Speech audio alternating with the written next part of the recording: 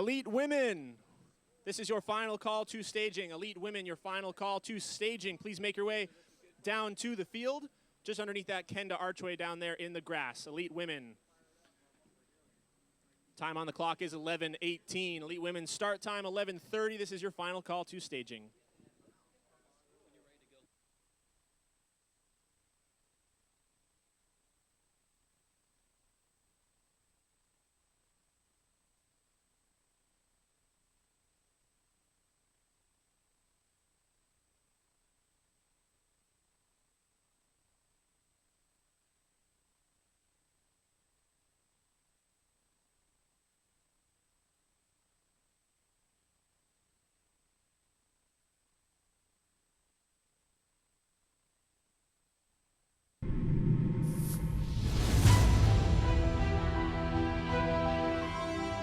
This is race-fueled engineering.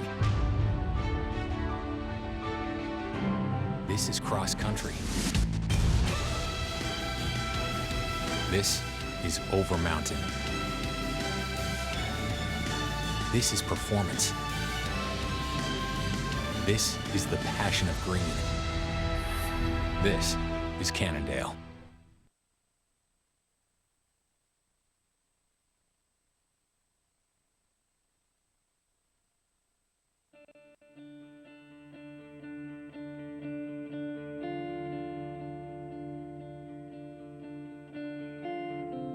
What makes this stuff deceivingly challenging is just how dry it is. You take a look, I mean, they're in the middle of a really bad drought here in California, and it's all these small sort of ball-bearing sized rocks, so every single corner here, every single climb is just waiting to steal that traction away from you. So high speeds, like these elite World Cup level racers are going to be bringing to this track, really it has a speed limit almost. There's so much you can go there testing the limit of the traction on your tires that this course, every single section, whether or not it's got big logs to hop or not, is going to be treacherous.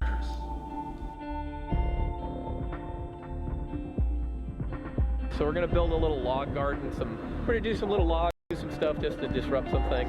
We took all the big ones out over there and we just left one down at the bottom just to kind of disrupt the flow.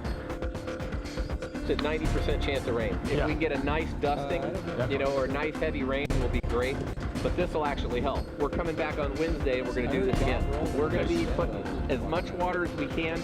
The whole goal is to stay off it, because you do this and then it'll actually dry like a hard pack on top. So we're trying to get rid of the dust, keep the dust down for the riders. We're watering a little bit on the sides, just to green it up a little bit, rejuvenate some stuff. But the whole key is, hopefully with Mother Nature tomorrow, we get a good rain here. In the women's race, go to the second or the back of the first page.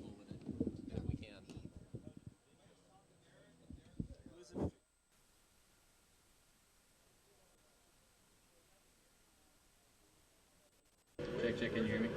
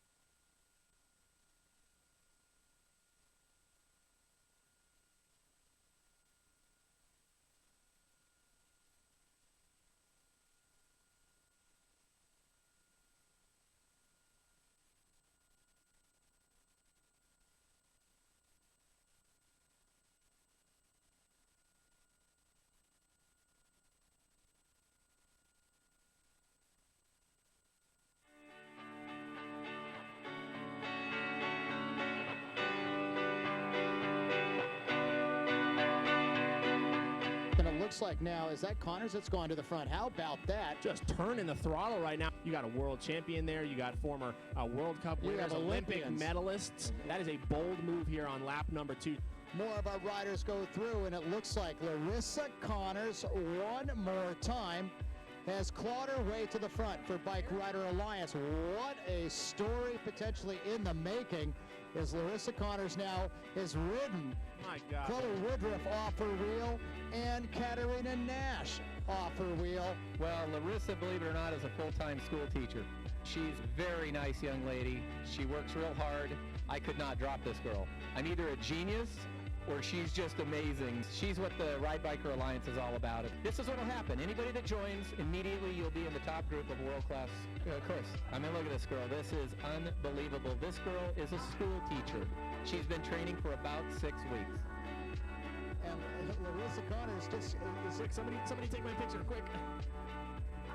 Well, basically I just didn't know it was real until the end when I started cramping, and I was like, yeah, this isn't a dream, this is really painful. But for the beginning, it felt like all of the videos of World Cups I've ever watched, I felt like I was living in those videos, so it was pretty cool.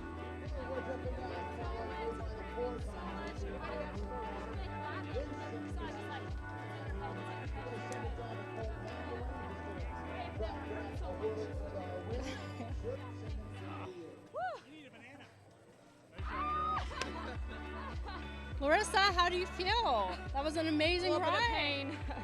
A little bit of pain, yeah. Well, I had so much fun, and every time it went downhill, I was like, yeah! Everything the Rads taught me, yeah! Oh. That's an amazing. Did you envision getting 4th place, your very first big-time race with Ride Biker? No, my coach Matt Freeman said you could get top 5.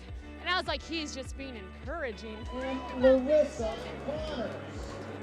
But then on the first lap, I was like, they're not going that hard. Unconfirmed rider who is dangling off the back right now, but who that rider could be. I might be able to stick with them. And it was like having a front row view of the action of like Olympians. How cool is that? And how about Lissa Connors? The Ride Biker Alliance is throwing down out there. What a show of force for Lissa Connors. Oh, it's so cool. That's awesome. We're super proud of you. How do you feel that being with Ride Biker has helped you this year? Oh my gosh, it just helped me believe in myself, because it's really hard when you're looking for sponsorship and there's not a lot of money in mountain biking, so sometimes you start to feel like it's personal, like, oh, I'm not good enough. But you guys believed in me, and that really has helped a lot. It's made a huge difference. She's one of the nicest people you'll meet. Let's hope she can manage her efforts here. She's what the Ride Biker Alliance is all about.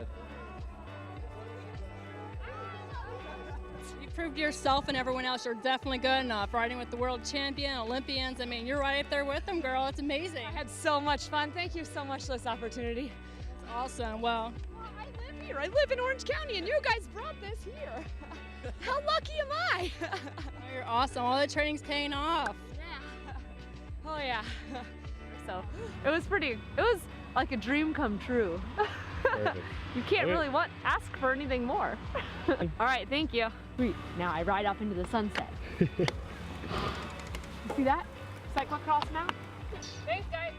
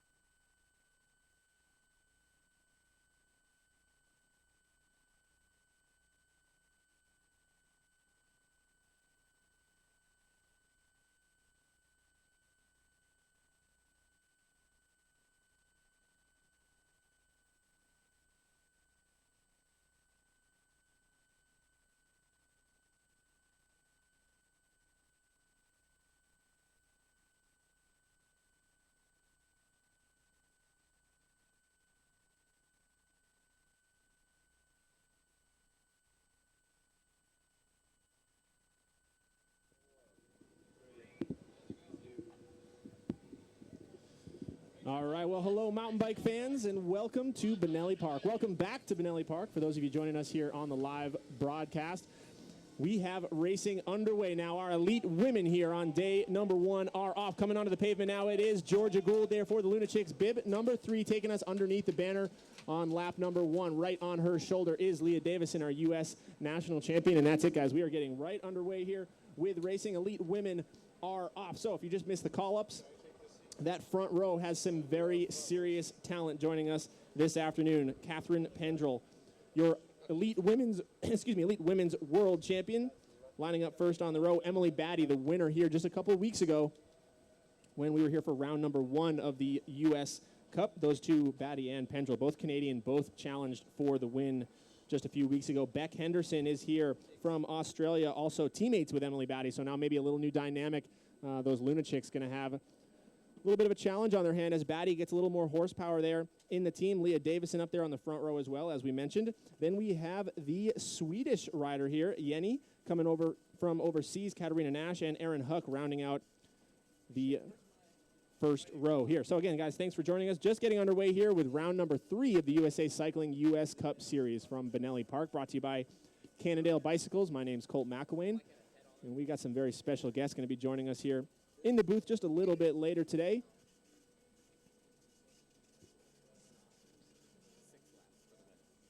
Your elite women today going to be going out for 6 laps. So they do a quick start loop here and then 6 laps out on this course. If you guys tuned in a couple weeks ago for round number 1, the conditions here today, much, much better. The temperature is beautiful here this afternoon. The course is in great conditions. The crew with ShowAir Cycling Group, 12,000 gallons of water have been dumped on this course. I know they were out here all week with the truck, so the dust is significantly settled down. This course looking better than ever as we round out here into the field. At the end of lap number 1, this start loop, and it's still Luna Chicks all over the front. You'll recognize that one jersey a little different than the others. That is your series leader for the Luna Chicks up there as well. So Emily Batty trying to fit in there. That's going to be Batty and Beck Henderson.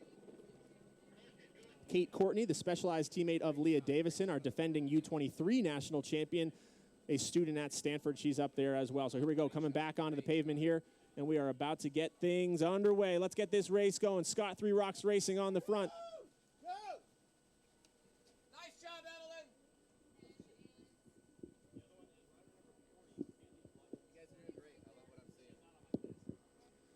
So a little bit of a unique start here, guys, at the Bonelli Park venue. As you can see, this long pavement stretch as riders go out onto lap number 1. They've got some time to establish their position before things narrow down there into the single track. So a lot of these races, we see just a quick, maybe 200-300 meters before things go single file. As you see here with this pavement section, with the start loop, there's a lot of time, really regardless of your start position, to be able to work your way towards the front and try and get into that top 5, that top 10, as riders go off into what is some pretty treacherous single track here for Southern California. We're in San Dimas, California, so just a bit east of Los Angeles, California.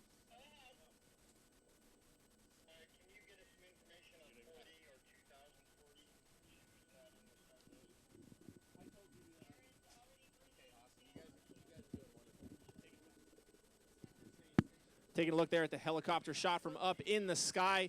This we go up the climb here on lap number 1. This climb, already there you can see a little bit of bobbles, a little bit of carnage. Looks like Catherine Pendrell, our world champ, got stuck behind that.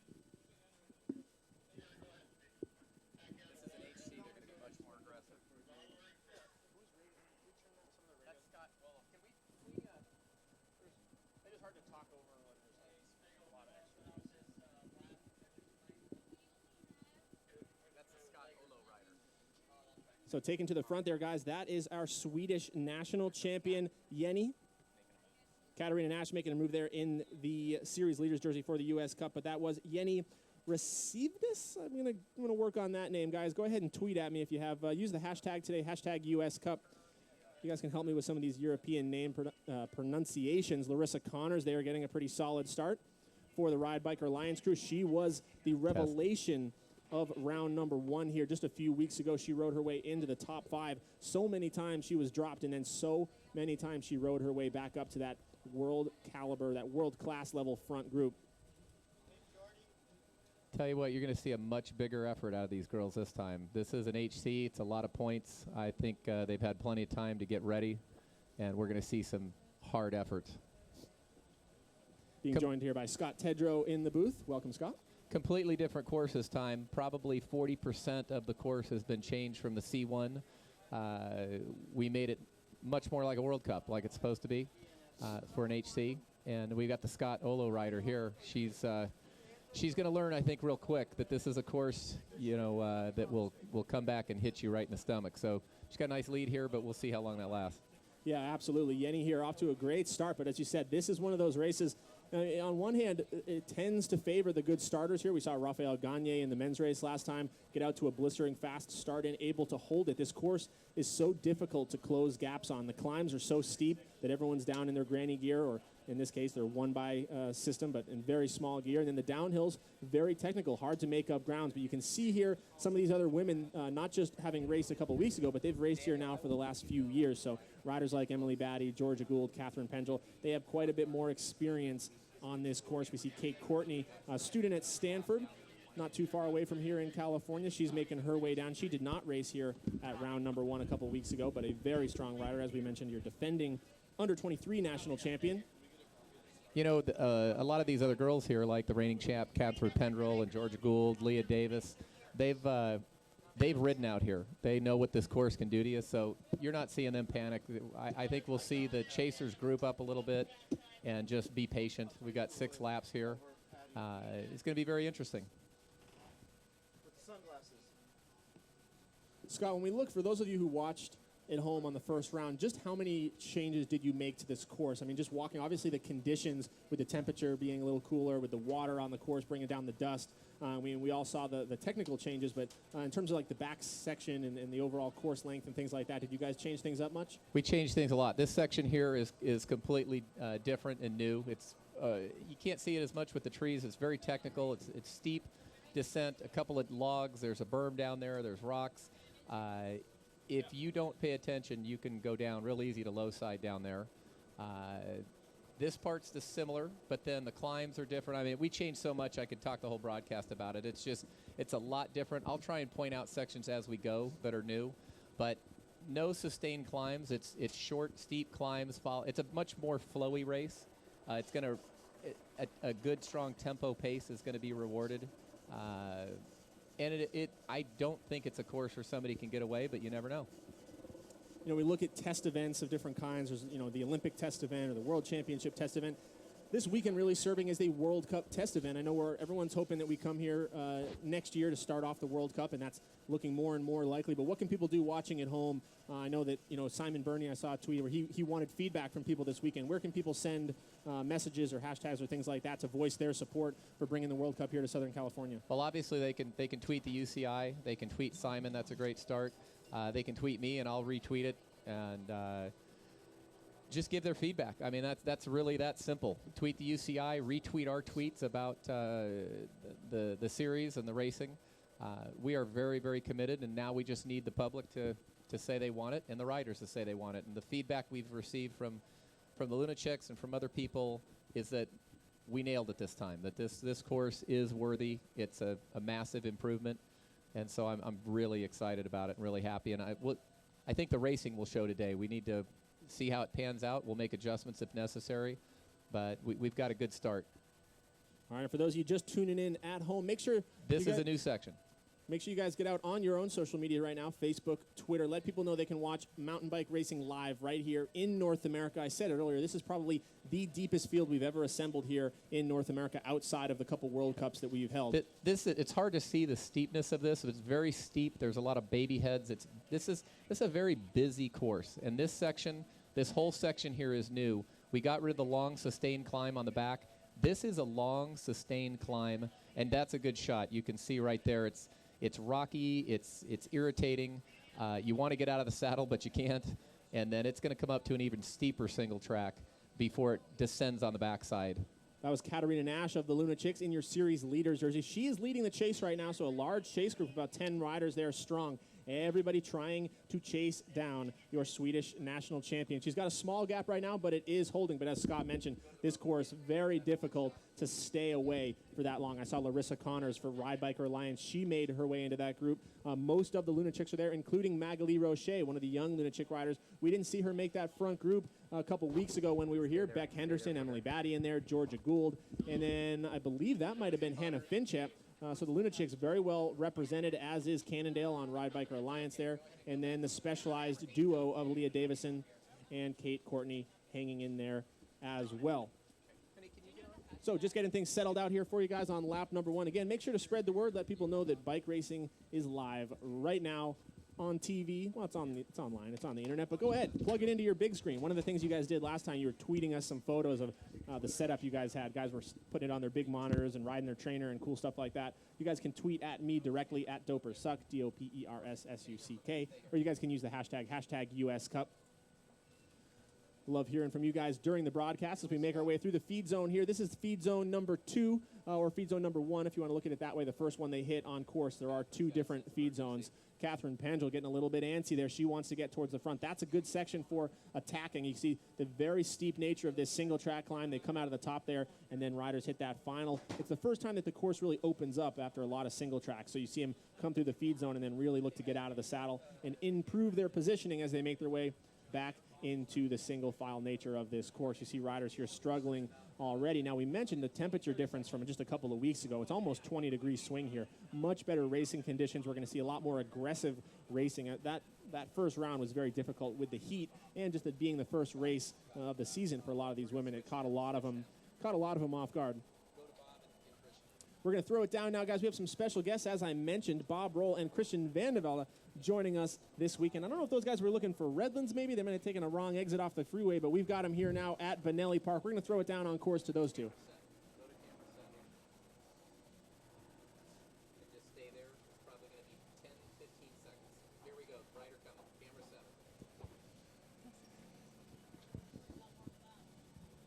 Whoa. It's all on you guys. Whoa, she made that look easy. Just stay here for until I tell you. We lost a picture. It's on the program. It's working. This is perfect. We stay here.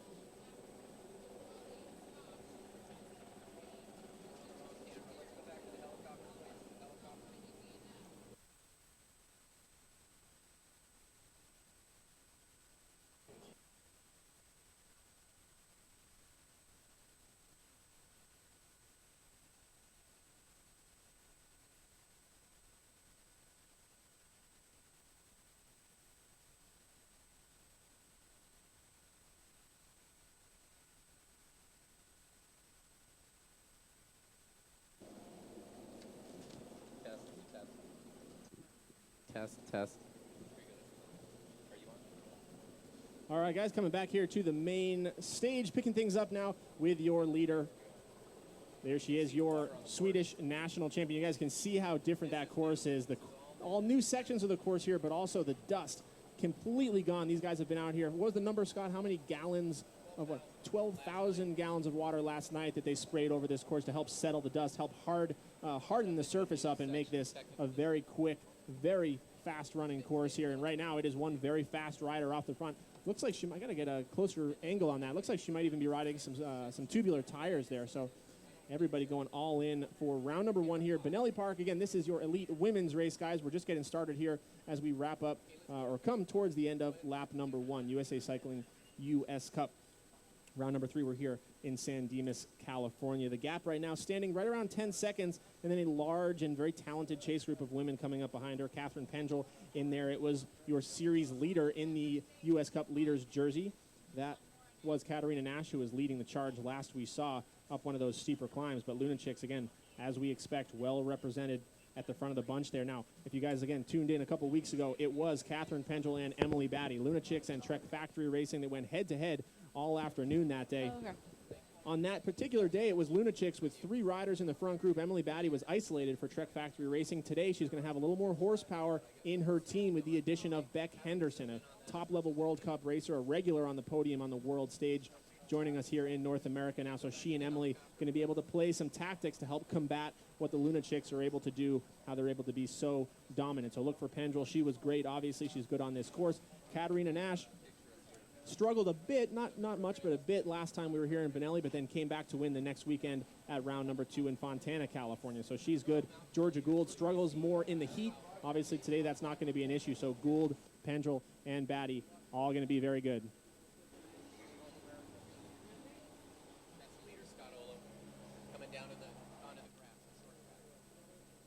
So your leader there for Scott Olo Racing. Again, your Swedish national champion, still off the front. That gap continues to grow. So we're looking at a bit of Raphael Gagne tactics here, as we saw him in the men's race a couple weeks ago. He launched with a vicious hole shot, took the lead on lap number 1. Max Plaxton able to join him later in the racing, but Raphael ended up winning.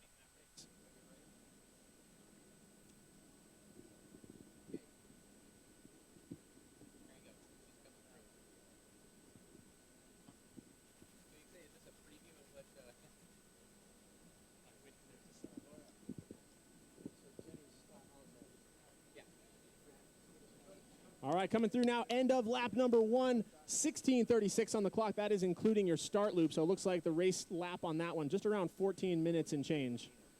Maybe a little preview of what we're going to see there from our men's race later on in terms of the Swiss powerhouse Nino Schurter. Everyone expecting him to light things up this afternoon in the men's race, going off at 2 o'clock local time. And look at the gap here now, guys. She is well through as the clock continues to tick on, and we wait some more as this second chase group now, or excuse me, the first chase group on course. Looks like everybody's setting up here now. A little early to be playing tactics like this, but nobody wanting to charge at this point. Batty is in there, sitting in the wheels. Pendrell as well. Gould and Nash. Lissa Connors is right where she needs to be. Beck Anderson hanging off the back a little bit. It was a Scott Three Rocks racer there. That, I believe, was Aaron Huck on the front leading the charge. Aaron Huck, a very talented rider out of Boulder, Colorado, racing for Scott Three Rocks this year, a longtime member of the Tokyo Joe's program. Now here it is, the second chase group on course. Specialized 1-2 right there. That is going to be your U.S. national champion, Leah Davison, an Olympian in 2012, and your U23 national champ, Kate Courtney. Evelyn Dong was just back there. I believe Chloe Woodruff just went through, and then we have Magali Roche of the Luna Chicks just dangling off. Everybody trying to find some wheels here as we make our way onto the pavement. You can see now that chase group starting to feel a bit more urgency as they pick the pace up, heading back off to the dirt. But they're going to have to work some sort of tactics here, work together, as that Swedish rider is just flying right now off the front.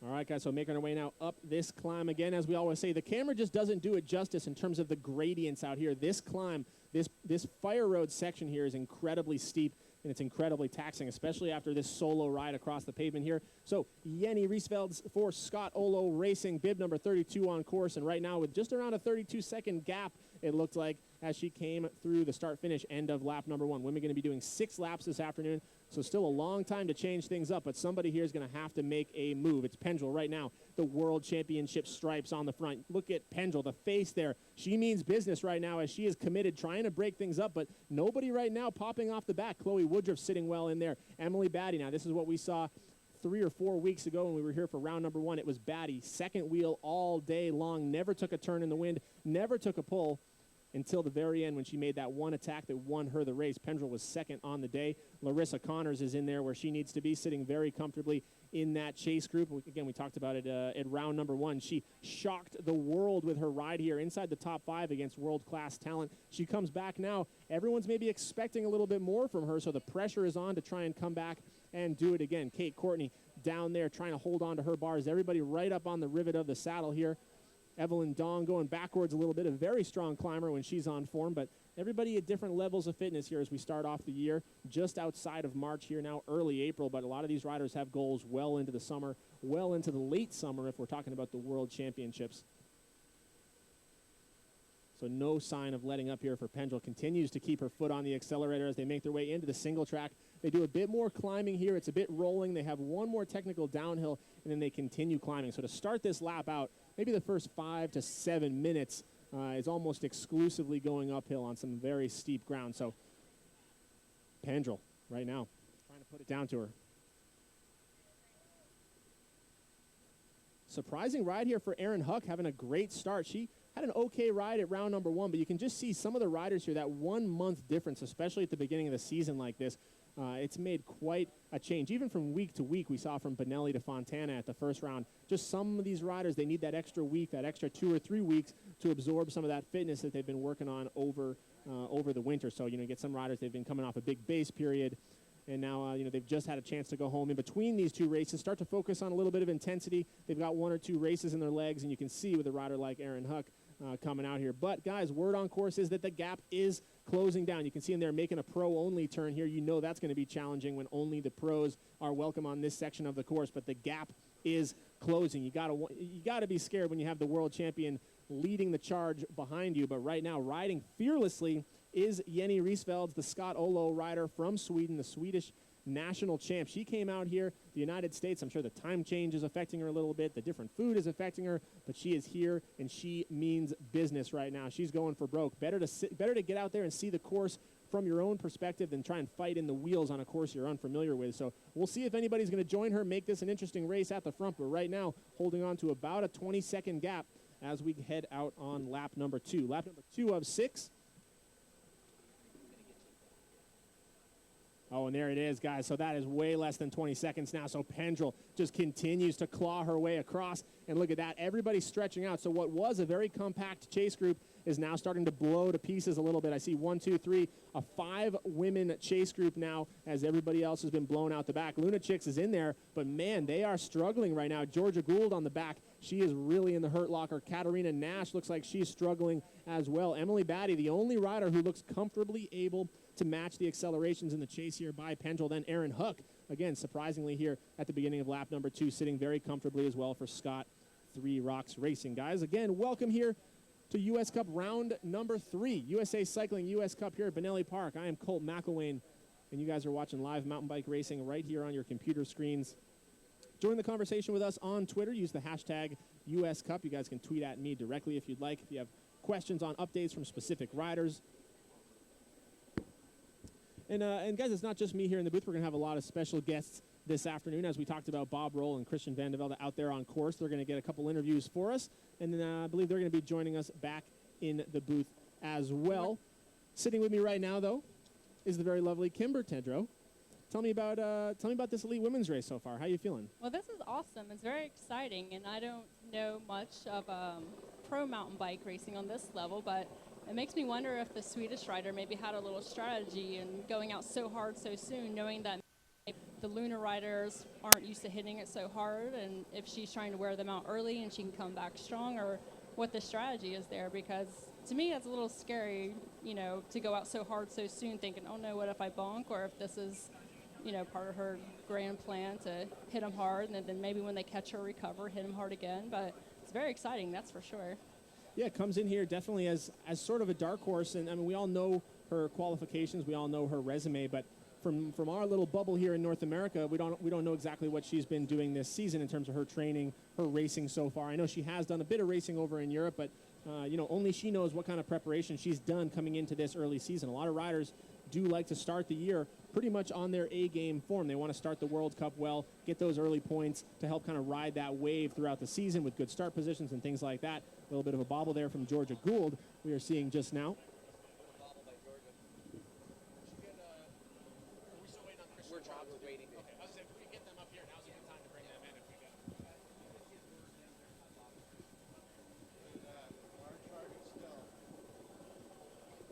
she's still going hard for sure. I wonder if she knows that they're closing in on her or if she's just looking straight ahead. I haven't seen her look back, but sometimes you can just sense that they're getting closer. Yeah, I mean, this course is, it's hard to do anything other than ride flat out on this course. The descents are flat out. You got to go for it. And the climbs are so steep that if you give anything less than a maximum effort on these climbs, you're almost falling over. You're almost standing still. So whether you want to or not. I just switched them both to internal. Yeah, I'm seeing feed on my end. I'm seeing channel 1 on my end. I'm seeing channel 1.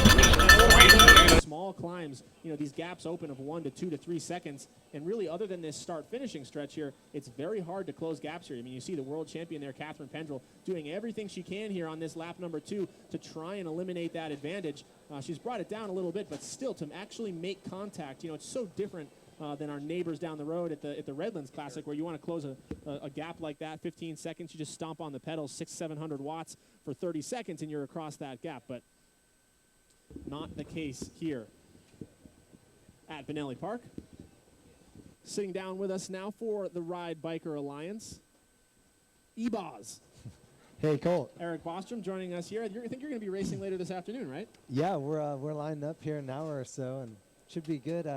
Don't think I'm going to be running around up front. I'd love to match the pace. Not of with the that gals, attitude, right? you're not. I know. We'll be trying though. Always, you know, all you can do is pour your heart into this sport, and that's exactly what the girls are out there doing right now. It's you kind of nailed it earlier about this course. It's just you just burn matches one after the next, and some days you have good days, and you can just keep getting you can keep finding more matches to throw at it. And I think that's what we're seeing right now is they're testing each other to see how many, who's going to burn out first. And that's the question. I mean, the start here is really the only attack of the day you see. Everybody attacks off the start line. They get their position, and they spend the rest of their day just scratching and clawing, trying to make some sort of difference. In the women's field here, it's a little different than the men, where in the men's race, we have some very talented riders, starting back in 87th, 99th place, and they're trying to fight their way through traffic. The women here, for the most part, the riders that needed to be on the first 2 or 3 rows, they're all on the first 2 or 3 rows, and it really is just a matter of who's able to find that gear on the 4th lap and the 5th lap and the 6th lap as we make our way through here. This new man-made technical section on course. This venue here at Bonelli Park, famous for having some really cool man-made options. We saw the A-line, B-line a couple of years ago. We obviously saw the Tedro logs on the downhill just a few weeks ago. And now this section, I know you got a chance to pre-ride it. On camera, it looks pretty gnarly, these women making it look easy.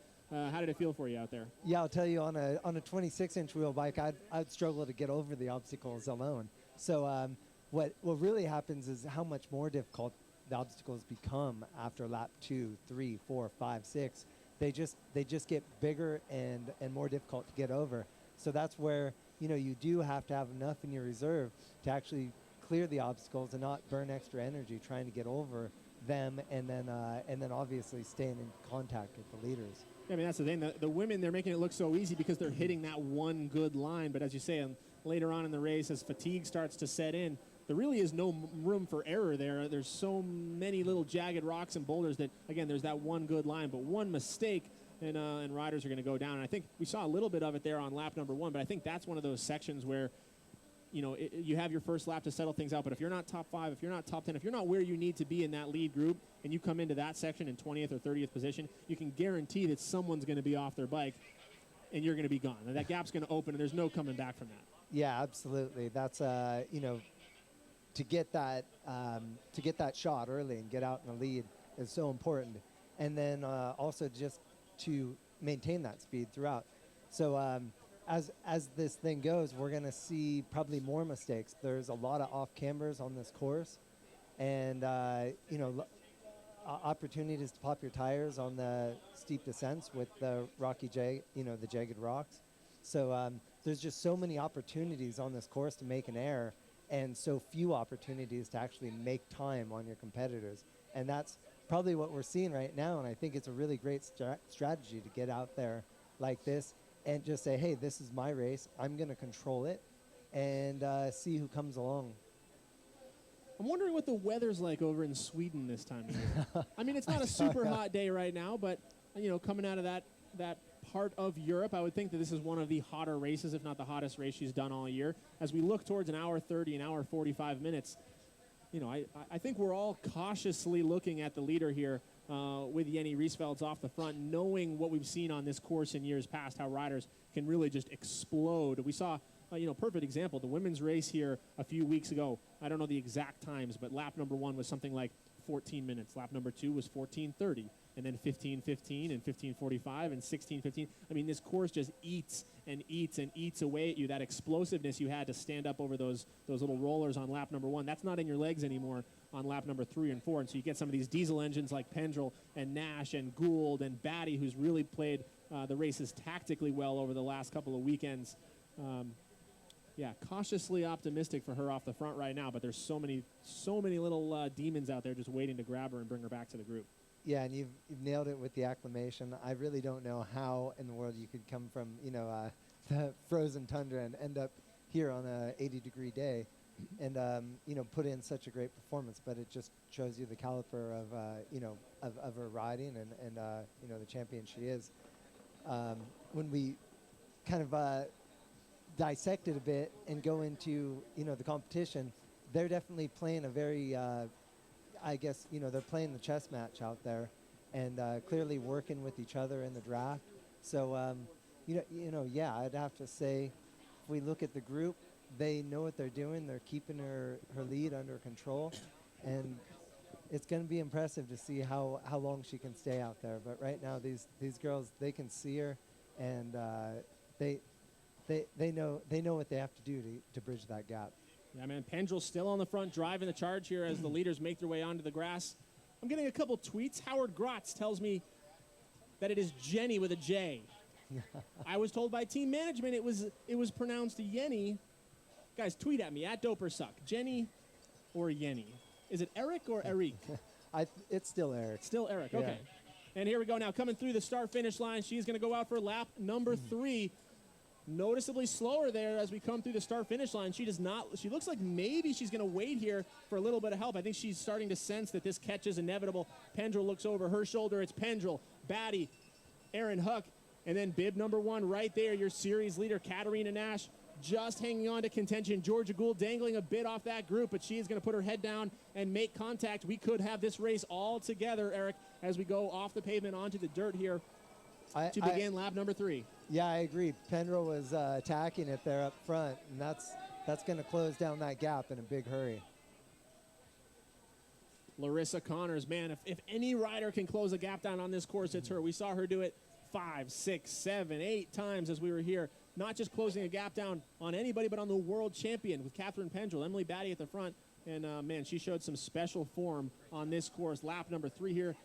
The 2015 U.S. Cup Pro XCT, lap number 3, presented by Specialized, I suppose. So, and Colt, you called it right here. Here we go. Coming off the pavement, and we got now a 5-rider race for the lead. So now it all resets, guys. Lap number 3. The ladies doing 6 laps out here, so still not even at the halfway point on this course. And as you mentioned, Eric, a lot of matches here already burned for the Swedish national champion. What is she going to have left? Because you know that Pendrell's going to come right through. She'll take a quick breather here on the wheel, but I look for one of these riders, probably not Batty. We've seen from her that, you know, the directions from the coach or the team camp or whatever, the tactics for her are second wheel all day, no matter what, until she can taste the finish line, and then she's going to go for it. I don't see Aaron Huck making a move either. So right now, all the weight really stands on the shoulders of Pendrell to really light things up here. I think Jenny or Jenny is going to feel comfortable now to start to sit in the wheels, try to take a little bit of a break after expending so much. Yeah, it was interesting to see the look on the riders' faces as they came by, and Batty really did look fresh. Obviously, Pendrell was up front doing a lot of work there, but you could see some different expressions in their faces, and her tactic here. We'll see if her competition lets her play that card again, because she's played it so well at the last couple events.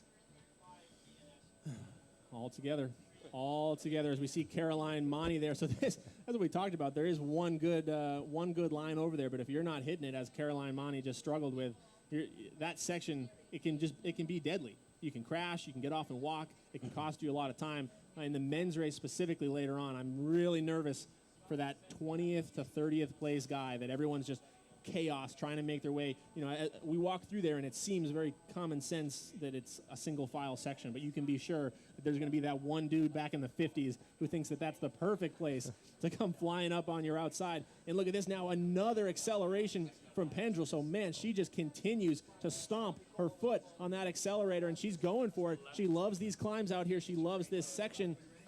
I think we saw, Eric, I don't know if you got a chance to watch some of the women's race from round number 1, but Pendrell, I think she was a little cautious with Emily on her wheel all day, and Emily ended up having that extra snap on the final lap. I think Pendrell knows that if it comes down to a sprint, she really doesn't have it. She's got to go early, and she's got to go hard from a long way out to try and drain that snap out of Emily's legs. So when they do get down to that final 4 or 5 minutes, Batty maybe doesn't have quite the same acceleration. Yeah, it's a really great strategy, and it's great to know your competition. The part that's going to be very difficult is if she keeps leading through this pavement section like she's been doing, and you know, doing the attack that she did to close the gap on Jenny there. She's going to drain her tank in the process. So how she effectively is able to put that constant pressure that you're speaking about on Batty is really going to be interesting to see if she actually can drain the tank. Yeah, I mean, for anyone who you know tunes in every couple of years for the track and field at the Olympics, you know, you'll get a race like the mile where you have guys dropping down from the 5K and you have guys coming up from the 800, and it's always this tactical strategy between, you know, the distance guys, the 5K guys trying to get on the front and just set those early fast tempos, and you got the 800 guys who are just hoping that they can sit in for as long as possible and light things up over the final 200 meters, and that's really what we're looking at here. I mean, we have Pendrell, who's in her purest sense just a climber. I mean, incredibly light, huge watts per kilo for the nerds out there that understand power meters and things like that. You know, obviously Batty puts out a ton of power herself, but you know, a slightly heavier rider perhaps, just a little bit more tuned towards the fast twitch side of the sport than the slow twitch. So on a course like this with so much mix, they're evenly matched. But when it comes down to time to win the race, you know, they both got to know their strengths. The rider in third place right there is the Scott Three Rocks rider. That is Erin Huck, guys. So we talked about her. She's one of those riders. She's bounced around a bit in terms of results over the past couple of years, but with a steady progression towards this point. She rode for Tokyo Joe's for a few years. She was a regular in the top 15. She was a regular in the top 10. She's occasionally made it into the top 5 and onto some podiums. This looks to be the year. I mean, she's got some great support now from Scott Three Rocks, and a lot of people looking at her to make that jump as we approach the Olympic Games in 2016. A lot of people look for her to make that jump as one of the 3, 4, 5 women that are going to be on that long list contending for a spot in Rio. And clearly, Eric, I mean, right now she's the top U.S. rider on course for the women at this moment. Really, Georgia Gould, Leah Davis, and some of those bigger names, nowhere to be seen. Yeah, she's a rock star out there. And if you look at, how big of the world-class field that's here, and you can really see some North Americans shining, and it's so great to see the U.S. hopefuls up there charging at the front, and right there ready to capitalize on mistake like we saw out of Emily Batty on the last Fontaine event, where, and that's again what we're talking about here today, which is if you wear out your competitor, you can force a mistake out of them near the end of the race because you're tired, and those obstacles that you could clear easily become more and more difficult, and then that mistake happens and it ends up handing the race over. So we're in really good shape here for what a tremendous women's race here. The competition at the front is second to none. Yeah, as things start to settle out here a bit, guys, look at this new kit, guys, by the way, while we're on camera. Yeah. Stand up a bit. Let me see this Ride Biker kit. We talk a lot about Ride Biker Alliance. This is some sweet threads. I mean, I got sweet stuff too, but it's a Icon Motorsports design, kind of, and then we kind of turned it into a bicycle kit. So it is pretty dope. I'm glad that they get to see it because I've been a little distracted by it. It's in a good way. Yeah. Back to the front of this race, though, as you said, the depth in this field is ridiculous, guys. As we get things settled out here on lap number 3 and 4 and 5, we'll try and get a couple of shots back into the pack for you. I know that's what everybody always wants. I know we have a lot of family and friends tuning in who are looking for updates on their rider back in 6th or 15th or 35th. And so one thing you guys can do is tweet at me directly at Dopersuck, DOPERSSUCK, if you have a specific rider you're looking for. And if I see him coming through here, I'll try and give you guys some updates. But the depth, I mean, just looking at the number of national champions in this field, I mean, all the way back Hey, Colt, I'm going to interrupt you here. Oh, great. Most important man at the race is standing here, and you're on TV, Tommy. This is Tom Spiegel from Team Big Bear.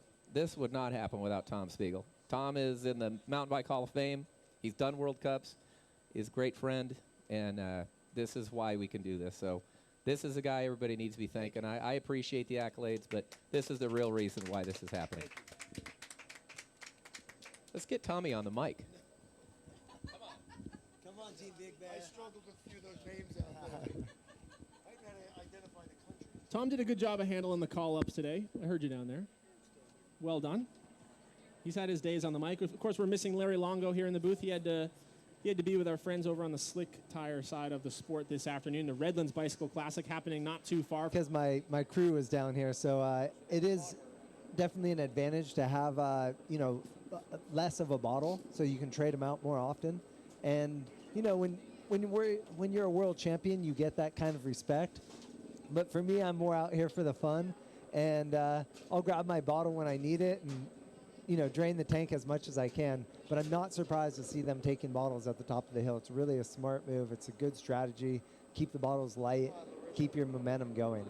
From my perspective, doing a couple of pre-ride laps, that section there, as you come through the feed zone and you crest the top, that was maybe the most draining section of the course for me. After doing a few hot laps, how hard is that section? I mean, it looks pretty easy as riders grab their bottle, but you're so smoked from already climbing all the way up there. That's it. You're so smoked, and you've just you've come out of this just repeated abuse, and then you hit that what seems like a wall, and your rhythm is somewhat broken at that point. So you figure out how to get it back, and that's what the best do is they get that rhythm back faster, and they're able to carry the momentum up the climb. But if you're even slightly weak in the mind, that hill bites so hard that you end up going over the top, just barely moving.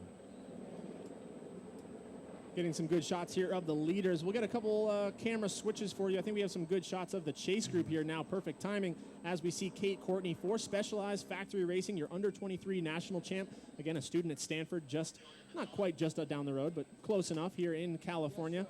Having a very, very strong ride. She is maybe our brightest star for the future here in the women's field. A couple really talented young riders just recently coming out of the junior field between Kate Courtney, Kaylee Blevins, who I believe is out here as well. Even looking all the way down the list to the last rider on the row here, it was Elizabeth White, better known as Libby White, out of Burlington, Vermont. She won herself a couple actually, I'm not positive she won the races, but she was on the podium at a couple of UCI cyclocross races this past fall. So some very talented 18, 19, 20, 21-year-old women, which didn't exist in the sport 5, 6, 7 years ago. It was the same names, the 35, the 30-year-old women that got into the sport later, Allison Dunlap and such, that really dominated. It is great to see. I mean, Chloe Woodruff was really the only young rider for a long time that was able to progress through from a junior national champion into the elite ranks here with the pro field, but that's no longer the case. We have a rider like Kate Courtney, winning Pan Am gold medals and winning junior World Cups, and now competing here at the front of the bike race ahead of her U.S. national champion teammate, Leah Davison. But these three riders, I think I just saw her throw a bottle there for Aaron Huck, but you can see now, it looks slow motion out there, Eric. It looks like they're just sitting in, like they're not working, but that goes back to what we said. There's just only one speed you can ride these climbs. It's flat out, effort-wise, but it's very slow. Yeah, it's absolutely maximum effort in that section where it looks like you're doing a snail's pace, but the fact is you're at maximum watts. I mean, they're probably putting 600 or 700 watts into the pedals at that time, and then trying to get some recovery right now so that they can get back and do that again the next lap. But this course is so challenging, and obviously if you haven't walked the course, it's worthwhile to see just how brutal those climbs are. I mean, heck, if you haven't walked the course, if you haven't ridden the course, I think this is a great race, and I've talked about this in the past, but it's a great race even if you're not a professional rider chasing UCI points, chasing a contract. It's a great race to come out to as a Cat 1 or as a Cat 2, just to make a trip out of it, especially that first week where you had Bonelli and Fontana back-to-back at fall. For a lot of the college students, it happens right during spring break. And there's so much you can do from this location in Southern California. I mean, I was here with my wife for round number 1. We were here racing. We went and we did some mountain biking out in your neck of the woods, out in Malibu. We were up at Big Bear for a couple of days.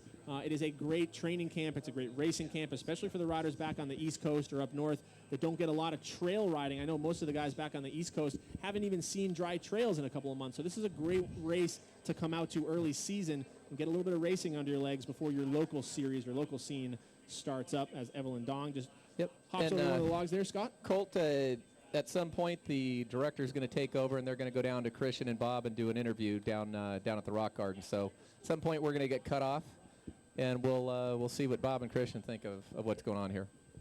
Yeah, looking forward to getting an update from those guys. Again, Bob Roll, Christian Vandevelde joining us. They're out on course right now, going to get us the perspective from that Rock Garden as riders go through, maybe talk to a couple of the fans out on the course as well. And I think we're going to drag them back up here to the main stage. I know Bob did some mountain bike racing back in his day. It'll be interesting to see how the old folks did it back in the good old days. Bob Roll lives in Durango, Colorado when he's home, sort of the mecca of mountain bike racing. So a lot of very talented mountain bike racers coming out of that area. Todd Wells is going to be joining us later in the men's race from Durango, Colorado. Obviously, the very young, talented teammate of Todd Wells, Howard Grotz. Apparently, Bob and Christian are on their way here. They're going to come play with us up at the front. So very interesting how this race has gone. I panicked for a minute when the Scott rider got so far out front, but in true Bonelli fashion, it relegates. This is a course that'll relegate you. And I think Catherine and Emily and everybody went a little harder than they wanted to catch, but they're in a good rhythm now, and I think we're going to see some. It's going to come down to these three racers, and this is typical Bonelli fashion. You know, you get the early leaders, they go out hard, they push, and then they all of a sudden just lose it. So, guys, a little update for you. We talked about your early leader who now finds herself off the back of this group. Again, we talked about how we were a little bit worried about the early pace there being set by Jenny Riesfeld, Scott Olo?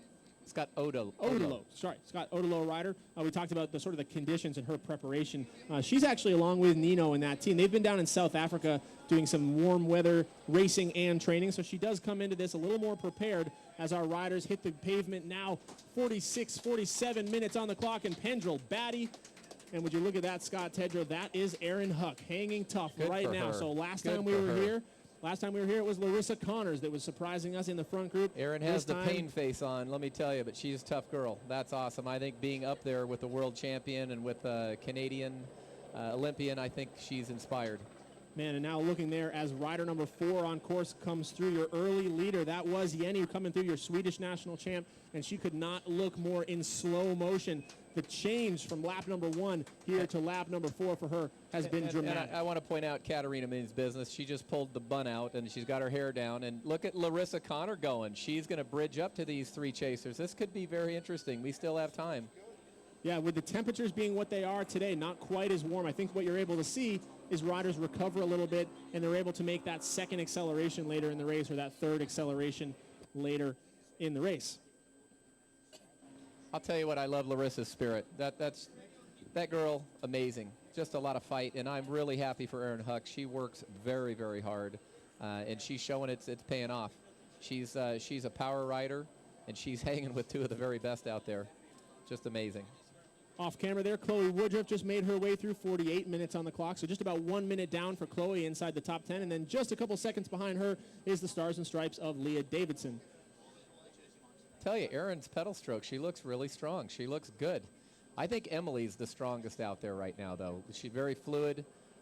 Catherine has a style that is kind of a herky-jerky style, so you just can't tell, but to me it looks like Emily is riding really in control. Yeah, I mean, right now, Emily Batty almost using Pendrell as if she's her teammate. You know, she looks like when we see these road races and, you know, the last lieutenant who just leads you off into that final attack. I mean, that's how Batty treated it in these early races. She's going to sit second wheel there. She is going to wait. She is going to wait. She's going to be dragged along. And when it is her time, and last we saw, that was not until the final minutes of the race, but for now, so what a great content. shot here. What a great shot. I mean, we continue to improve and get better. And the people at the flight department have done fantastic. Our production crew and broadcast crew are amazing. These guys work very hard. They match us hour for hour. They started their day yesterday at 6, and it ended about 7:30. And I want to put my hats off to them. They've really exceeded expectations and providing some amazing shots.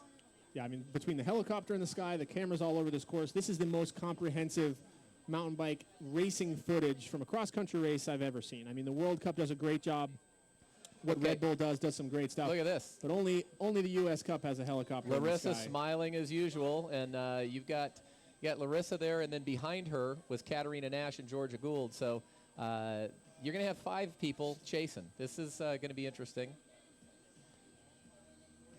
And the question now is if anybody, we saw Pendrell close that gap early on. She has not let off for just a second here. Can anybody close on the gap that Pendrell has opened up? She looks to be very smooth. She knows this course so well. She knows how to gauge her efforts. I don't see Pendrell coming back to anybody. I'm going to tell you what I believe is going to happen. I believe with 1 to go, going into maybe at the end of the 5th lap or going into the 6th, I think Emily's going to take off. She's riding really smart. She's won this race before. She's riding real smooth, and I think that the leaders are actually slowing a little bit, and she knows that she doesn't want a group. She doesn't want a group. Sounds like we may be getting Larry Longo in here after all. So that would be nice. A lot of different guests joining me here in the booth this afternoon. Guys, again, I'm Colt McElwain here at the USA Cycling US Cup, being joined right now by the man himself, Scott Tedrow. Bob Roll and Christian Vandervelde are here, but I think they've discovered that there's a lot of nice-looking women at a women's professional mountain bike race, and they may be a little distracted right now, so hopefully we can get them over here. I think they're interviewing anyone and everyone that wants to talk to them. So as Scott mentioned, Emily Batty there, very dangerous passenger on second wheel. Actually on the descents, I think, where we saw Emily stretch things out. She's a little bit better descender than Catherine Pendrell. Now this course, it doesn't have long 5 or 6 minute descents or anything crazy technical, but you're so fatigued as you see the later stages of this race that Batty was able to stretch things out. But as you mentioned, I don't know if we're going to see anybody outside of this chase group now, and as you can see, or out of this lead group, I mean, and even Aaron Huck now being distanced. I think Emily's even taken little. If you watch, she's taking subtly different lines. I'll tell you what. What always amazes me about Emily is she does not look like a tough, true grit, hardcore competitor. She's always, her makeup's perfect and her hair is perfect. But I'll tell you what. You're looking at one of the toughest girls, the toughest chicks I've ever met, and she wants that. She wants this win, but more importantly, she wants that jersey. She feels that jersey in front of hers. Those World Championship stripes are hers, and I think she's working hard to get there.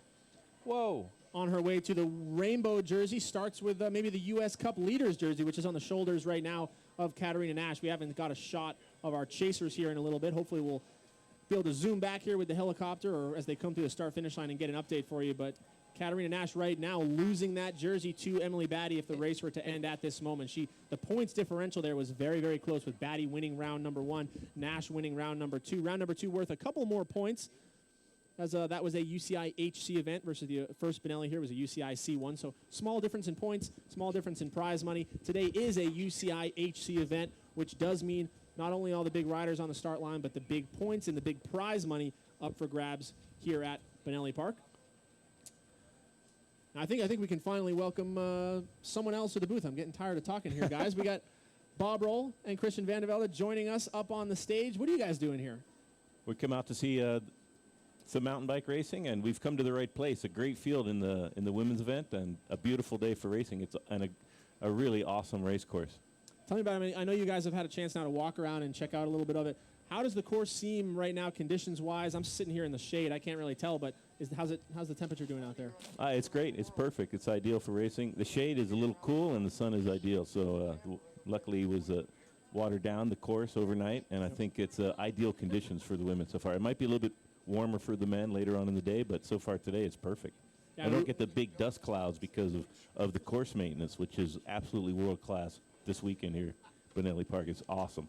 Yeah, we mentioned earlier, Showwear Cycling Group out here, something like 12,000 gallons of water dumped on this course over the past week to help settle some of that dust, really help improve the quality of life for those riders outside the top 5 or 10, especially in that men's race we saw here on round number 1. If you weren't in that first 5 or 10 guys, you couldn't see where you were going, you couldn't breathe, you couldn't do anything but just kind of close your eyes and pray that the guy in front of you knew where he was going as we take a look now. So status update, we have our world champion Catherine Pendrell for the Luna Chicks right now just grinding her way towards the front of this bike race. Emily Batty, your winner here, round number 1, sitting on her wheel and now starting to get trailed off a little bit. Sort of the revelation of the day. That was Erin Huck, the Scott Three Rocks rider. I just saw her off on the corner of the screen there. Have to put a foot down and dab. I mean, Bob, you know how the camera just never really does it justice. This is one of those courses where some of these single track climbs, they are so steep. The gradients are so steep. Yeah, absolutely. Very steep climb, relentless. Also, they come at you so quickly. And technical, tight, twisting descents don't give you a chance to recuperate either. So you have an accumulative effect of fatigue. And now we start to see the gaps opening up in the last couple of laps. And the two women in front are showing themselves to be on today's race absolutely spring. Catherine Pendrell and Emily Batty hanging tough, the two Canadians at the front of the bike race, and starting to get some distance. But Erin Huck riding really, really well so far today, looking at a podium at this point. And this is a type of course it's easy to go out way too hard on and then pay the cost. And once you start to have the residual fatigue in the muscles, it makes the last couple of laps absolutely brutal. So it's going to be interesting to see how things shake up. But the two women in the front look like they're on their way to a great result.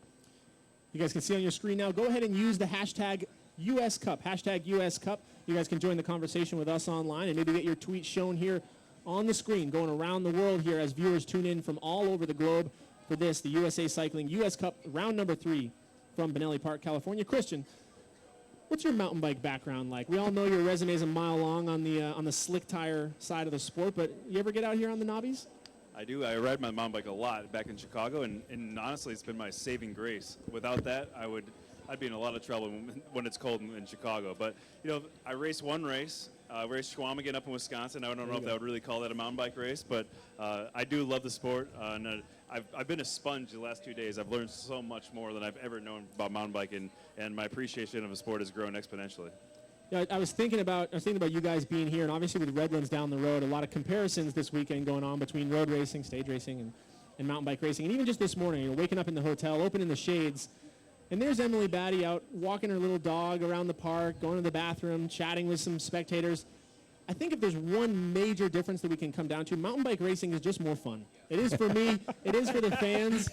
Right? I'm not going to disagree. In terms of, you know, you just don't see Alberto Contador walking his Yorkie around the park 2 hours before he's about to race one of the biggest. Well, possibly. Yeah, exactly. But the atmosphere, it's so low key, and I know a lot of people kind of wish that would change in terms of being able to step things up to another level of professionalism. But I think everyone's kind of okay with the laid-back atmosphere. I mean, we're here in SoCal. No, for sure. It's more of a lifestyle, and it's great to see. Emily even came over and introduced herself to Bob and I last night, and I got to meet her. And I mean, yeah, I was like, why are you still riding your bike at 7 o'clock at night? You're just very relaxed. It's great to see.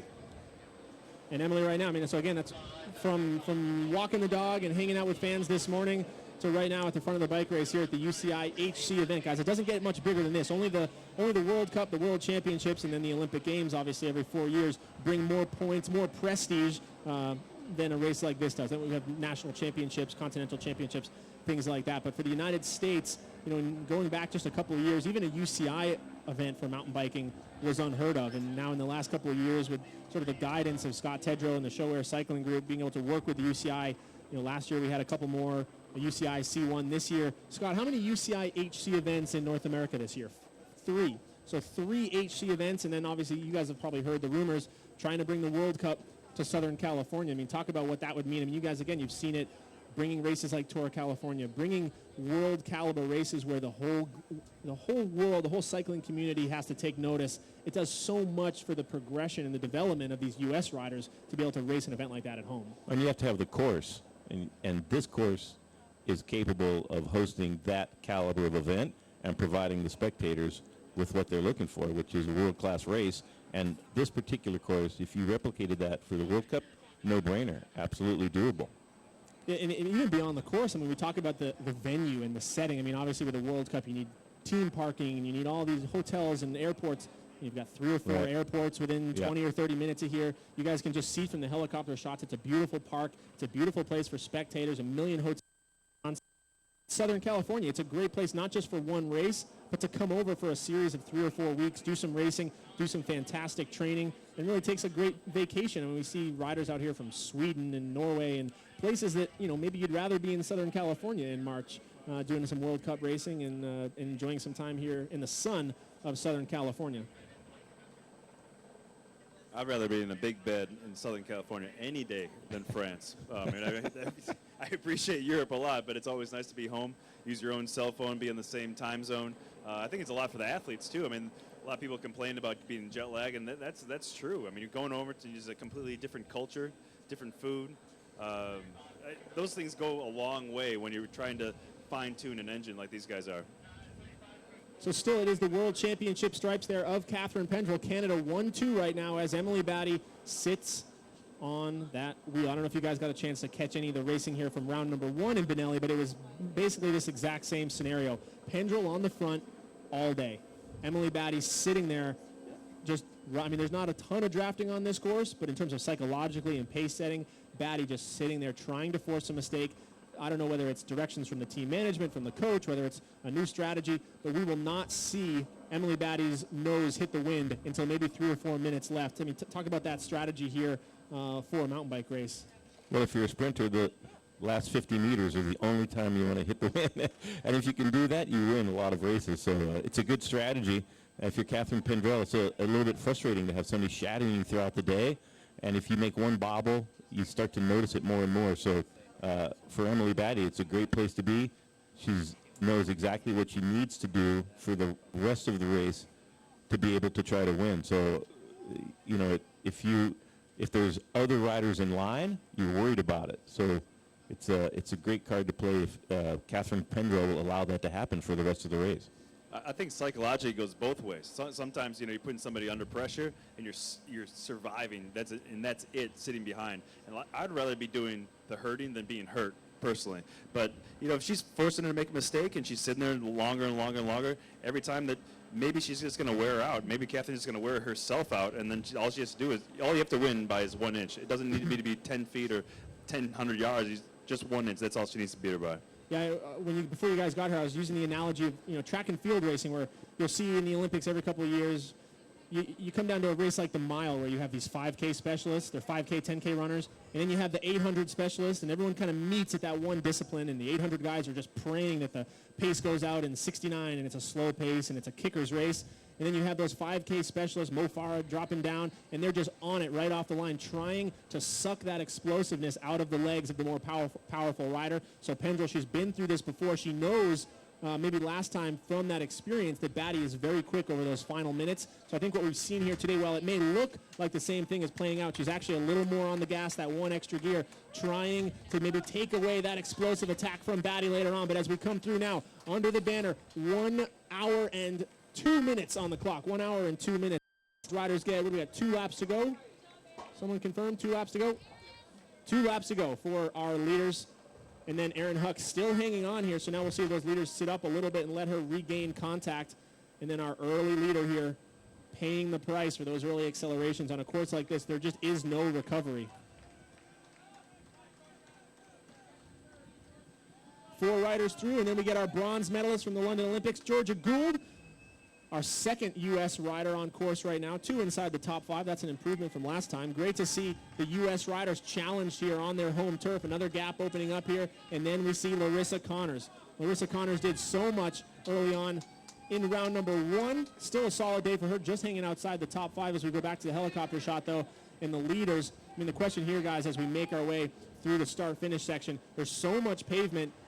When you have a 5-second gap like that, how much do you keep your foot on the accelerator to try and hold someone off versus letting them come back, not fighting it? That's a great question. You have to know what you're capable of doing throughout the entirety of the event. You want to pace yourself and still have a lot left at the end, and maybe a little bit of hesitation in the first 2 women. And Erin Huck starting to close the gap now. And it'll be interesting. If it's a group of 3, it's a very different dynamic. And then you have to really play your cards right at the very end. Katina Nash suffering a little bit on that last lap and dropped down a couple of places, and Georgia Gould moving up. So Georgia wouldn't be surprising if she could close the gap down to our leaders, and then you'd have an entirely new bike race for the last lap. And then it would become a question of who's gone out too hard, who's expended too much energy before the last kick to the line. Yes, 72 degrees out here today, so maybe a little more able to recover in the first round here. We saw temperatures close to 90. Once you were over that red line, there was no coming back. There was no recovery on this course. But today, it's a cool breeze. There's some shade out there. We may be able to see a resurgence from some of those riders. But Pendrell, she's so experienced. She knows herself so well. She knows where her fitness is right now. I have a really hard time imagining, unless those two start to play games with each other, as we see Aaron Huck come back here, I have a hard time picturing anyone else being able to regain those leaders. Although, of course, as I say that now, just off camera, if we can get back to the climb. There we go. Just off camera, it looked as though your Swedish national champ, Jenny Riesfelds, was making contact. So that's the nature of this course. Everything out there is so steep, whether it's up or down. There's no room for closing gaps. Then you get back to the start-finish stretch here, and you have this 300-400 meter pavement section where the whole race can change in a flash. If someone's sitting up, if someone's chasing, those 10 or 15-second gaps can be eliminated one way or the other. But then the question is, can you hold it as you get back out here? I mean, we talked about it. So physical on this course, whether you're climbing up or down. You see Catherine Pendrell now clearly on the accelerator once again. So you just see that, Bob, over and over again. She's just body blow after body blow after body blow, trying to wear down Emily Batty. Right now, Batty's strong, but how much longer can she take these accelerations from Pendrell? She seems to be managing them pretty well so far. And you're absolutely right. When Catherine puts the hammer down for a moment, it's tough. But Aaron Huck's fought her way back up into the lead trio. And that's great, right? And usually once you're gone, you never come back, like a Neil Young song. But this is a very surprising race. It's going to be really exciting on the last lap to see who's paced themselves to the best of their ability. So now we have three leaders in the front, and it looked like a runaway between the two riders, Emily Batty and Catherine Pendrell. But and now it's back to a much more dynamic finale. And again, we talked, that's the nature of this pavement stretch on the course. A lot of people might look at this and say, oh, well, I wish there was more single track, or why is there pavement in a mountain bike race? But I love what it does for the tactics. When you're Pendrell, when you're on that section where if you're just really drilling it, you're burying yourself and you're giving Batty a completely free ride in the wheel there. Whereas with Aaron Huck, for instance, she has everything to gain and nothing to lose. If she can bury herself and get across that gap, it's always easier in sections like that to be the chaser, try and put out a couple extra watts, jump across to the group, and then try to settle in. But you see here as we get going again, she starts to get settled out.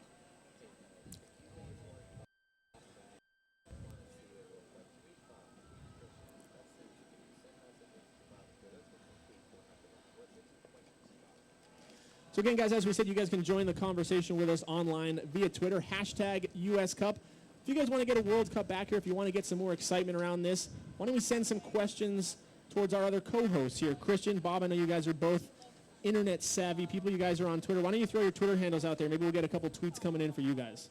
I think it's Bob Key Roll. All right. And I'm Christian VDV. Christian VDV. So let those guys know via Twitter. Get their perspective. Bob's done a bit of mountain bike racing back in the was it the 80s and 90s? 90s, yeah. 90s. I mean, it's crazy. I mean, I wasn't racing at that time, but I was paying a little bit of attention. The courses, everything has changed so much in the sport of mountain bike. I mean, when you were racing, you were doing, 45-minute laps, hour-long laps, 25-minute climbs. Yeah. When you look at this style of racing today, does this excite you, or is this? No, it's great for the crowd. You can see the riders come through a lot more times. At the same time, it's just as hard. The duration of the events is the same. So for 2 hours, 2.5 hours, you're going absolutely flat out. And these shorter circuits are maybe a little bit more technical. You don't have the long, gradual climbs and the long, maybe 2 or 3 laps. 6, 7, 8 circuits. Great for the fans and very, very hard on the athletes, and it's great. That's what I was going to say, Bob. Back then it'd be longer climbs. Now it's a little bit more technical, up and down. It has to be pertain to a different athlete or even like different training. Yeah, definitely. And believe me, hats off to these guys. You can't find a rhythm. It's just too brutal. And the courses are so technical. The cross-country guys are doing what the downhill guys used to do when I was a professional, and it's so exciting for the fans to watch them race. A great example of how those courses have changed. You look at the mountain bikers in the 90s, the early 2000s that were able to transition to road racing. They were Grand Tour contenders. We're looking at guys like Cadel Evans, Jean-Christophe Perrault, Ryder Hesjedal, guys who really excelled at that discipline of mountain biking. You look at the guys who have come over recently, it's guys like Peter Sagan. It's guys like, it's Classics guys, it's Liège guys versus those, hour-long climbers. So it really speaks to the different type of rider. So even more credit to some of the guys who have been doing it throughout that time, like Jeff Kabush, he's a podium rider from the late 90s through the early 2000s, a World Cup winner in 2009, and still out here today in 2015. Kabush is still a rider who's a threat, so it really favors that all around. You need slow twitch, you need fast twitch, you need all elements, and then, of course, you need the handling skills at this level because these guys, the courses now at the World Cup level, I mean, Bob, it looks like the downhill tracks of 10 years ago. Yeah, absolutely. Great riding by Aaron Huck currently. Staying with Batty and Pendrell, so that is a fantastic ride. Keeping herself in a podium position, and we'll see if Georgia Gould can close the gap on the last lap and a half. But Aaron Huck really impressive there with Batty and Pendrell right at the front of the bike race. And she closed the gap a couple of times on previous laps and then sort of lost the impetus. But now seems to have made the measure of the two leaders and is able to match their accelerations on the climb. So Aaron Huck from Boulder, Colorado on the Scott 3 Rocks team riding great today. How's the weather been back in Colorado this winter? Have these guys been seeing dry trails to train on? It'll be 10 days of, ideal, and then 3 days of Armageddon. It's a little schizophrenic winter in Colorado this year. So it's understandable if they're maybe a little bit off their game at the start of the season. But at this point, you go to training camps, you travel to where it's warmer, and the professional athletes always doing the right thing to get the most out of their capabilities. So geography is not as important nowadays as it used to be. Durango, when you had to spend 3 months and you really were dependent on the weather. Oh, yeah. And now you can travel to wherever you need to be to train right. I coach a couple of young guys out of Durango, and they've actually been having one of the better winters of the last couple of years in terms of getting those rides on. And we got a lot of guys on here. Most of our audience is racing and training, and we talk about training peaks sometimes and just seeing the green workout or the red workout. Did you do what you needed to do, or did you not do what you needed to do? There's been a lot of green workouts coming out of Colorado this winter. A lot of people able to get in the rides that they were hoping to get in. Makes the early season hard when everybody's flying. It does, and like you said, especially at this level. I mean, it's one thing for some of the college students, for some of the younger guys, but at the high level, at the elite level, in the top 20 and 30 here, and even deeper in the men's race, these guys are all doing training camps in California. They're all in Tucson now. They're all down in Texas. Everybody is coming into. March has become so important now for mountain bike racing in North America as we see riders continue to struggle through that technical section. But talk about the balance there. I mean, Christian, you've seen that as well, where you have these goals for the team or for yourself that come up in January, February, March, and then you're maybe looking at the Vuelta or the World Championships or something later in the season. How hard is it to balance trying to be on your A game, maybe not for the whole season, but to reach multiple peaks throughout the year? And then you get married and you have kids. Yeah, then you're really balanced. But I mean, you have to almost look at it in 2 different seasons. So you start training really in the off season hard, November, December, January, to reach those goals in February, because you can't race yourself into shape anymore. We were talking about that this morning. It's impossible in this level of sport. So in the olden days, with Back and Bob in my day, we could go to a couple of races and race our way in. But these days, you have to be top of your game from start to finish, and then you need a big break after that. You need to have a serious rest of 4 to 6 weeks. Maybe not as much physically, but mentally. And then you go for the second goal. You'd probably be like Vuelta España, something like that. Looks, Bobby, you got some. How does this course compare? We were just talking about that a second ago, and much tighter, much more technical, very difficult descents. You don't have long, sweeping, half an hour lap where you can recuperate a little bit, and you do longer, more gradual climbs, and it does tend to favor a different type of rider. The very best will find a way to win no matter what the course is like.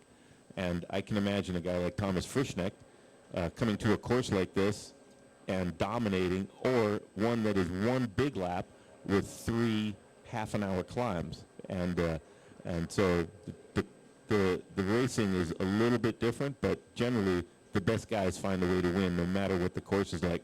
And for the spectators, though, this type of event, it gives you a way better chance to see the athletes. They don't disappear from the start line and then come back 2 hours later, and then you see the separation and you don't really see what happened. But this is great. You can see the race unfolding. You can see the tactics that they use. You can see the feed zone, and it's an absolutely fantastic venue. So as a spectator, I prefer this type of event. But as a racer, I'd rather not know if I'm suffering in the back of the group until you get to the finish line. Then you can make up all kinds of stories about what went wrong. And I'll give Bob in his generation a little bit of credit here. A lot of people talk about how the handling skills of the riders today are so much better and the courses that they're able to ride. But really the equipment that these guys are on has done so much to close that gap. I mean, when you look at the 29ers and the full suspensions and even just the technology in the tires and the suppleness of the rubbers, and I think I saw Jenny, the Swedish rider, on a set of tubular Dugast tires out there today. The stuff that you're able to ride on those bikes, I mean, it's night and day. Give any one of these riders the bike that you rode in '92. This course becomes way more challenging. But your soft ride wouldn't cut it? Oh, let's not get started on that. But no, it's true. You had to keep your bike together to have a chance to do well. Now you're absolutely right. The bicycles are so developed, so advanced, so seamless, so perfect at every discipline and everything they're being asked to do.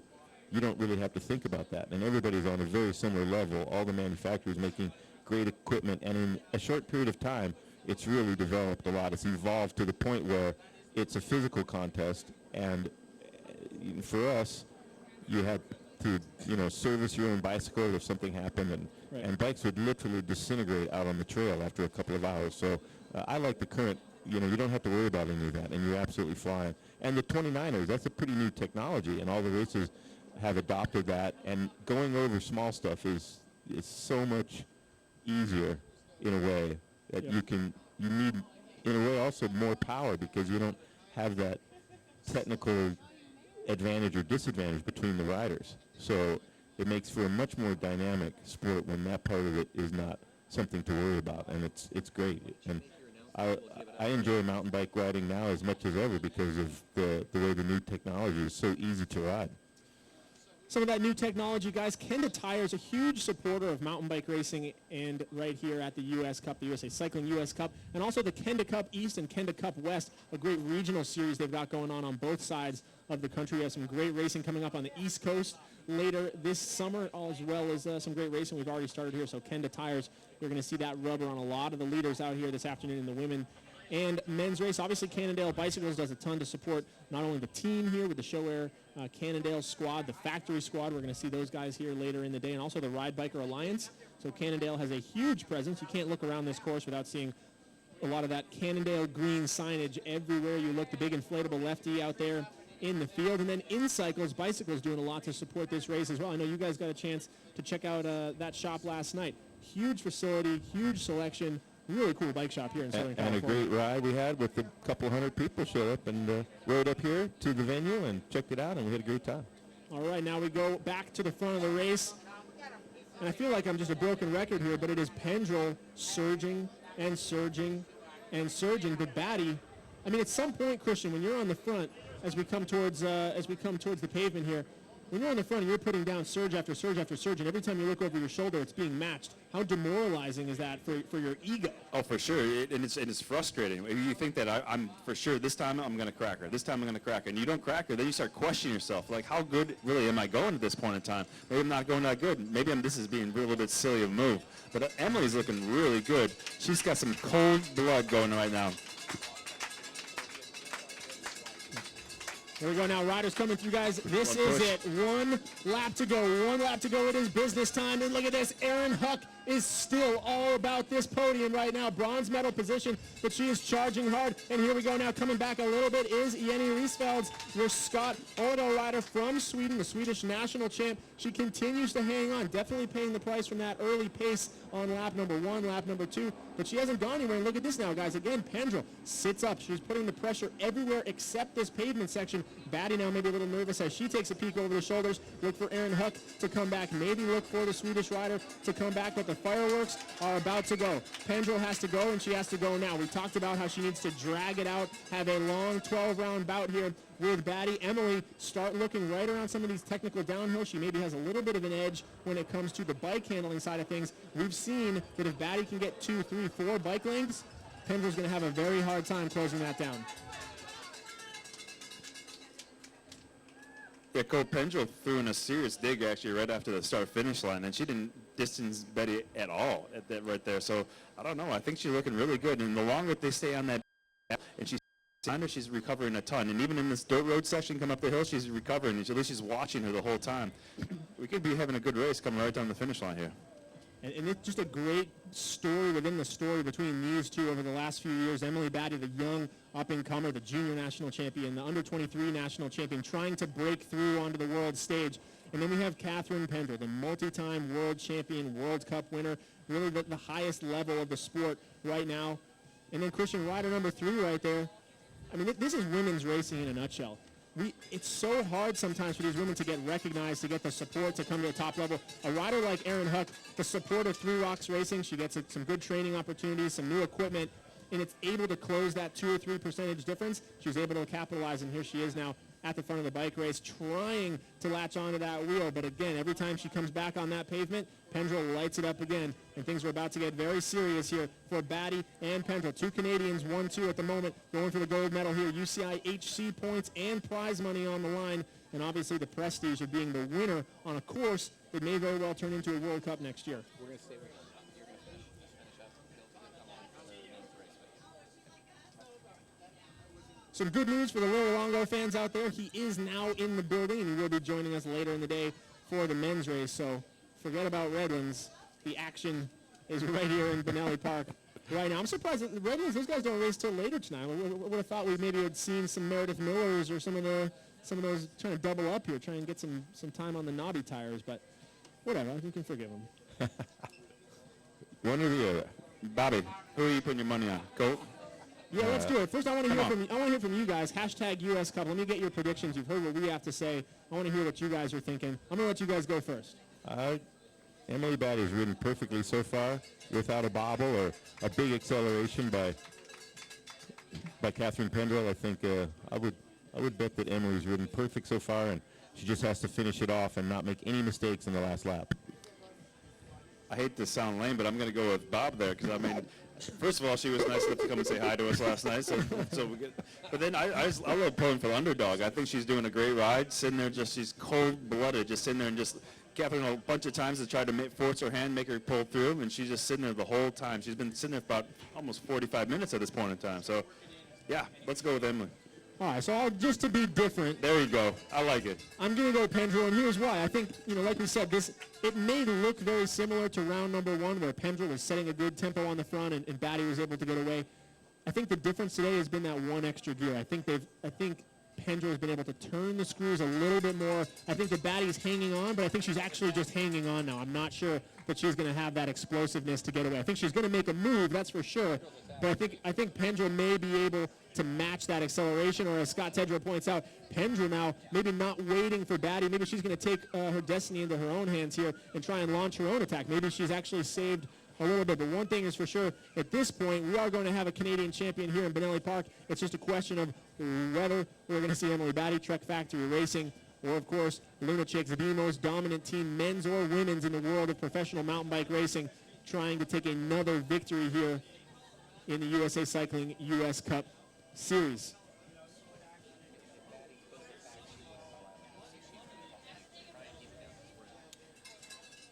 Yeah, so getting the opinion here of Scott Tedrow. He says if Emily Batty could have attacked, she would have attacked, which is a great way to look at it. I mean, you don't necessarily, the longer you leave it, the more chance that you take. And I think we saw last time Batty, it was actually not too far from this exact point that Batty was able to take that. And man, again, the camera doesn't do it justice here, but this section, incredibly steep. Everybody down in their little chain ring right now trying to get over the top. But I look for Batty to try and make that attack right at the end of a climb as they go into a technical descent, and then she's going to try and stretch it all out. Catherine shut the door pretty hard right there.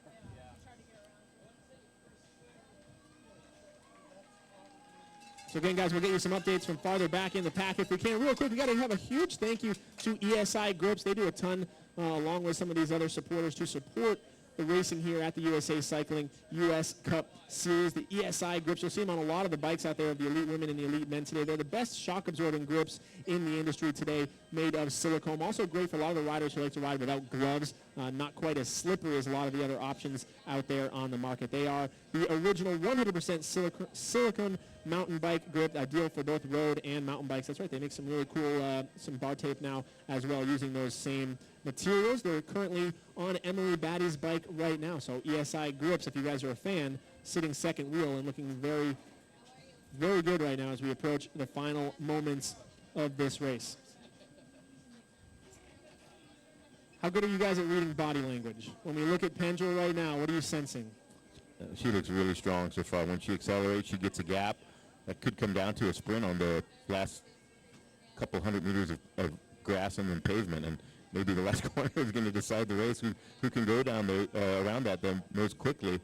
It's going to be a great finish and really exciting. But Emily tried to make a little pass there, and the course also is starting to disintegrate. The dust is coming up, and it's a lot looser and more technical than the first couple of laps. So any bobble by the first two riders, they could lose their chance to win. Christian, when you come into a finish like this, where you have a clear better sprinter in Emily Batty, then you have Catherine Pendrell, the climber, used less energy over the course. Do you take the fresher rider who's a worse sprinter head-to-head, or do you go with Emily Batty? I'm going with that Emily Batty. I'm sticking with that choice. I mean, I think you have to be first to this last corner and into the finish line. And look at there we go. Right do we say this? Emily Batty throwing it down right now, showing her hand for the first time in the entire race today. And this isn't going to catch Pendrell off guard at all. Catherine Pendrell's been waiting for this move since this race started. She knows that Emily Batty's going to go for it. Again, I mean, very rare that you get the chance to race on, again, the course has changed, but here at the same venue, very similar style of racing. So Pendrell knows exactly what's about to come. She knows the numbers she's got to put out. She knows that she cannot let this gap open, even a little bit. If Batty gets 2 or 3 bike lengths on a course like this, it's almost impossible to close that back down. So right now, this is it. Batty would not go to the front if she didn't mean business. This is it, the final pull for the finish line here. Emily with about 5, maybe 6 minutes here until they're going to hit the pavement, or the grass, I should say. The real sprint finish here takes place down in that lower section in the grass before they come off onto the pavement. Only about 10 or 20 meters of actual pavement before the finish line. You're going to have to win this out on course.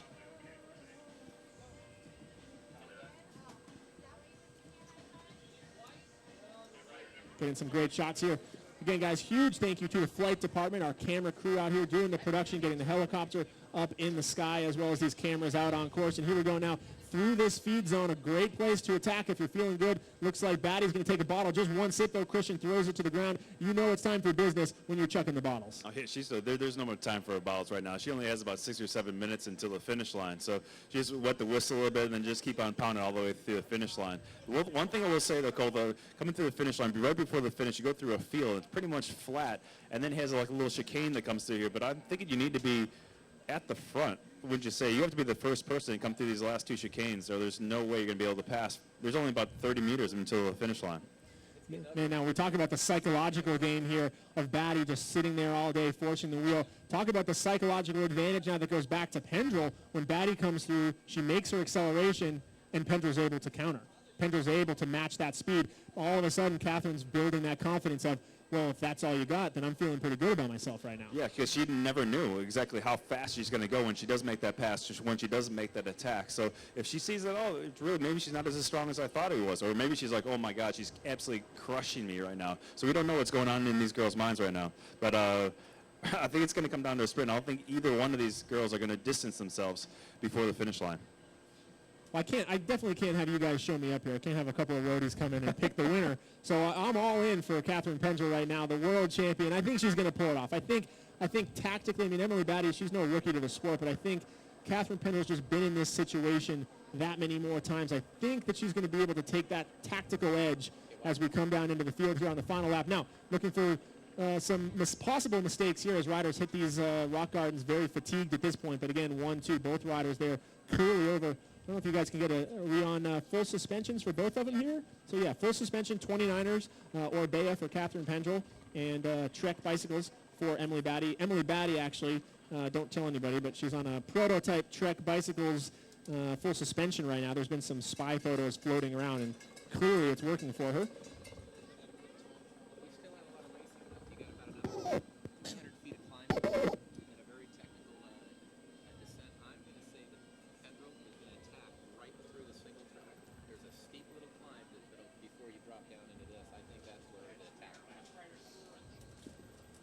So very many opinions here. I've been taking a look at the Twitter feed. A lot of you guys going with Batty as well. That seems to be the safe money right now. Everyone thinks that she's going to take this sprint if it comes down to it. But I don't know. I mean, you've seen it. I just feel like you've seen it enough times where the sprinter's legs are totally fatigued. They're totally sapped. And especially on a course like this where, as Christian said, positioning is going to be so crucial, that if Pendrell can get in front, if she can stretch things out into the field, you know, Batty may have an extra 30 watts. She may have an extra 40 watts, but where is she going to use it? There's not a good line for being able to get around here. There's no room after you hit the pavement. She's going to have to use that explosiveness somewhere in the final 3 minutes to open up that gap, as I said, into a 2 or 3 bike length lead. And then I think she's good. She can hold it. But as long as Pendrell is on her wheel right there, the advantage keeps ticking a little bit back towards the elder world champion here for the Lunatics. Taking a look up here at the flag at the finish line. Completely still right now, so riders not going to be dealing with any sort of headwinds or crosswinds as they make their way down very high speeds through the field here. We're touching just around 25 miles an hour as they make their way into those corners. And Pendrell right now, oh, how the tables have turned here on this final lap. Pendrell now able to build the confidence, able to sit on the wheel, try and plan her own possible attack.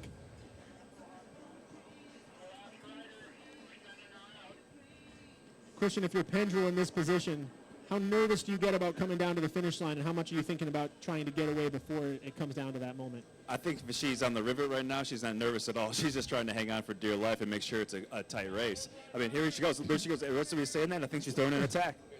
Man, I don't know. Yeah.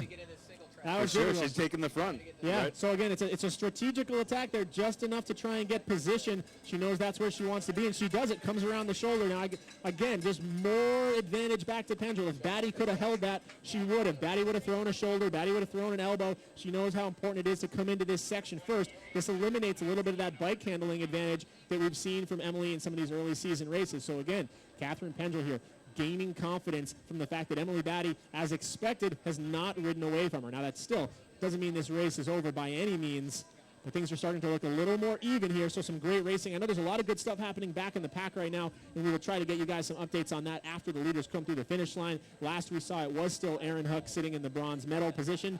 Georgia Gould was up there. Katarina Nash was up there. Chloe Woodruff having a good day inside the top 10. But in terms of the leader's jersey right now, it looks as though Emily Batty, if she keeps this up, is going to regain the lead here in the USA Cycling US Cup Series. And man, Pendrell is not hurting at all. Or she is, but she's not showing it, Christian. Yeah, I'm just seeing Emily in the saddle. As you said, this is the sprint, really, as it comes down to it. But Pendrell, so close. Pendrell, a light rider. She's explosive out of the corners. I look for Pendrell, especially in this thick grass. They're going to be fighting. They're going to be looking for the corners. But Batty out of the saddle again, elbows wide, trying to take up as much course. It's not about taking the fastest line. It's about taking the line that eliminates the passing opportunities. I got to think if Pendrell's going to go, she's got to go now. Emily's already lighting it up out of the saddle. She is fully committed. The chips are in the center of the table for both of these riders as we come onto the Pendrell. Pendrell's going to try to take the outside. Pendrell on the outside, but Batty's going to do it. Emily Batty's going to do it across the line. Trek Factory Racing. Woo, what a finish, Emily Batty. Those two good friends off the bike, in addition to being fierce competitors. 1-2 for Canada. That is a victory in and of itself. Now the bronze medal ride going to swing back to Jenny Riesfeld, your Scott Oledo rider from Sweden, and Erin Huck, bib number 4, place number 4 here on the day. Well, good pick, you guys. Good pick. Woo! Man, what a finish there. In front of the world stage here, live around the globe here on uscup.net. That's the kind of racing that we need to see. I mean, Christian, picture that next year with another 50 or 60 of the world's best here for the World Cup. There's going to be 5 of them sprinting for that race. There's going to be the chase. I mean, this course, I mean, you know, maybe it's not the greatest mountain biking you'd go do just on a Sunday with your buddies if you could take a vacation, but for a cross-country mountain bike race, it's beautiful. Oh man, this is legit. I mean, this is a very, very hard course. I mean, not just the little climbs in there, but the technical aspect of it. Then you have, like we said before, a little bit of the asphalt. These riders are being pushed to the maximum for this race. And this is going to be 5th place now, coming across the line. Georgia Gould of the Luna Chicks. So that's Luna 2nd and 5th on the day, 2 inside the top 5. Georgia Gould, your bronze medalist from the London World Championships. I know she's got goals coming up later in the season here with the World Cup season and going into the World Championships later in the year. honestly, Cole, I couldn't even imagine how hard this would have been if it was 95 degrees today. Oh, it's a totally different race, and you know, temperatures going up a little bit here for the men's race as Chloe Woodruff comes across the line, 1:34 on the clock, 1:34.15, so right where the target time is for these finishers. And then Lissa Connors bringing it in, the SoCal, the hometown favorite, riding for the Ride Biker Alliance, really putting her name here in the hat as one of those elite contenders. And again, we talk about the build-up. Yeah, math teacher, so taught school yesterday, here racing on a Saturday on the world stage. And she's one of those names as we start to look at the long list to go to Rio a year from now. She's going to be one of those names that may have a chance to get into that 7th or 6th or 5th spot. And once you get in one of those spots, gives you a lot more support for being able to chase some of those World Cups. And you know, whether you make that Olympic team or not, it really helps progress your career to that next level of Southern California to the United States to the world stage. Just taking a look at that replay, guys. Man, what a sprint as Leah Davison comes across the line right now. But that's going to be a race that we will rewatch many, many times. Catherine Pendrell played it so well. I mean, she did everything she could, Christian. She definitely sapped Emily Batty a little bit, but man, sprinters will sprint. No doubt about it, and I think that's just a little bit more of the technical aspect that we were talking about with this course. And maybe if it was a big mountain, maybe if it was at altitude, maybe if it was a 20-minute climb, maybe this would have been a different race. But it's not. We're here in Bonelli Park, and this is the race, and there's much better for Emily Batty, and she played her cards awesome today. I mean, she sat on, she was cold-blooded, she never felt, you know, the urge to take the lead, and she just let Catherine take the lead the whole day. Katarina Nash coming across the line now. And really where that sprint took place, before we got onto the pavement, before we got into the twists and turns in the grass, it's that long straightaway along the side of the grass. It's a false flat downhill. And so you get a rider like Emily Batty. Again, maybe she puts out 20 more watts maximum, but that's where it's going to make the difference on that downhill. Pendrell, I mean, she was there, 120 RPMs. Everyone's maxing out their 1x11 chainring systems.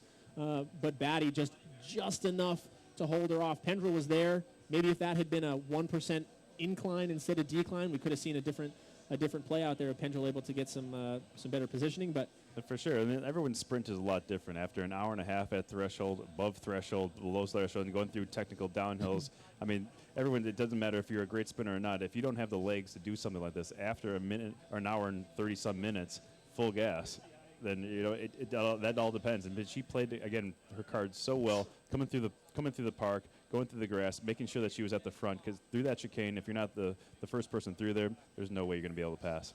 And it's a great point. I mean, in terms of that wasn't Emily's first time sprinting today. No. This isn't a 300K flat road race where she's just been sitting and you know, didn't cross that threshold until the finish line. There were 35 different times every lap that Emily was having to go over functional threshold, where she was having to go over that red line and have to keep coming back and recover. So just like we talk about during the cyclocross season, it's not always the most explosive rider, but it's the rider that can do it and recover and then do it and then recover and then do it and then recover. And so, you know, Emily Batty.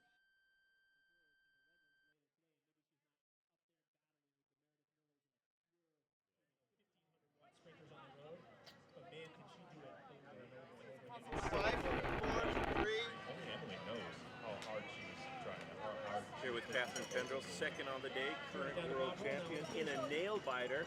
Take us through the course, first of all. Sure, yeah, Schuer's done a great job with this course. Some adjustments from the last time we raced here a couple of weeks ago. Starts off with a pretty steep climb, but all the climbs are a minute or less. But they just come climb after climb after climb with short, fast descents that are really loose and you know, hard to get away on because they're just so loose that you can only go as fast as the traction. So you're pretty much on it the whole time, and I like to lead a race, as probably anybody who watches races knows, and you know, so it probably looked like a similar race the last time with me leading Emily Batty around the whole time, but I try to make it more difficult to sit on my wheel this time, and I think I did a really good job of that, and the finish line just comes way faster when you're sprinting for it than when you're just rolling it normally, and I just needed to start my sprint a little bit earlier, but I'm really happy with the ride. Was the last lap all physical, or were there some tactics going on also because the lead changed a couple of times?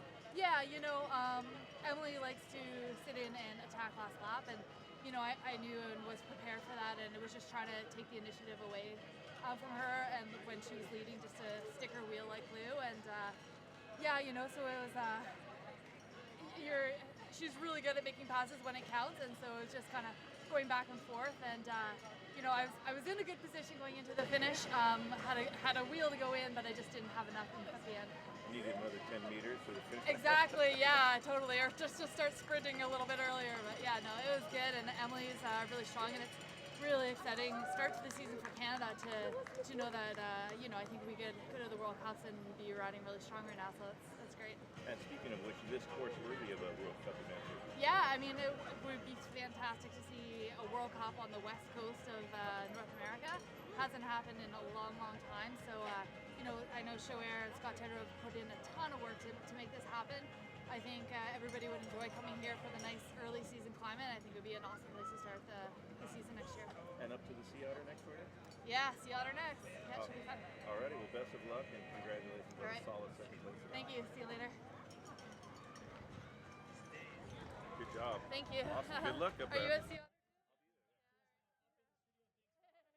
With our silver medalist today, Catherine Pentel, as Evelyn Dong rolls across. Christian, if we got that kind of racing from 38 elite women, what is it going to look like with 120 dudes out there? Oh man, this first lap is going to be brutal. I mean, just doing the first lap before you actually get onto the course is going to hurt these guys so bad, just because of the attrition that happens so quickly in the mountain biking, where you have to push yourself so far above your limit and then climb, and then be way above your limit again, and then do a descent, whereas technical aspects come into it. Yeah, I mean, it's going to be all about the start today, because there's so much single track, so much downhill together. I mean, I'm definitely speaking out of turn. You probably know a lot better than myself, but just walking the course a couple of times, there's really isn't so many times to pass. And if you're behind some riders that aren't going as fast as you could potentially go, you really have to bide your time today. But it's a long race. You know, an hour and a half doing this, you could really take some time, but you know, you could only do that for maybe 1 lap, 1.5 laps, and then you really have to go. I mean, that's the whole cliche. The cliche is, you know, you're not going to win it. Start out for sure. This is a unique course for that reason, with this long pavement section. Here with your women's winner, Emily Vaddy. Take us through the sprint. Congratulations on the great win. Take us through the last couple of 100 meters. Oh, sweet. Thank you. Yeah, it's so great to have you here helping us. So thanks to you. It was an amazing day. Like, I was just on again, and I've just worked so damn hard the last while with my husband Adam and the team. So thanks to everyone that's been supporting me and there for me the whole way. So the last 100 meters, it was just like, you know, total tactical. And, I'm really influenced by Supercross and throwing moves when you least expect it, and making it exciting for the fans. And you know, Catherine's world champion, so hats off to her, making it not easy. But definitely it came down to a tactical event, and I was feeling really strong. And yeah, like I said, just throwing moves when you kind of least expected it. It looked like you tried a couple of passes earlier with a lap and a half ago that didn't quite work out, and that made the last lap like really exciting with the lead changes. Were you trying to distance yourself when you made those attacks, or just lead into the single track? Again, it's kind of throwing you off. I don't really know if you don't know when I'm going to go. I really just had fun with it, and testing the waters at the last bit of the half lap, and getting around Catherine in some corners, just really throwing the rhythm off really, and kind of dictating how I wanted it to go. And you know, I was descending really well, cornering really well, and my equipment was phenomenal, and the team was out there supporting me. So really just, like I said, just kind of threw an attack in a corner, and then left it literally all out there. And how tough was it to follow Catherine's wheel throughout the day? Catherine's amazing. You know, she's always there and always on. So just using these early events to get back into the race season, and put all the hard work all winter long into effect, and learning as much as you can, so you're pretty much bomb-proof when it comes to the World Cups. Speaking of which, we were hoping to get a World Cup here at this venue. Is the course ready for that? Oh, absolutely. I'll be the #1 fan, and yeah, I really, really hope we get it here in Bonelli, California. I think there's going to be an amazing turnout. I think, you know, all of California should really come out, because it's a huge event, and it would be nice to have one on the West Coast here. And what's next for you? I actually go with a team to Sea Otter, so it's a big showing down there, and have all the bike manufacturers out and see all the sponsors, and hang out for a couple days, and then back to Canada finally. I haven't been home since mid-December, so then World Cup's at the end of the May. Well, congratulations, and best of luck for the rest of the season. Great job today. Awesome, thanks, Bob. Cool. Good job. Okay, thank you so much. That was great. Emily Vaddy, everybody. I made a new friend. Awesome. Emily, next one. I'm so proud of you. Hi, Dimas. I remember you from the podium. Are you podium girl again? Today at 2 o'clock local time. We're still interviewing. Oh, we're still interviewing. Yes. Awesome, okay. Thank you. Thanks, Emily. This is Ken's the future of Red Biker. I'll have you introduce Kinsey. You see how cute her jersey is? I know, it's awesome. I wish when I was her age. Yes. Larissa? Hi. You're live, Bob. I'm here with Lissa Connor, 6th on today's race? Really? 7th? 6th? Yeah, top 10 anyways? I was 7th. 7th, okay. Top 10 anyways. Take us through your race today. Well, it was a lot different than the last time because I was way further back on the first lap, so I was a little sad, and then I got caught behind someone on lap 2, and then I was like, okay, I'm top 10, okay, it'll be good. But then, you know, everybody out there is hurting, so then you just kind of pick people off, and I had a really good time, and it was really painful, but I just kept at it, and it ended up turning out really well, and I'm super stoked to be in the top 10 because last time I thought it was just a fluke, and now it's like, I could do this again. A second time and maybe a third time. Were you on spring break with your students? Oh, you got a chance to train a little bit before this? No, it was the worst week because I had to take it easy. It was terrible. I didn't ride my bike at all on Thursday. So I painted my house. Well, the rest seemed to do you good. And what's next for you?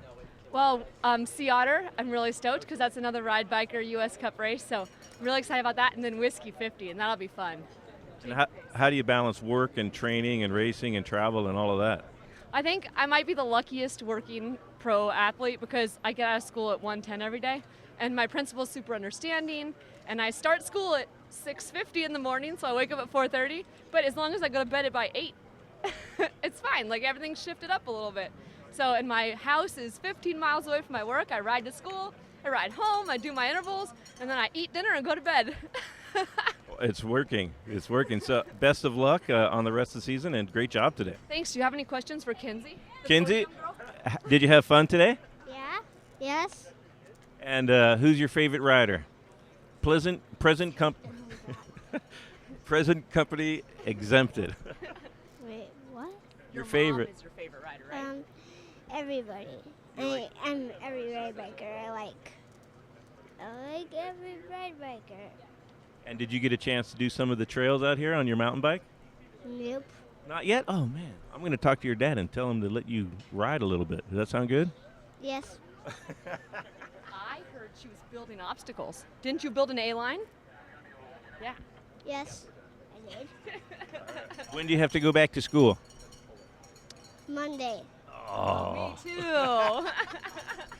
Well, Darn. I hope you have fun watching the men race in a little bit, and glad you had fun so far, and thank you for your help today. You're welcome. We'll see her on the podium. Nice. Thank you. Good job building obstacles. In Southern California. We're done with the interviews. No, All right. I gotta get ready to. Yeah. This is race fueled engineering.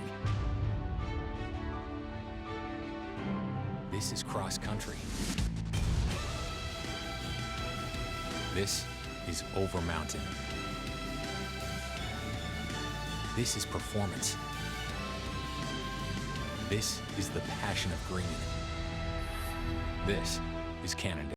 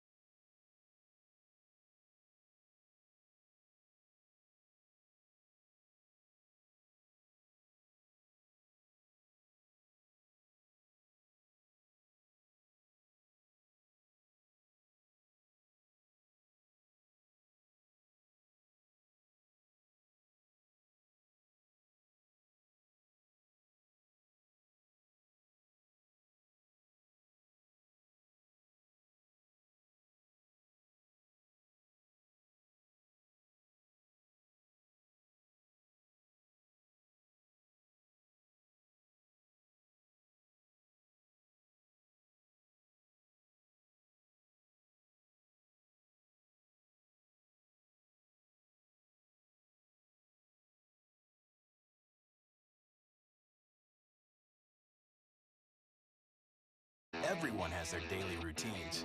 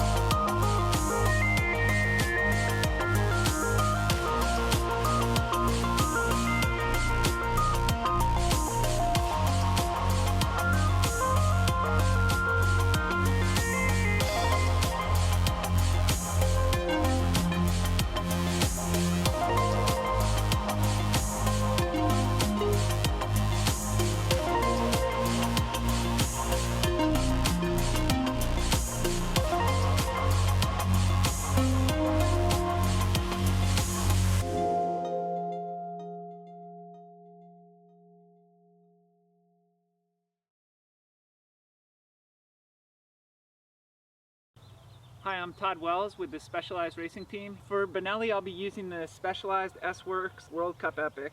Front and rear suspension, one of the unique things to Specialized is the brain technology. What that does is it keeps the fork and the rear suspension completely locked out when it's a smooth surface. You can stand up, jump around on the top. Any forces from the top don't activate the suspension, but as soon as it hits a bump from underneath, the suspension opens and becomes active. I'll be running the Roval wheels. These are carbon fiber 29-inch wheels. They're unique the way the bead hook is. It isn't dremeled out like some of the older rims, so what that does is it makes the rim a lot stronger. We run pretty low pressure. I'll be running Fast Track Specialized S-Works tires. The S-Works version is the lightest casing they make, so they're more supple. Since they are so supple, they give a lot, and with a lot of these big impacts out here, we'll be coming down the hill 15-20 miles an hour, all of a sudden sharp edge rock. The tires do squish a lot and you can hit the rim running low pressures, and with these newer carbon rims, you know, you don't have to worry about cracking or breaking them. For me personally, I ride the Epic. I used to switch between the hardtail and the Epic, course dependent a lot of times, but they've made the bike so light, so efficient, that now I don't even have to think about switching back and forth. I just always the Epic, and you know, it's the perfect bike for every race. I raced the Leadville 100 on it, 100-mile smooth dirt road, to I race here, East Coast. The bike just, it goes fast everywhere. This is a brain in the front shock, and you can turn the brain all the way on or all the way off. When it's all the way off, the fork moves freely. When I turn it on, the fork doesn't move, but it will activate when it receives a bump from underneath. That is something that's very unique to Specialized. They've dialed it in, it works perfect. We have the same thing in the rear. Here's the rear shock. The brain sits back here. You can turn the brain all the way on or off. And again, I run it all the way on for the races. I push down, it doesn't move. But when it takes a bump from underneath, you can see the brain opens up, allows the shock to activate, and voila. Another thing, we have disc brakes here. These are SRAM guide brakes. They're using them more and more for cross country now, but they're a stronger version, just more stopping power. A lot of the guys are pretty small and I'm a bit of a bigger guy, so having that added braking power makes a big difference for me. Another thing we have, the Specialized Fast Track S-Works tire. This is the tire I'm going to use out here. This is generally the most aggressive tire I'll race unless it's muddy. You know, it's got a pretty good tread pattern, not super high, knobs are soft. Usually we'll only race the S-Works or Control casings. Here, gonna go S-Works. The course is rough, but not too many sharp, big impacts. Also, I'll be using the SRAM XX1 drivetrain. And in the past, we had a front derailleur, which shifted the chainring in the front. We had three rings going back a long time, 2 rings more recently. Now we're down to a single ring in the front. What that does is then we have a bigger cluster in the rear, which gives us the gear range still that we used to have with the 2 gears in the front. Now we can get that same range by having a bigger cluster in the back. And it's very simple, the shifting. Shifts down, you're good. Click through the gears, back up. And like I said, this SRAM XX1 drivetrain gives us the full range. Cross-country racing, perfect. Don't have to think about anything, just shift and go. Specialized makes the majority of components for this bike. It's great. I don't have to, you know, go looking around, mismatch parts. It's all right there. Also run the Specialized shoes. Easy ratchet BOA system. They have a carbon sole, which is super stiff, also very light. Supple uppers, so they really mold to your feet. You don't get hot spots with these shoes or anything like that. I'll be using the Specialized helmet, the Prevail. You know, I overheat fairly easily, so this helmet, awesome ventilation, super light. Oakley, I've been riding for Oakley for almost 15-20 years, and awesome. Just to race here in SoCal, supported by California companies, Specialized, Cliff Bar, Oakley, it's perfect. See you at the races.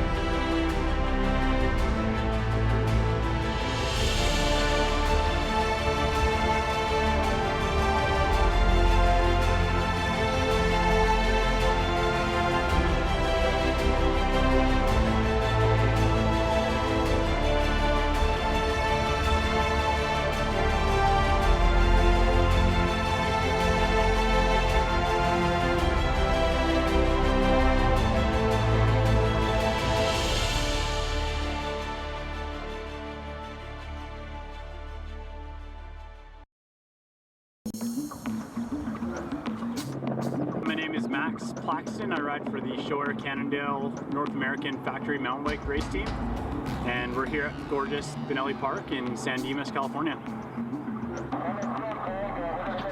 We're fortunate enough we got a helicopter here checking out our training, and we're on the course doing some hot laps. It's really, really neat to get that in-air perspective of us on the course and just really showcase the park and the trails and some of the more technical sections of the course. So it's pretty spectacular having a helicopter here from the air checking us out, getting kind of the whole view of the course.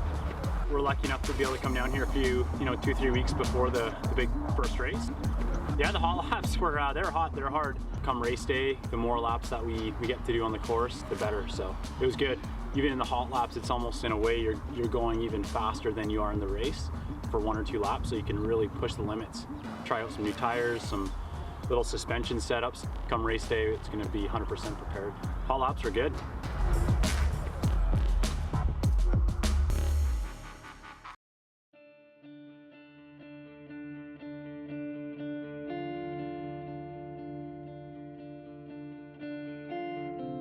What makes this stuff deceivingly challenging is just how dry it is. You take a look, I mean, they're in the middle of a really bad drought here in California, and it's all these small sort of ball bearing sized rocks. So every single corner here, every single climb is just waiting to steal that traction away from you. So high speeds, like these elite World Cup level racers are gonna be bringing to this track, really it has a speed limit almost. There's so much you can go there testing the limit of the traction on your tires that this course, every single section, whether or not it's got big logs to hop or not, is gonna be treacherous.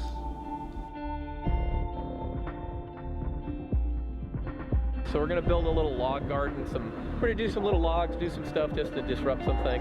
And we took all the big ones out over there, and we just left one down at the bottom, just to kind of disrupt the flow.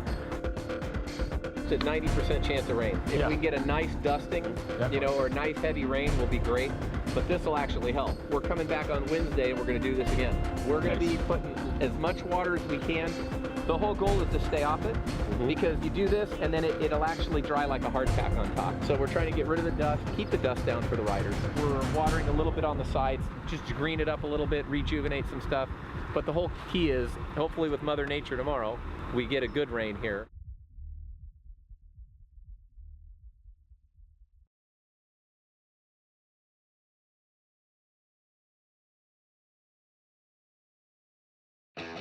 Everyone has their daily routines. Some of us thrive on adventure, the thrill, even just a little family time. We live for the weekend. Whatever your passion, Kenda Tires is there for you. Kenda Tires, designed for your journey.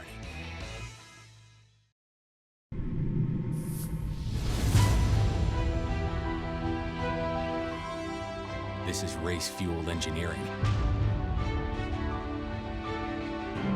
This is cross-country.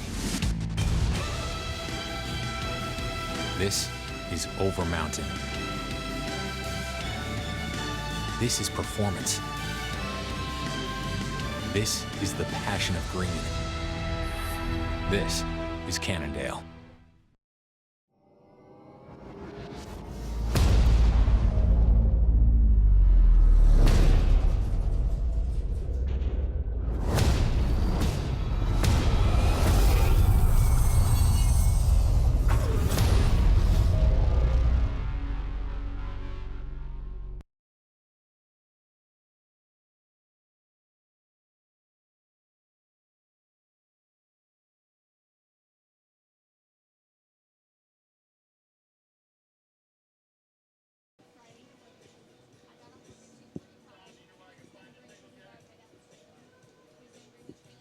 All right, so I think we are live now for those of us joining us, those of you joining us online.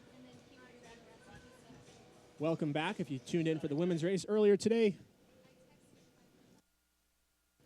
We are here at the USA Cycling US Cup round number 3, Bonelli Park. Cross-country racing, a UCI HC event today. If you were lucky enough to catch that women's race earlier, you know what kind of racing we have on tap coming up today. This course, it's awesome.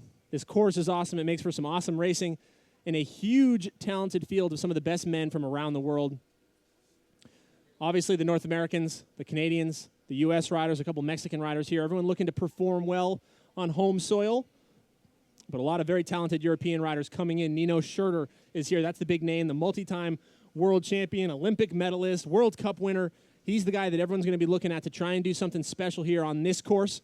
Again, guys, I am Colt McElwain. You guys can join the conversation online if you would like. Use the hashtag US Cup, or you can tweet at me directly at DopersSuck, DopersSuck. If you have questions or comments, you guys want to be a part of this experience. I think we've been showing a couple of the tweets up here on the screen throughout the day, so you guys can join in. We have our elite men heading off to staging right now. We're going to get a shot of that here just about any second now. I believe they're lining them up right now. So we have a lot of men to get through on that start list. Somewhere in the vicinity of 110 men, I believe. So just to run you guys through the first row there, we will have Nino Schurter, again, multi-time World Cup winner, world champion, Olympic medalist. We have Dan McConnell, who's done very well here in Southern California. He won in Fontana last year. Sergio Montecalm Gutierrez is here. We have, Kohei Yamamoto. The first North American, the only North American on the front rows is going to be Raphael Gagne, and he was our winner here just 3 or 4 weeks ago at round number 1 on this very same venue. A little bit different course, but you know he does well here, and Raphael has stepped up his game to another level here in 2015. We look for him to be very good. Max Plaxton, who was right there with him, the fellow Canadian, round number 1. Max took a little bit of a crash yesterday during pre-ride, so we're not sure what we're going to get out of him, but some big expectations for Max as well. Some of the top Americans, though, as we move our way down to the second row, Stephen Ettinger is there. Howard Grotz is there. Jeff Kabush, your Canadian national champion. Todd Wells, Russell Finsterwald. So North America looking to do a little better than they did last time we were here. Last time, only one rider, Todd Wells, able to crack the top 10 for the Americans. The Canadians had a couple up there, but for the U.S. contingent, they're going to be looking to try and put a man on the podium here this afternoon. Todd Wells, a great shot of doing that. Stephen Ettinger, one of the most talented riders we have here in North America. He actually broke his chain on the start lap a few weeks ago when we were here, so with a little better luck today, you know the fitness is there. He is going to be very, very threatening for this course.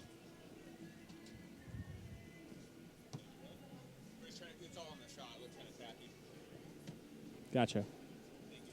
So doing a little live cleanup of the set here. All right, that's cool.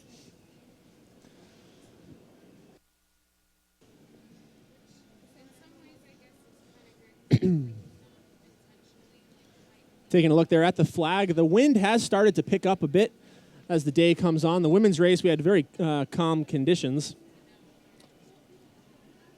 Still pretty mellow, though. Wind about 5 to 10 miles an hour. Not going to make much of a difference on this course. The biggest difference, though, from the round number 1 here to round number 3, or just the temperature and the conditions. The temperature about 25 degrees cooler here in Southern California today than it was when we were back here in early March. That's going to make a huge difference, as you saw in the women's race, just in the ability to go beyond that threshold and be able to recover. On a hot day, once you blow, there's no coming back from it.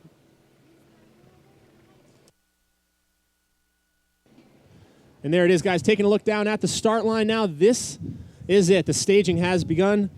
Just over 100 elite men joining us this afternoon, 2 p.m. Pacific time here in San Dimas, California. Just about 45 minutes east of downtown Los Angeles. So there it is, 74 degrees on the clock, and riders one by one are going to roll up. Some very talented names here, not just on the first couple of rows in terms of the world-class talent, but many of North America's best are going to be joining us here this afternoon. We already talked about Stephen Ettinger, Howard Grotz, Jeff Kabush, Todd Wells, Russell Finsterwald on the third row. We will see Keegan Swenson, Evan Guthrie, Kerry Werner, a former under-23 national champion, Max Plaxton right there in the middle of the third row, I believe. Spencer Paxson is here out of Washington, riding for Kona Bicycles. Adam Morka, a very strong rider from Canada, the husband of Emily Batty, who just took the win in the elite women's race. He was very good here a couple weeks ago as well, finishing inside the top 10. Benjamin Sontag, Mitch Hoke, Mitchell Bailey, Sepp Koos is in there, Evan McNeely, Jeremy Martin, Cole Oberman, all the way back to the fifth row. Cole Oberman on the podium here at the short track a couple of weeks ago. Check, check, check, check, check.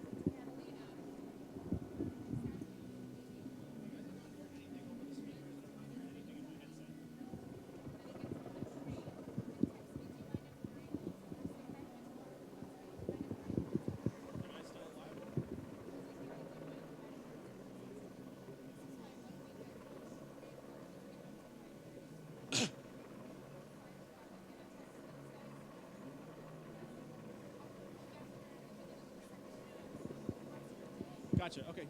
I can't hear myself in the ear, and I can't hear over the speakers here. So just let me know when I should start going again when we're going to be live.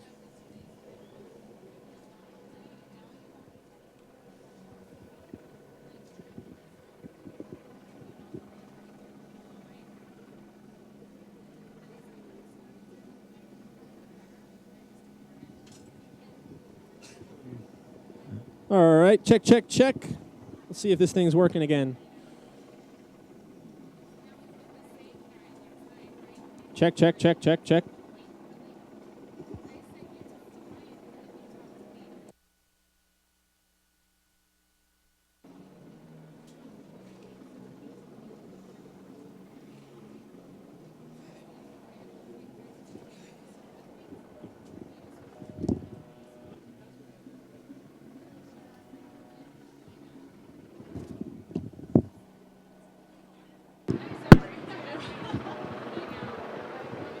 Okay, got it. I'm going to switch to... oh.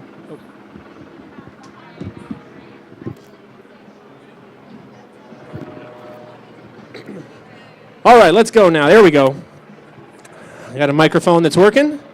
And our elite men here on the start line now, getting ready to roll. Looking at 10, 11, 12, 13 rows, 8 riders per row. Scott, that is a lot of elite men joining us here this afternoon in Bonelli Park, California.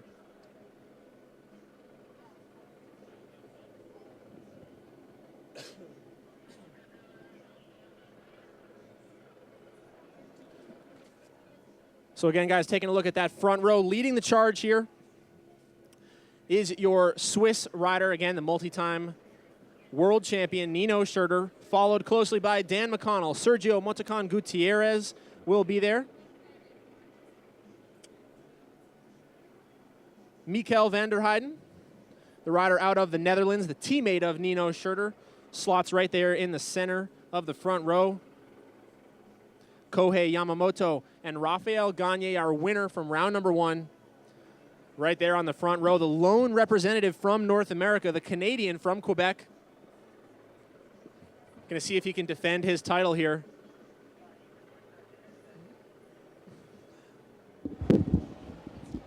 Test. Okay, we're up. All right, here we go. Why don't we just announce the winners now? Make it a lot easier on everybody. I'm exhausted from that first race. I'll tell you what, Emily Batty and Catherine Pendrell and all the girls, as far as I'm concerned, they put on the most exciting racing here so far for the first 3 rounds. And boy, for 2 ladies that look so delicate and feminine, those 2 are badasses. And here it is, the moment. They line them up 8 across, and then they let everybody come charging up to the front. So this is it, a very critical race to get a good start in. We talked about it a bit during the women's race and how you have a little more time in this race to work your way towards the front with the start lap here. A lot of pavement, a lot of wide sections, but man, once you get off the road into that single track. Yeah, boy, they're really jammed up here too. Look at how packed. Once the officials kind of take them off, it really jams up in there.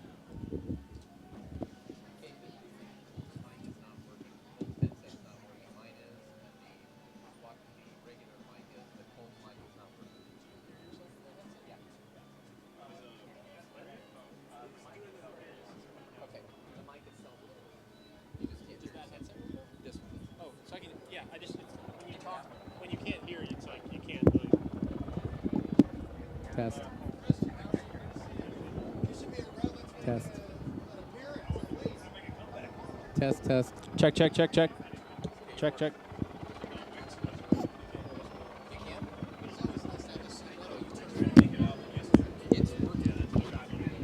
The sound comes out over that. You can't hear it in the ear, so you're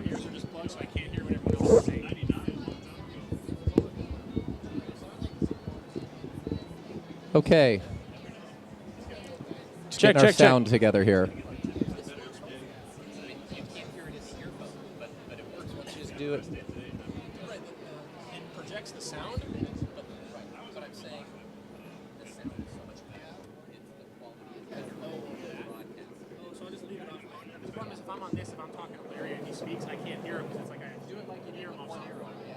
Then special guys like Todd Wells and Max Plaxton, they got rolled up a little bit further back. So you know they are fighting and clawing right now to see if they can get to the front or up there near the front. It's going to take a big effort to do that, obviously.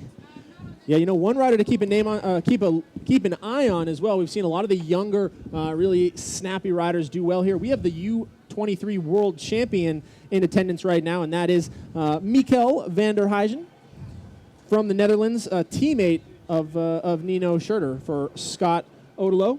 So keep an eye on him. He will not be in the World Championship stripes today, I don't think. But he will be in that Scott jersey, as will his teammate. Again, Raphael Gagne, the winner here a couple of weeks ago for Canada. It was Gagne and Max Plaxton who separated themselves from the front, but really it was Gagne all day with a solo ride off the front. He's a very strong starter. He's the king of the whole shot. We'll see what he's able to do here against a larger field, but that front end, I mean, it was no weak field a few weeks ago, and we had Marco Fontana here, Imani Fumic, so still a very fast contingent, Larry, as we come onto the pavement. It is still the Brazilian, the Canada rider who's setting the tempo. You can see Nino Schurter right there. He's wearing number 50. He's a Swiss champion, the fastest man. Their way out on their first full circuit today, and wow, you're just talking about, we swapped a couple of guys in the top 10 in the international standings for a couple more guys in the top 10 just to keep the horsepower in this field up at the front. You know, we talk about how we only had one rider in the top 10 from the United States last time. That was Todd Wells. One of the favorites representing the U.S. is Steven Ettinger.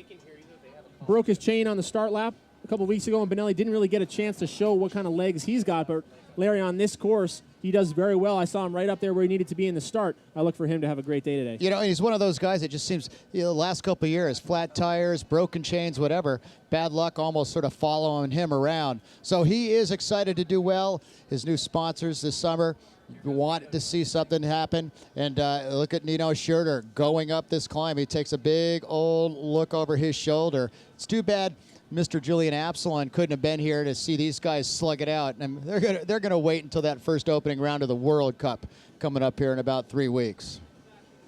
Russell Finsterwald there charging hard. Howard Grotz, the young rider for Specialized Factory Racing. Adam Morka trying to ride his way up towards the front. He had a great finish here a couple of weeks ago in third. Barry Wicks there. Cody Kaiser trying to get it done on this very steep wall. So very soon here, riders are going to go down to single file as they dip into the single track on lap number 1. Larry, the positioning so important on this course. Other than this long pavement stretch where riders are able to make some passes, it really is single file the whole way. And with a lot of the technical elements out there, like the rock garden that they've added for this weekend, if you're not in those first couple positions, you're just going to be off your bike over and over again on this first lap, letting gaps open, whether you want to or not. As one person goes down, so goes the rest of the field. You know, at the top of the climb, even on the little starter loop, it was very selective. It forced them out of 3 and 4 or 5 wide on the race course and into single file mode. But as we see on the TV right now, look at Nino Schurter. He is absolutely already throwing a grenade in this bike race, and he's just drawing one rider out with him. They're both looking over their shoulder, and they're seeing opening up a huge gap as we are just literally minutes in to our first lap of this main event here. HC level racing in Bonelli Park in Southern California. Little descent right here. We'll have to figure out who that is with him sitting on the second wheel. Yeah, that's going to be the Specialized rider. That is not Todd Wells. I believe that's one of the Specialized Canada guys. Well, he went up the hill. Maybe that's Howard Grotz. He was close enough to the front that if he's marking that move, he can certainly climb with just about anybody in the world on a good day. Young rider out of Durango, Colorado, multi-time U.S. junior champion and collegiate champion. Course conditions pretty similar to what they were a few weeks ago. Dry, dusty, big old Marblehead rocks out there, loose. Definitely got to have right tire pressure. You got to have that bike set up perfectly. A few degrees cooler, though, as I drove in here a few minutes ago. Temperature was about 75 degrees. Humidity's up. So relatively comfortable racing conditions.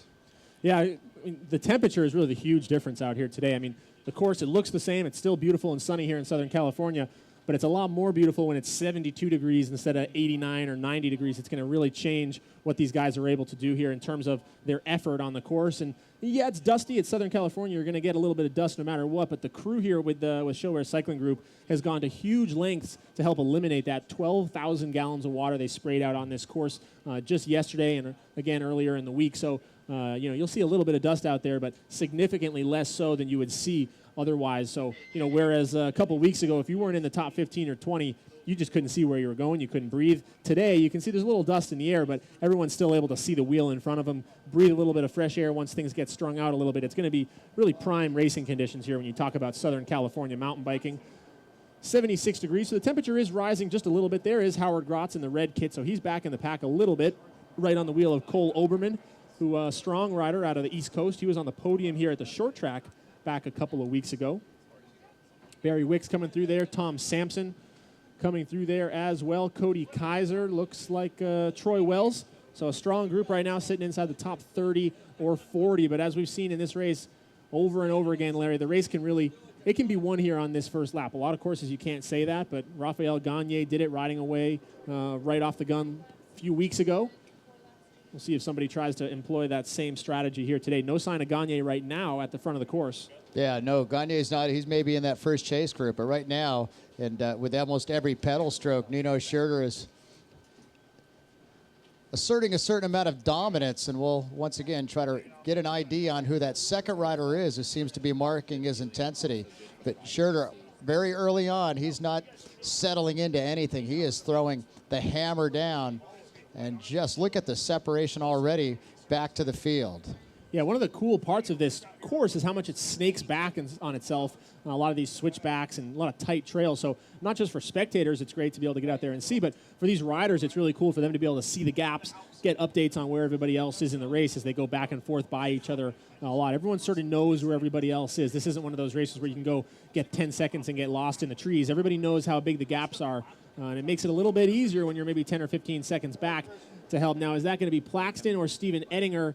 That looks, I guess that's going to be... Looks like both of them. It does look like both of them. I think that might be Steven Ettinger, if I had to guess. Yeah, I think I just saw the Stars and Stripes there on his sleeve, the former USA cross-country national champion. So, again, there's Max Plaxton. You can just see back through the field there. Again, man, so we have World Cup winners here outside the top 15 right now with the likes of Dan McConnell, Derek Zanstra there, Kohei Yamamoto, and then we see Max Plaxton with Russell Finsterwald on his wheel, and Jeff Kabush, your Canadian national champion. Plaxton, as we mentioned earlier, had a crash yesterday during warm-up, injured his knee a little bit, so the fitness is there. The body maybe not working perfectly today, so we'll see what he's able to do here as this race starts to settle itself out. And let's not forget what Dan McConnell did last year when he flew into Southern California. Shocked everybody and took the win over there at Bonelli Park at a C1 race in 2014. We have identified the rider who's sitting second right now, marking the move of Nino Schurter, and that's none other than Sam Gaze, the Specialized rider out of New Zealand. So the number 69 ranked rider in the world is got a lion by the tail, literally, as he chases down or tries to hang on to Nino Schurter. We'll see what Sam Gaze can do, but right now he's got to be happy with the fact that he's out there riding with one of the greatest all time.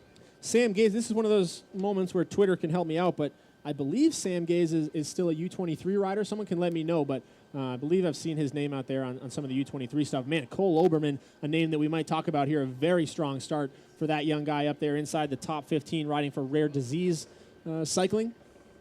Powerful team out of the East Coast. They do a lot of focus on the NUE stuff. And look at him now taking over Nino Schurter, taking a back seat as these two continue to stretch that gap. We've seen, though, Larry, this race is so hard. Once that gap goes, other than this pavement stretch here, you're either fully committed on a downhill or you're fully committed on one of these steep climbs. There's really nowhere where you can easily jump across a gap. No, you're not going to jump across the gap, especially with the traffic. There's tons. They're pretty well all botched up out there. Very, very tight. Not a lot of lines. These guys are going to do it very, very fast lap times. With Nino Schurter, the Scott three-time world champion. Didn't win the Rainbow Stripes last year, but in 2013 he was the world champion, three-time World Cup overall winner. That's just amazing consistency. And when you consider that he's going up against the best rider of all time, Julian Absalon, that's those two are a couple of big-time heavyweights when they get on the bike together. Good start there for Keegan Swenson, the US U23 rider. Just saw him rolling through inside the top 15 off the wheel of the Kohei Yamamoto. I almost said Specialized Factory Racing. No longer. He is now on Trek Factory Racing, so bouncing around, but still on a US-made machine. Kohei having a great season here. Howard Grotz rolls through. There is Cole Oberman, as we mentioned. Some of the Canadians running through there as well. Colombians, a huge mix of international talent here. I mean, this is a very good preview, Larry, of what the World Cup will look like when we come back next year. Rider down. Now, was that Troy Wells, maybe?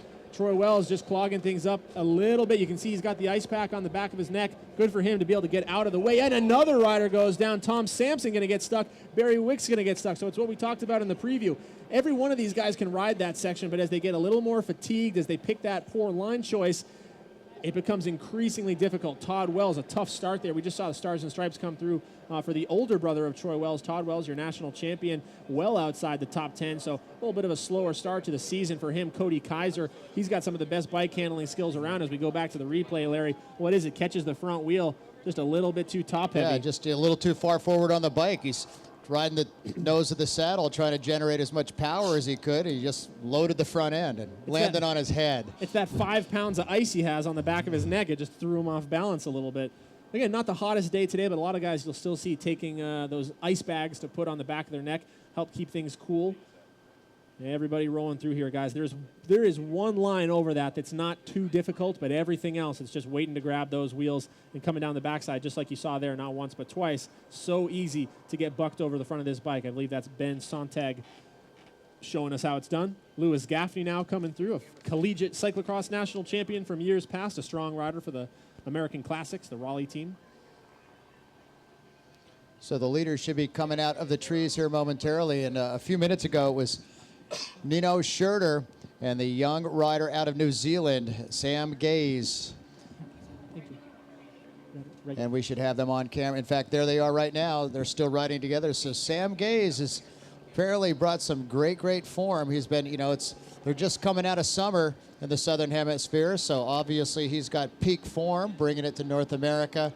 Many of these guys are just starting to ride themselves into shape after a long winter. Most of the Canadians and most of the riders east of the Mississippi are still dealing with less than optimal outdoor training environments. So look at this. They're about 3/4 of the way around this lap. Confirmation just coming in over Twitter via Cowbell Coaching. Thanks for the update. So yeah, Sam is in fact a U23 racer. So that would confirm my suspicions. And again, like I talked about, the young riders, they tend to be a little bit more explosive, start a little bit faster. This course we've seen over the years really does favor that style of racing. But Nino, man, I don't care how old he is. He is the man to beat here this afternoon. Taking charge here already on lap number 1. They're going to come through, Larry. They will see 6 laps to go. 14:09 on the clock here. That's including the start lap. So we are just about 12 minutes for lap number 1. Here we go. Nino first across the line. Sam right on his wheel. And now let's start the clock. Where are the chasers? This is a big gap, Larry. Lap number 1 here already, opening things up. Yeah, huge gap. It's going to be probably 20-25 seconds. So there we go. Now coming across, it is Steven Ettinger right there. Rafael Gagne, your defending champ from a couple weeks ago. And Sergio Gutierrez. And then Sergio Gutierrez, your Spanish rider, sitting in 5th place right now. The podium here today goes 5 deep, so that is your podium at the moment. Now here we go. Everybody else making their way towards it. Derek Zanster looking very good. Dan McConnell looking strong. Kohei Yamamoto hanging on to that group. And then here comes Plaxton. Plaxton with Finsterwald on his wheel. As we mentioned, a little bit injured, a little bit banged up, but the horsepower is there, Larry. He was the only man a couple of weeks ago to ride that gap down to be able to close against Rafael Gagne. He ultimately lost that race in the closing minutes. Kabush now comes through. Adam Morka on his wheel. And we are all strung out here. Over 100 of the fastest elite men mountain bikers, not just from North America, but from around the globe, getting it done here this afternoon in Southern California. There's the Estonian national champion, Martin Liu, going out with Howard Grotz right on his wheel. Don't know what happened to him. And how about that? He's riding with his brother Troy. You don't see that very often.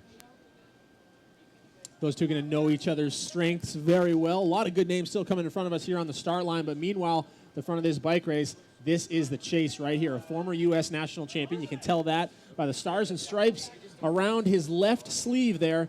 That is Steven Ettinger, bib number 16, riding for Show Air Cannondale this year.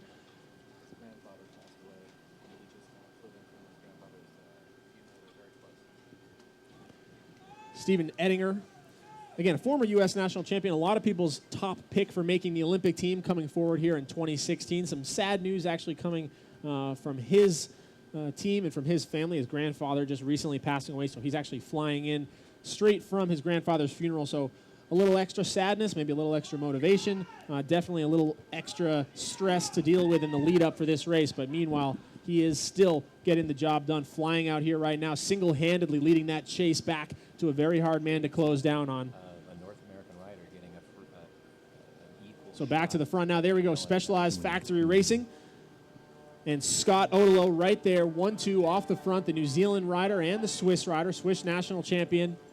Everybody's pick for the day. In the women's race, Emily Batty was a favorite, but obviously Pendrell, some of those other names, sort of equally favored to take the win. I don't think anyone today is anywhere close to Nino Schurter in terms of... Yeah, I think coming in today, everybody was thinking we're racing for second. I mean, if Nino has any sort of an ordinary day, he is just going to be dominant. You know, interesting, though, to think about the fact that Nino Schurter is pretty much going full speed out there, and most of the time, the North American riders, they're not that highly ranked in the World Cup overall standings, so they don't get the luxury, I guess, to call it, of lining up in the front row or sitting in the second row right behind the three-time world champion. So these guys are getting their opportunity to race their pace, but yet chase and try to stay as close as they possibly can to Schurter, as opposed to being caught in the fray that our World Cup starts. You know, one section on this course that we talked about a lot during the women's race is this pavement stretch, just in front of our commentary booth here. Now, it's hard to close the gap down, but if Nino and Sam start looking at each other, if they sit up on one of these laps and allow that group behind, which is going to be very motivated, that 15 seconds can come down very quickly if they allow it to. We saw that a few times during the women's race with Lissa Connor is able to close down. With Erin Huck, who would be 15 seconds off, she would be able to close down on the pavement section. So this race, as physical as it is, as much as it's fully committed the whole time, there is a lot of tactical element to how you race out here, especially with the group dynamic as you come onto this, I'm going to say maybe 600 meters worth of pavement where drafting is very important. Everywhere else on course, it really doesn't matter in terms of catching a wheel for wind, but this one section here, it's going to be crucial. Well, I'm sure Nino looked over his shoulder at one point and went, who is this kid that's with me? All right, he's got a Specialized kit, but look at that number. I don't certainly recognize him, and probably quite amazed to the fact that he's hanging on to him wheel for wheel. So those guys are on climb number 2. We're on lap number 2. You're watching and listening to USA Cycling's U.S. Cup here at Bonelli Park, presented by Cannondale and Ride Biker Alliance here. The third of 3 races that have been here in Southern California in the last month, and a top-end field once again. Maybe the difference now is that these guys are used to racing in Southern California. This is their third really big, hard effort of the year. These aren't practice races. These are HC level, almost World Cup point less level races. Now look at this, Larry. As we mentioned it here, that gap has gone from 2 feet to 2 bike lengths to 6 bike lengths right now, as Nino fully committed here early on. Now, this is starting to worry me a little bit. We saw this in the women's race earlier. We had our Swedish national champion out here go for broke right off the start line. She led very comfortably for 2 laps before everybody came back to her, and then she got shot out the back. This course is so demanding. Now, again, I have full confidence in Nino here with his racing strategy. This is how he likes to do it. He attacks early and he attacks often, and he dares anybody to go with him. But he does not have to make this move. I'll put it that way. Well, now the question is how much did he use up just to stay with him for that roughly lap and a quarter, and how soon will the Ettinger group be able to get up to the young rider out of New Zealand, Sam Gaze? So we know that Ettinger is on the rise. Sergio Manicon is in that group. Looks like about 10 or 15 seconds now is the chase group. Rafael Gagne is taking over the duties there. Sergio Montecalm Gutierrez starting to suffer a little bit on these climbs. He was one of the riders who joined us here not only a couple weeks ago, but last year. So international rider, but very familiar with the track here at Bonelli Park. Nino's going to make his way through the feed zone here. He will grab a bottle. So laps here taking just around 12 to 13 minutes for our leaders. 2 feed zones out on course. And while the temperature pretty comfortable in the mid-70s, riders still going to be taking a bottle at every one of those feed zones, Larry. There may only be a quarter bit of drink mix in there, a half a bit of drink mix, but the less weight you have to accelerate up every one of these climbs, the better. So you're going to be seeing them taking bottles very, very frequently out on that track today. There goes Gutierrez right there for Trek Factory Racing. Gutierrez looks like he's by himself. Let's see if he's separated himself from Gagne and Ettinger.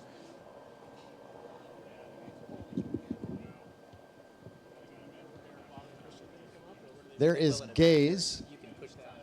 That's the first chase right there on the course right now. That's the youngster out of New Zealand who was brave to go with him. No doubt about that. I don't know, sort of a suicide move if he expects to have a good finish. We'll see what he's got left, but at some point he's got to settle in and realize, I can't keep up with this guy. I've got to ride my own race if he wants any chance of survival. Sam Gaze, rider out of Hamilton, New Zealand. So you see a lot of the riders, Dan McConnell, Sam in this case, they come from the Southern Hemisphere. They come from New Zealand, Australia. They're just coming off their summer of racing. So they've got a lot of racing in their legs, a lot of good race fitness. So a lot of times you'll see them, they have that one extra gear of intensity here early season. You got a guy like Nino Schurter. He's been doing quite a bit of racing as well, basing himself out of South Africa the last couple of months, doing a lot of racing and training there. So these dusty, hot conditions, those are going to be right up his alley as he comes here into Southern California. Just like you said, Larry, goes from with the leaders now to just about with the chase groups. Well, Gagne's going to catch him here any second now. These guys have ridden their race. They've ridden themselves slowly towards the front, and they're going to be dicing for second, third, and fourth here soon. And I bet Gaze slowly fades back into the rest of the pack. Yeah, this is a tough course to recover on. It's one thing if you can find your way into the wheels if everyone else decides to sit up, but the way this race is going right now with Nino setting the tone at the front, just all in from the gun, everybody else is really forced to race his style. No one can sit up or afford to do anything unless those guys are willing to say, we're going to race for second, which I don't think at this point Steven Ettinger or any of those other guys, I don't think they've quite given up hope that they might be able to work together to bring this back, but I don't know, man. It is starting to look less and less likely that Nino will see any company this afternoon. Did somebody tell Nino Schurter this isn't a sprint? He's just every chance he gets. He bends it around these corners out there and then out of the saddle and absolutely throwing all his effort into it. You can see the catch has been there. There's Gagne now. I'm going to jump in here for a minute. Scott Tedrow on the mic. We know what this race course does. So, yes, Nino's amazing. He's a 3-time world champion, but I think it's a little early to call the race. I'm going to tell you right now, I think these guys will catch him. I'm going to say by lap 4, unless he's just superhuman. And then it'll be on record that he's superhuman, but I think there's a good chance they're going to catch him. We will see. I'm going to go the other way and say Nino Schurter is superhuman, and there's no way he's going to let anybody up there. We will see. I think he's got a nice little gap right now. There's plenty of sections on this course. He can look over his shoulder and see that he's got a bit of a lead. You can see there's Gaze is slowly going through. Raphael Gagne is now in second and taking Steve Ettinger with him. You know, a lot of the, we look at a guy like Nino, the pedigree, the resume is strong, but man, you look down this list, Dan McConnell, World Cup winner, Jeff Kabush, World Cup winner, World Championship medalist, how many different national champions. So, yes, he's good, but everyone else is pretty darn good themselves. I mean, you see, especially a guy like Dan McConnell, a rider who we've gotten used to seeing ride his way from the back. We'll see him outside the top 10 and then in the top 10 and in the top 5, riding his way up to the front. He can close big gaps. There's a lot of riders. Again, this course hasn't traditionally favored that style of racing, but that's not to say it can't happen. It's not to say that Raphael Gagne can't continue to ride this wave of success that he's found here in the early season. I'm going to go a combination of both of you guys. I don't know if he'll ever see company again, but I would not be surprised if that gap gets very small with the likes of with Raphael and Raphael and Steven able to chase it down. But I think as Nino starts to sense that they're coming back, I think he still has that extra gear to go. Oh, Canada. This course loves Canadians. It does. It does, man, especially those named Raphael Gagne. He's won here before.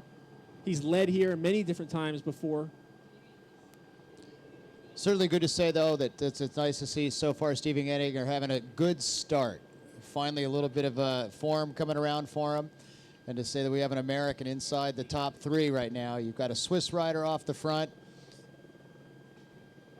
Yeah, we'll get that official gap for you as they come through the start-finish line here. I believe we are going to see, was it 5 laps to go? 5 laps to go as they come through the start-finish line. Just looking up there now, just over 26 minutes on the clock, so these guys are flying. They have not slowed down one bit. So we're going to see Nino Shirko by us at our announced location at the start-finish line. And snap through some gears as he's on the pavement at 26:38 on the clock. Everybody grabbing water bottles and kind of dousing them all over their backs. Rafael Gagne. Now this is going to be interesting. Are these guys going to work together here? Because this is a great section where drafting is going to be useful. Will they work together to chase this gap down as they come through? So looks like that gap's sitting right now at exactly 18 seconds. So not necessarily out of sight, out of mind. Again, the way this course switchbacks on itself, they're going to be able to keep tabs on Nino, where he is, how that gap is either growing or shrinking. I just don't know, even with all that information, I don't know if they have the power in the legs to be able to close it down when Nino decides to step on the gas. A big gap now as we continue to wait for our 5th place rider. And just like you said, Larry, Sam Gay is paying the price for that early efforts. He's been sucked up now by the chase group and then spit right back out the other end. And that's Derek Zanstra. Derek Zanstra, a former Canadian national champion, having a great day here today against some good talent to ride his way into the top 10. Now, this is that man to keep an eye on. He loves to come from behind. This is going to be Dan McConnell for Trek Factory Racing.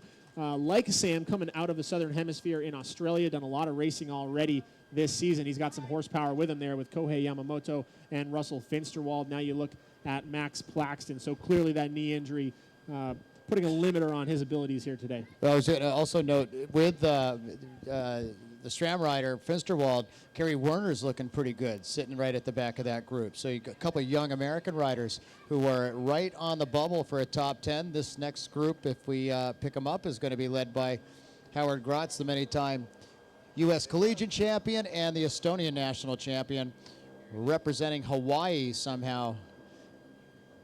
Racing in Southern California. We're back with our chase group, and that's Steven Ettinger with Sergio Mantecon as the Trek rider from Spain, and sandwiched in between Rafael Gagne. Very, very hard, not maximum efforts, but these guys are definitely pushing a very, very brutal tempo. Yeah, I think it's going to come down to a decision amongst those 3 riders. Are you willing to lose the race to try and win it? Are you willing to go to the front and do what you need to do to chase maximum percentage to try and close that gap? Keeping in mind that you may very well blow yourself up and allow somebody to come from behind you. You may completely knock yourself off the podium in the process. But if you want any chance of winning today, you got to be willing to put it all out there. You got to get right up against the edge of that cliff and just hope you don't fall off, because otherwise there's no coming back. Nino's not going to come back to you, put it that way. Nino is not going to wait for anybody today. He, in fact, right now is just probably biding his time, riding, a very, very hard tempo for him, but he's used to going out there with just absolutely heavyweight gloves on with he and Julian Absalon, and they just are both attacking each other constantly. So it's probably for him an opportunity to have a big lead, ride this course free and clear, kind of gauge his tempo, make sure he doesn't make any mistakes. Obviously, a flat tire, some sort of a mechanical issue would be the biggest thing that could derail his hopes here this afternoon in Bonelli Park. We're out there on lap number 3 now, just coming up on a half an hour of racing. Even with a mechanical on a day like today, you're never more than 5 or 6 minutes from the tech zone. So as long as it's not something catastrophic, flat tire, especially a guy like Nino who rides on tubular tires, even after you flat, we've seen Nino still racing with the leaders after flatting, riding those tubular tires. So for those of you who don't know the difference, a tubeless system like a lot of these guys run, it's just a tire, there's no tube inside. They use a sealant, but once it's flat, that rubber is right up against the rim. With a tubular tire, it's actually glued to the rim. There's a latex tube within that, so even after it's flat, your tire is still glued to the rim there. You have a little softer surface, and you're able to, you're going to break your rim probably in the process, but you are able to still ride with some control even after a flat tire. So. And you talk about a tech zone. That's basically a pits out on the course, and all of these top riders have mechanics out there. They have extra wheels available to them, so if they can ride it in, however they have to get there, they have the option or the opportunity to get assistance on the course. That rule changed probably about 10 or 12 years ago. The early days of mountain biking, you had to be self-supported. And not anymore, though, with the money at stake. You wanted these guys to have an opportunity to finish every race they start. Yeah, we're joined here by Bob Roll in the booth, and he was telling us about his days back in the 90s and what the courses were like and what the equipment was like. And I mean, it's almost an entirely different sport when you look at the bikes that these guys have now, the technology, the style of the courses. I mean, we talked a little bit about just the difference in rider that we've seen go on to other disciplines. It used to be guys like Cadell Evans and Ryder Hesjedal, these guys that would excel on the mountain bike and then go on to contend in the Grand Tours. They were these great climbers and these great endurance athletes. You look at the guys recently who have transitioned. It's Peter Sagan and these Liège specialists and classic guys, a lot more explosive, not exactly pure climbers anymore. So a shift not only in the courses and in the technology, but because of that, a shift in the style of rider that does well now in this discipline of racing. Making it all the more impressive for guys like Jeff Kabush, who have been doing it since the mid-90s all the way now to 2015. He's been competitive no matter the bike, no matter the style of course. Guys like Kabush and Todd Wells, they're just such great all-around riders. I mean, they're good at really any distance. You look at Todd Wells, who's won everything from cyclocross national championships to short track national championships, cross-country national marathon national championships, or he can go off and win Leadville too. So these guys are just absolutely amazing, amazing endurance athletes, and they focus a little bit on a distance, and they can dial in their speed and ratchet up the fast twitch or slow the fast twitch down. Yeah, if we're drawing comparisons from the road, it's almost like an Alejandro Valverde, a guy who he can contend on the Grand Tours. He can also contend in the classics. He can sprint at the top of a climb. He can sprint on the flat stages. You really have to be, well-rounded. Gets thrown around a lot, but for today's Olympic discipline, cross-country racing, you really do have to be not just able to do everything, but you have to be able to do everything very well.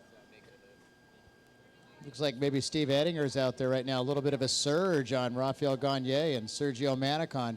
What great pictures we had, man. We got a helicopter up in the air right now following this thing live around about 40, 35 miles from downtown Los Angeles. A beautiful little park in a very suburban setting and fabulous high-definition camera locations. Scott Tedrow goes all out. Yeah, I mean, the excitement around that women's race, the excitement around today's men's race, the course, the venue, this place it's ready for the World Cup. It really is. And we talk about, whether the riders want to come here. Obviously, that's a big part of it. They do. They want to come here. Whether the course is World Cup caliber, it is. But more importantly to me, it's Southern California in general. The ability to come here for 2 or 3 weeks in March to get in some great training, great racing back-to-back with a World Cup, maybe a couple of HCs between Fontana. We could race here a couple times. And then in between, you're up at Big Bear doing some altitude training. You're hitting the beach in Malibu. You're driving into L.A., catching a Lakers. It's a great place to come for those Europeans early season, not just to get great racing and training in, but just a fun place to be. Yeah, there's lots to do, obviously. And like you said, there's plenty of racing opportunities already this year. There's been literally three very high-level international UCI mountain bike races, in addition to all sorts of winter series, both cross-country, downhill stuff that takes place over in Fontana. So this is a fabulous spot to train. A lot of the European road teams would come to Southern California, San Diego area, and ride all over down there. Taking a look there at Derek Zanser for the Scott Three Rocks racing team. Very strong ride for him this afternoon. He's been hit and miss over the last couple of seasons. He's consistently a top 10 guy, but occasionally we've seen him be a podium guy or a race-winning guy. Obviously, he took the Canadian National Championship a few years ago, which is very difficult against Jeff Kabush, Rafael Gagne, Max Plaxton. So we know how good he can be. He's yet to really find a consistent level of that for a whole season, but it looks like he's maybe getting back to that form out there right now. The second Canadian on course behind Rafael Gagne. A bit of a changing of the guards over this last 2 or 3. It's been a slow transition from the likes of Kabush and some of the others. Speaking of Jeff Kabush, there's a good shot of him right there, I think, working his way up the climb. And who's that going to be? Bib number 35, one of his... Marc-Antoine Nadon, so another couple of Canadians. Kabush, notorious for always kind of riding himself into these races. We saw him pace himself around a few years ago outside the top 10. That was last year, and ended up taking the win with a late last lap charge. Taking a look there, guys, at the ESI Grips logo. We talked about it a bit during the women's race, but these guys do a ton to support mountain bike racing here in North America, and especially right here at the U.S. Cup. Oh, there we go. Hold them up right here. So, guys, ESI grips, they are the best shock-absorbing grips in the industry today. You'll see them on the bikes. A lot of the Cannondale squad, a lot of the Trek Factory Racing squad, Emily Batty, who won our women's race, riding these grips right here. So shock-absorbing and also really great traction on your hands. A lot of the riders out here, especially on a warm day like today, they don't like to wear gloves, and so when your hands are sweaty, these silicone grips really give you a good hold, good secure grip on the handlebar. So we thank them for their support, as well as Kenda Tires, Cannondale Bicycles, InCycles Bicycles. A lot of big support, guys. It takes a village to raise a family. Well, it takes an entire industry to put on this level of production, this level of bike racing, and especially looking ahead if we want to bring the World Cup here next year. There's a lot of people ready to do it. Obviously, we know Scott Tedrow's ready to go all in, but the support that kind of helps him to help us it's very much appreciated. Yeah, it's just phenomenal. Years ago, he said, I'm going to save this sport, and Scott Tedrow literally has done that between, hosting events and sponsoring events and keeping a bunch of pro riders in the game that were ready to go. They couldn't get the jobs. They couldn't get the contracts to race their bikes. And Scott Tedrow has always put the money where his mouth is. And without him right now, who knows? There he is, as a matter of fact. Hey, guys, I appreciate it. I want to say that the riders have saved mountain biking. They did it. They're out here kicking ass. Nino Schurter, thank you for coming.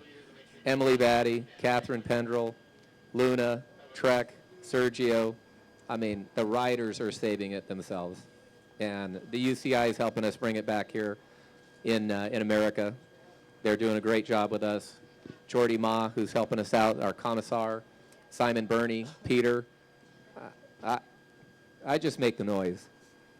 These people do the work, and you guys are doing it. Larry, you stuck with me when we had 110 riders here total. Now we had 750 today. We've got 120 professionals. So, you know what? Cycling's done a lot for me. I love all cycling. That's why I asked great people like Bob Roll and Christian Vandervelde to come out here. But it's really the riders, the fans, the amateurs, the moms, the dads. They did it.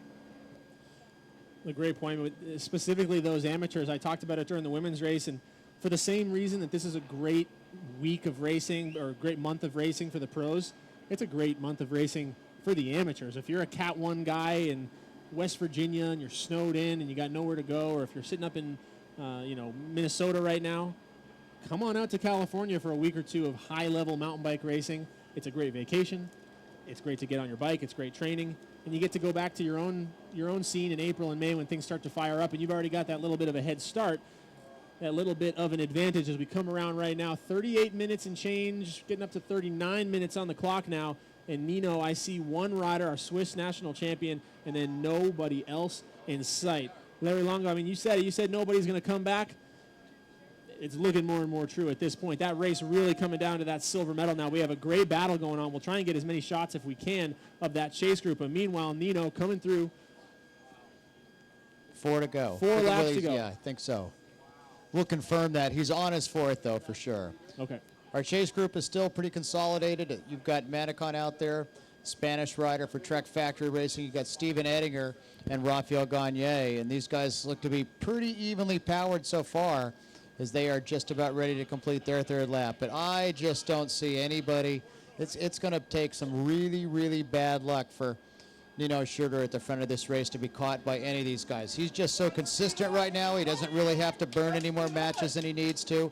He's not going to get any sort of prize bonus or extra UCI points by winning by 5 minutes. So I think he'll just kind of be very conservative, be safe, be strong. Obviously, he's the fastest guy out there after 3 laps, and I'm going to say he's going to continue to be the man that's going to win this race. Easy to call, though.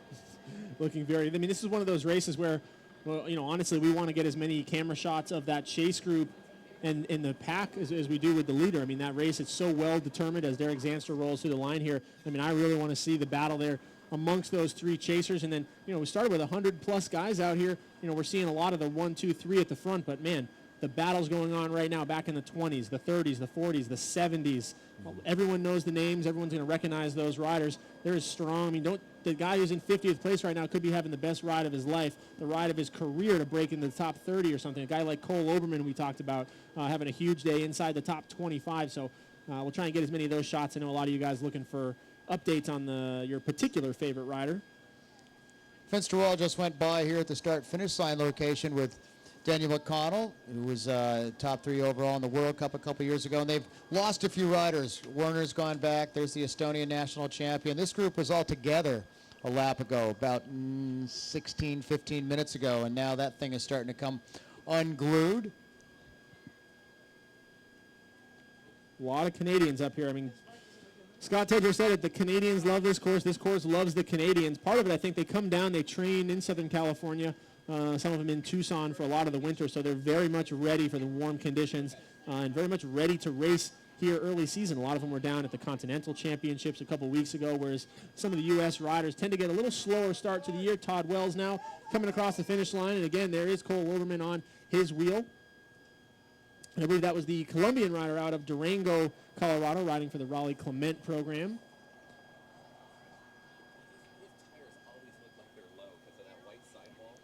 White sidewall and the big rim, but he is charging away from the front of this race right now. Nino Schurter in command. They're on lap number 4. We're in 42 minutes into it. This is USA Cycling's U.S. Cup round number 3 here at Bonelli Park in Southern California, presented by Cannondale Bikes, and Ride Biker Alliance, and ESI Grips. Scott and Larry there, just talking about Nino's tires a bit. So he's a bit unique out here. He does run a 27.5 wheel, so 650B, that in-between size, a little bit smaller than what most of these guys are running there. As you see, Adam Morka, Dan McConnell, Russell Finsterwall, they're all going to be on 29ers. And then Nino is a big fan of the tubular tire. So he runs a Dugast tubular tire. It's a 50 width. So for those of you who race cyclocross, you think about your 32s or your 31s. So this is a 50 wide Dugast tubular tire. It's I forget the exact name. I think it's not the small bird, but it's a very in-between mixed tread. But the danger there is, back in the day, if you do flat, you can't take it off. It's glued to the rim. But today with those tech zones, as we mentioned, really the only disadvantage is the cost, Larry. They're super expensive, $150 a pop. And as these guys travel, they have many, many sets of wheels throughout them. So a lot of the amateur riders out here, they really can't afford that many sets of wheels, that many sets of tires. And then, of course, you can't change them on race day. They're glued, they're stuck there. You can't just swap them out with your mud tires or your dry tires. So Nino, racing at the highest level, able to take a few more risks there and reap the rewards with some of the higher tech equipment. I'm keeping my eye on that chase group. It was 3. They were pretty much together, but right now it looks like Sergio Gutierrez is at least trying to open up some ground on Ettinger and Gagne. Gagne was the winner here, round number 1, came in with great form, struggled a little bit over in Bonelli Park a few weeks ago. Tough course there, ended up second on the day. The issue going on in that chase group is they're not working together to win the race, to catch the leader. They're each still trying to think about themselves. They're sitting in, they're conserving, they're attacking, trying to go across solo. Then one gets pulled in, they sit up, they look at each other again, another one attacks. So it's great racing right now. The race for the silver medal is hot, but in terms of trying to close that gap, as we mentioned, you have to be willing to lose the race. You have to be willing to work together as a unit, because maybe with the power of 3, you can bring down the power of 1 with Nino Schurter. But if those guys are just racing for the minor placings, it's going to be a lot harder to bring that gap down. I couldn't agree more with you. And you know what? We've seen Sergio. That's his mode of racing, man. He waits until he thinks he's got to go, and then he will throw it all out there. We've seen him do this before. Who knows if he can catch Nino? Nino's proving to be, right now I'll say he's a sub-superhuman on his way to superhumanship. But I love the way Sergio races. He will throw it out there. He's gonna lay it down, and he's Ricky Bobby. He's gonna be first or last today. So I love it. I love the fact that he's gonna go for it. Sergio, I mean, we've seen him do very well here in short tracks in the past, as well as cross countries on this course. But like you said, he's one of those guys, almost like a Rafael Gagne we've seen in years past, where he goes all in. He's either going to win or he's going to lose, but at least he goes for it, where some of these other guys. No, exactly. Yeah. And as Scott was saying, how many times do you get the opportunity to go after a guy like Nino? I mean, you saw that early on, lap number 1 with Sam Gaze. I mean, a little bit of an underdog, but why not swing for the fences? Why not try to go out on his wheel? It's, this race is very important, but he has other goals with the World Cup. Why not see what it's like to try and hold the wheel of the fastest rider in the world. You don't get that opportunity very often. And Sam Gaze, I'm sure, has got his family and friends down in New Zealand earlier on. They were screaming and hollering for him. They were absolutely happy. Look at my boy. He's out there riding with Nino Schurter, which he got away with for about 15, maybe 16 minutes. So he got his TV time in, and somewhere we'll find Gaze probably fading out of the top 10, maybe even worse than that as the day goes on, because I'm sure the price he paid effort-wise had to have just been brutal.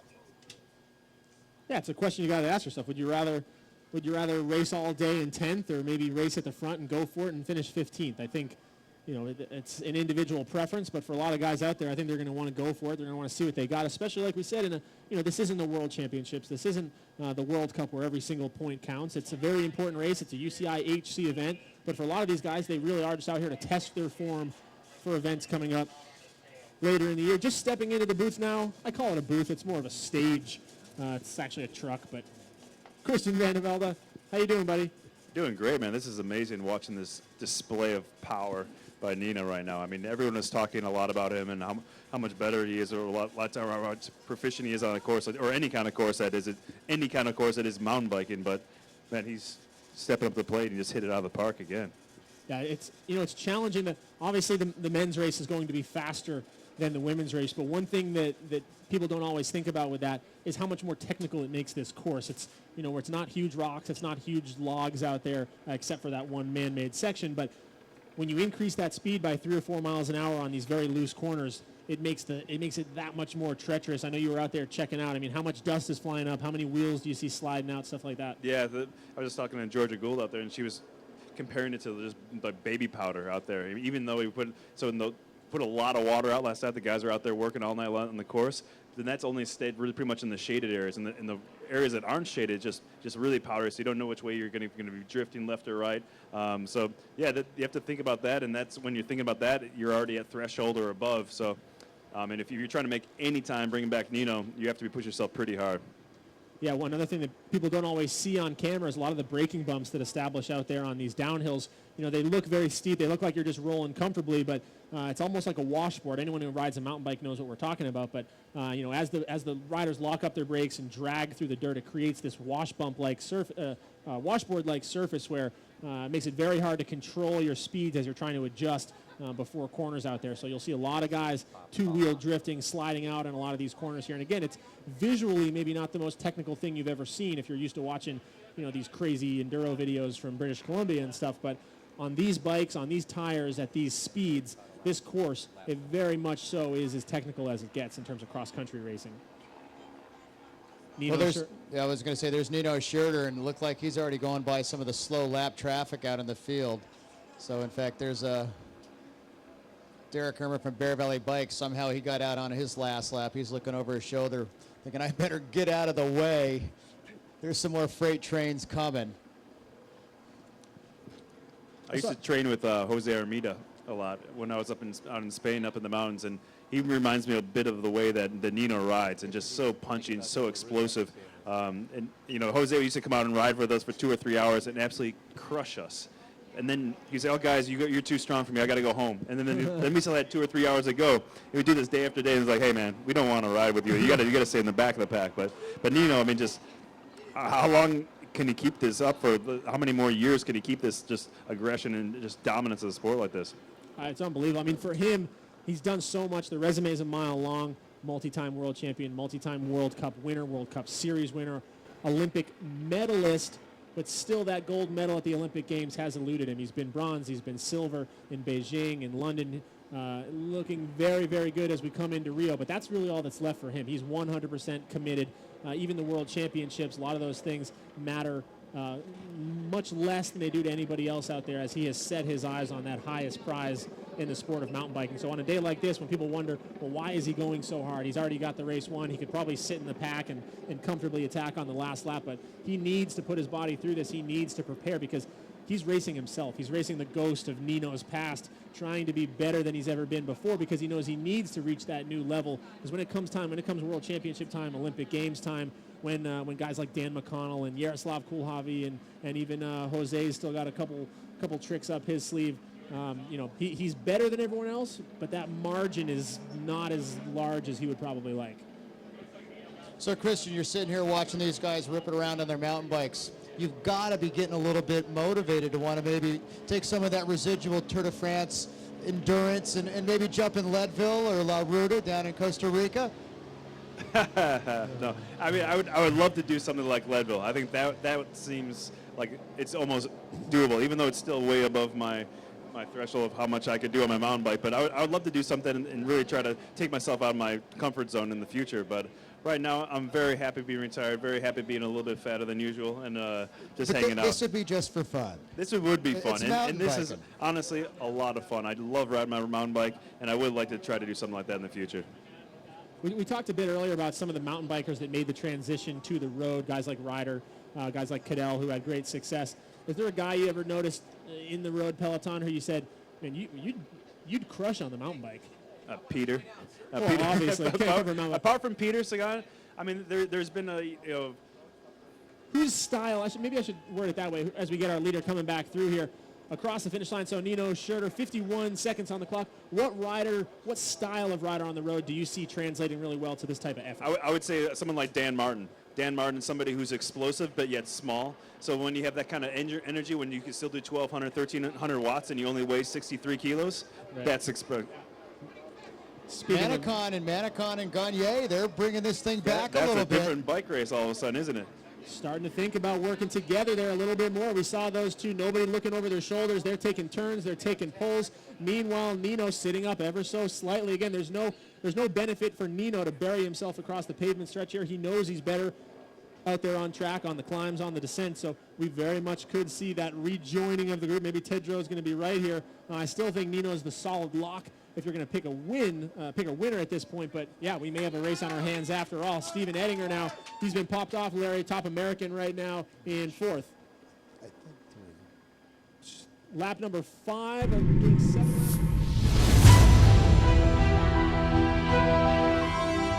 This is race-fueled engineering. This is cross-country. This is over mountain. This is performance. This is the passion of green. This is Cannondale.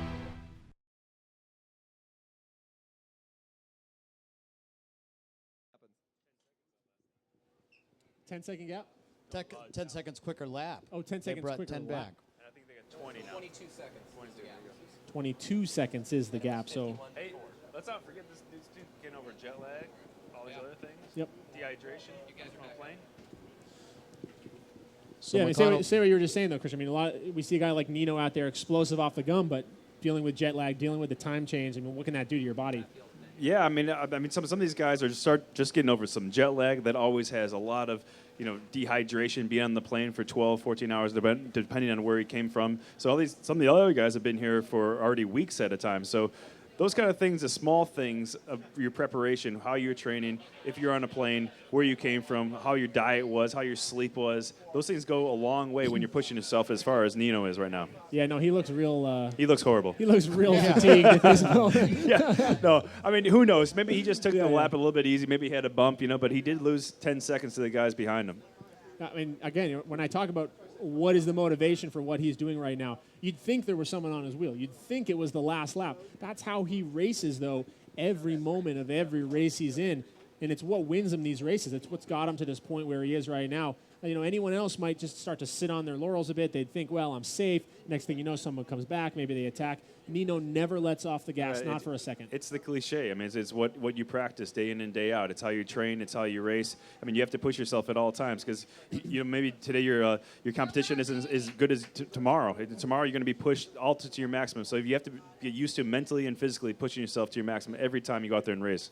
Yeah, I coach a 6th grade basketball team back in Boston. I tell those kids all the time, how you do anything is how you'll do everything. If we slack in practice, if we play half speed, that's how we're going to play in the games. And it goes back to what you say in training. It's not even in training, just in how you race. How you race on a day like this, how you teach your body, is how you're going to race on the day when it counts. It's how you're going to race at the World Cup, the World Championships, the Olympic Games. So You know, there is no B race or C race for a guy like Nino. If he's on the start line, he's here to do what he does, regardless of the competition, regardless of what's up for grabs. Although today, a lot is up for grabs, a UCI HC event. So this is as many UCI points as are available outside of a World Cup and the World Championships.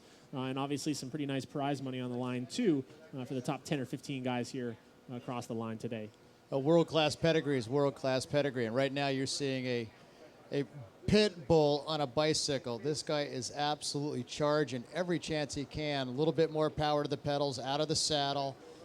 Perfect line, flicking the bike where he has to. And I suspect he'll get that 10 seconds back at the end of this lap. 3 laps to go. We're underway with USA Cycling's US Cup here at Bonelli Park, presented by Cannondale. Nino Schurter, a 3-time World Cup overall winner, 3-time world champion, Olympic medalist, is right now ruling the roost, but he's having a little bit of a contention from the chasing Spaniard Olympian, Sergio Manticon, and the Canadian who has done well here this year, winning round number 1 at Bonelli Park, Simon Gagné. Raphael Gagné. Or we had good Raphael Gagné nicknames last time, and now I forget all of them, but there were some good ones. He's just a guy who needs a nickname. I don't know why I think that, but Roth is good, and just as a short for him, but Roth Rider, I don't know. Max Plaxton, the Mountie, struggling a bit today.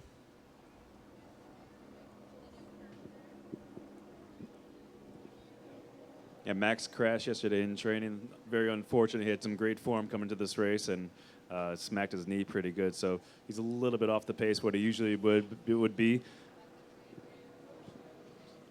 So that looks to me to be the chase right there. And it looks like, once again, Gutierrez starting to turn the screws to Raphael Gagné, opening up a little bit of a gap, 6 or 7 bike lengths.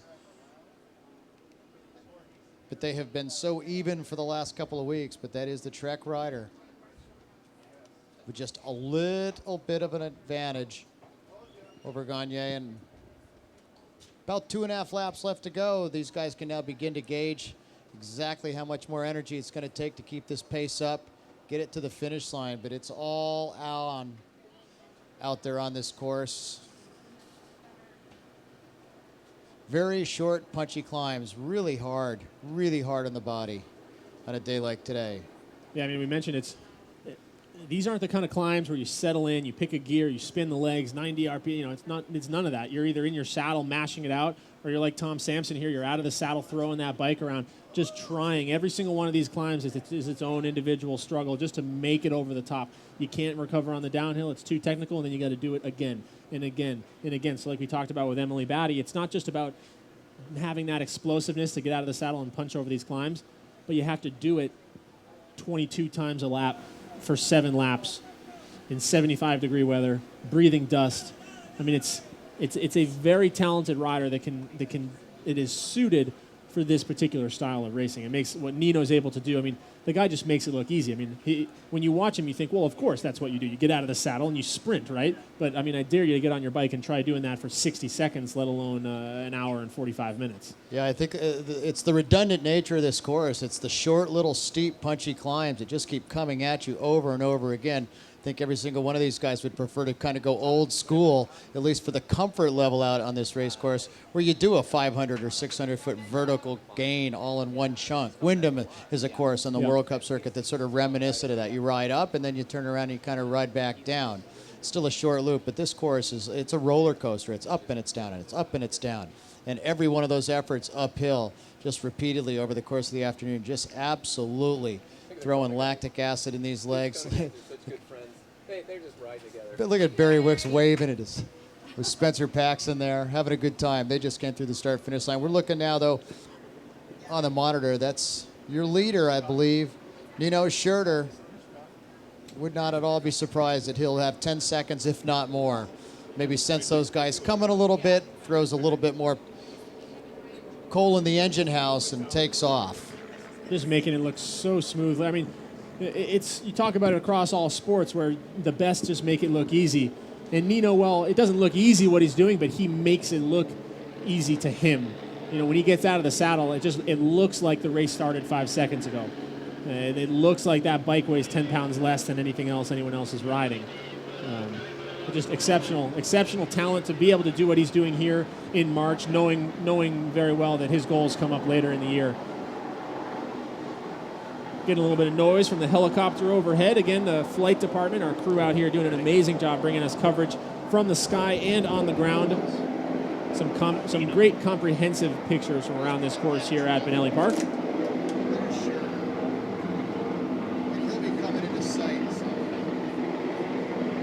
Yeah, I think we're going to see if that helicopter can pull out a little bit, try and get us a shot of the gap, try and establish just where there it is. So boom, right there, the Spaniard is lighting this thing up. Rafael Gagne coming with him.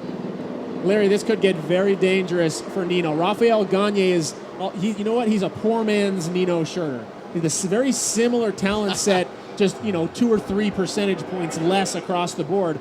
But on a course like this where, he's from North America, he's got the time zone in his favor, maybe it kind of evens that playing field a little bit.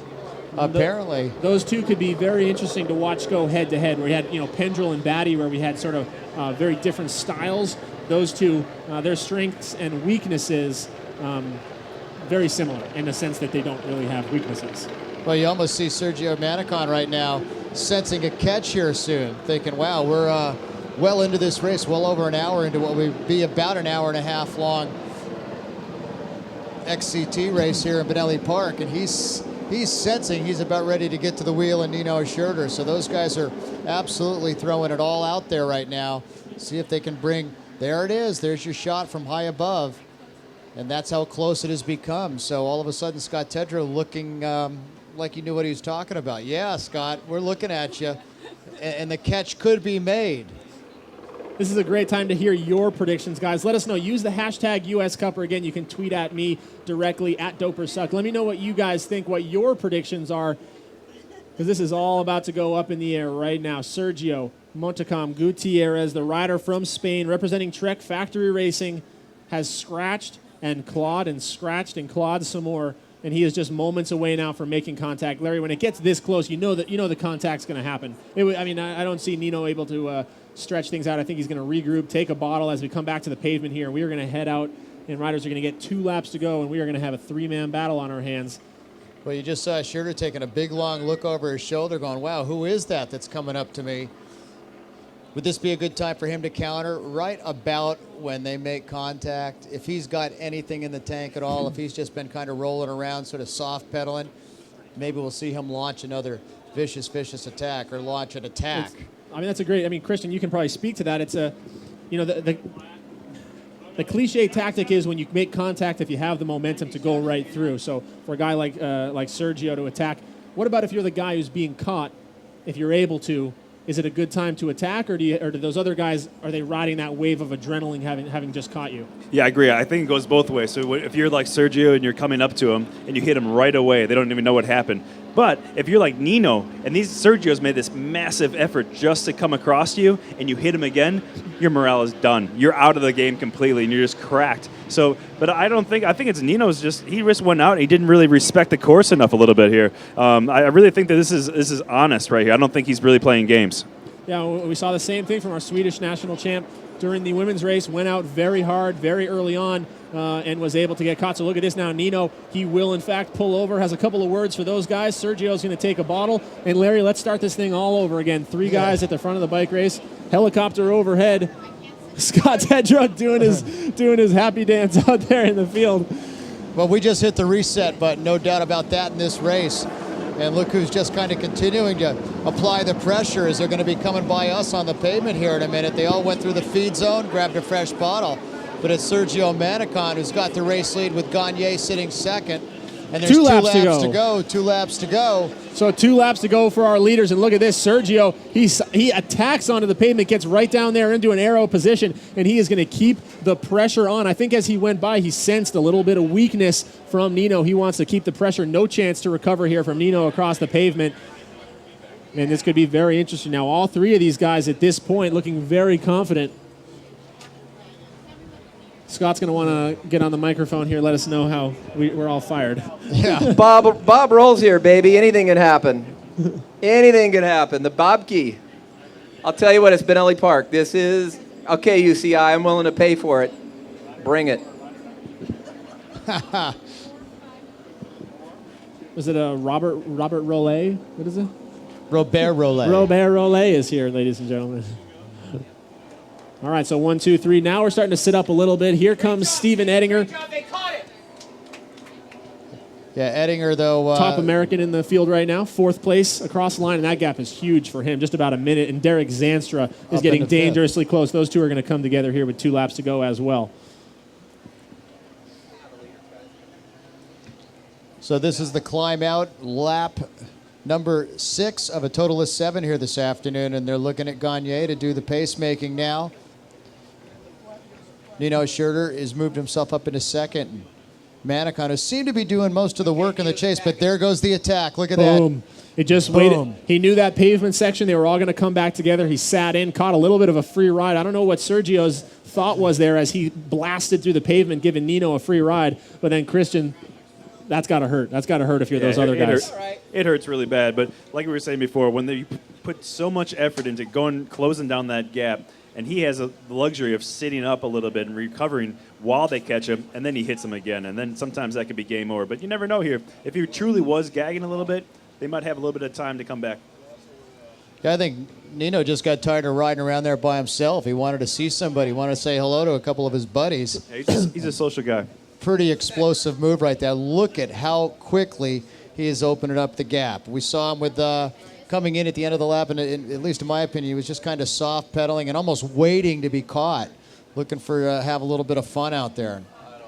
Counters hard here. Maybe Scott Tedrow talked to him and asked him to to be caught. That's where he went. Do me a favor and just sit up for a few minutes. I don't think Nito sits up for anybody. Well, and that's what we talked about. For you. You know, how you do anything is how you do everything, and the way Nino does everything is just attack, attack, attack. I don't think he went up that climb any differently whether or not he was with that group or not. So, yes, it was an attack, but he attacks when he's by himself. I don't think it really matters. So, Sergio, those guys, they were able to work together, close that gap down. But then there's just another example of, you know, Nino able to outclass them by a second or two on all these little punchy climbs. So, I don't know. If they can come back once, they can come back twice, though, right? Yeah, still 2 laps.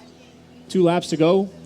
25 minutes or so still left of racing. That's a long time. That last 25 minutes, a lot can happen.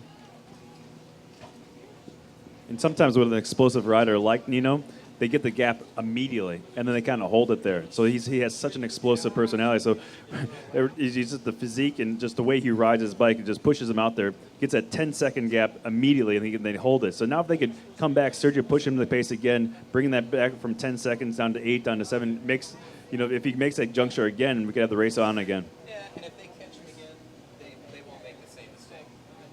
If they catch him, they'll sit up. Yeah, it looks like they are going to catch him one more time. They're going to sit up this time. Be smart.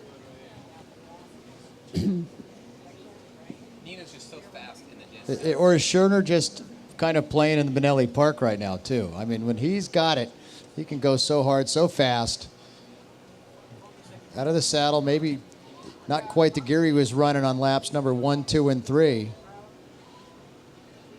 Interesting to see him on a full suspension this year. He was one of those holdouts for a long, long time. We saw him on hardtails for years and years and years. Still running the 650, the 27.5 wheel, so hasn't fully converted to the 29er yet, but this year specifically he's been riding a lot on the full suspension. I think we're going to see him racing that at the World Cup level as well. Some questions coming in for Bob Roll here. Are you going to grow back your beard and race the U.S. Cup next year? We'll see. Maybe we can get Bob up here to join us. Hey, Booby. I think I did see Bob is registered for the short track tomorrow. We got Christian in there as well. And so are you, Colt. I'll race if Bob races. That's fine with me. I won't be racing. Not long track, short track, medium track. No, it's too hard.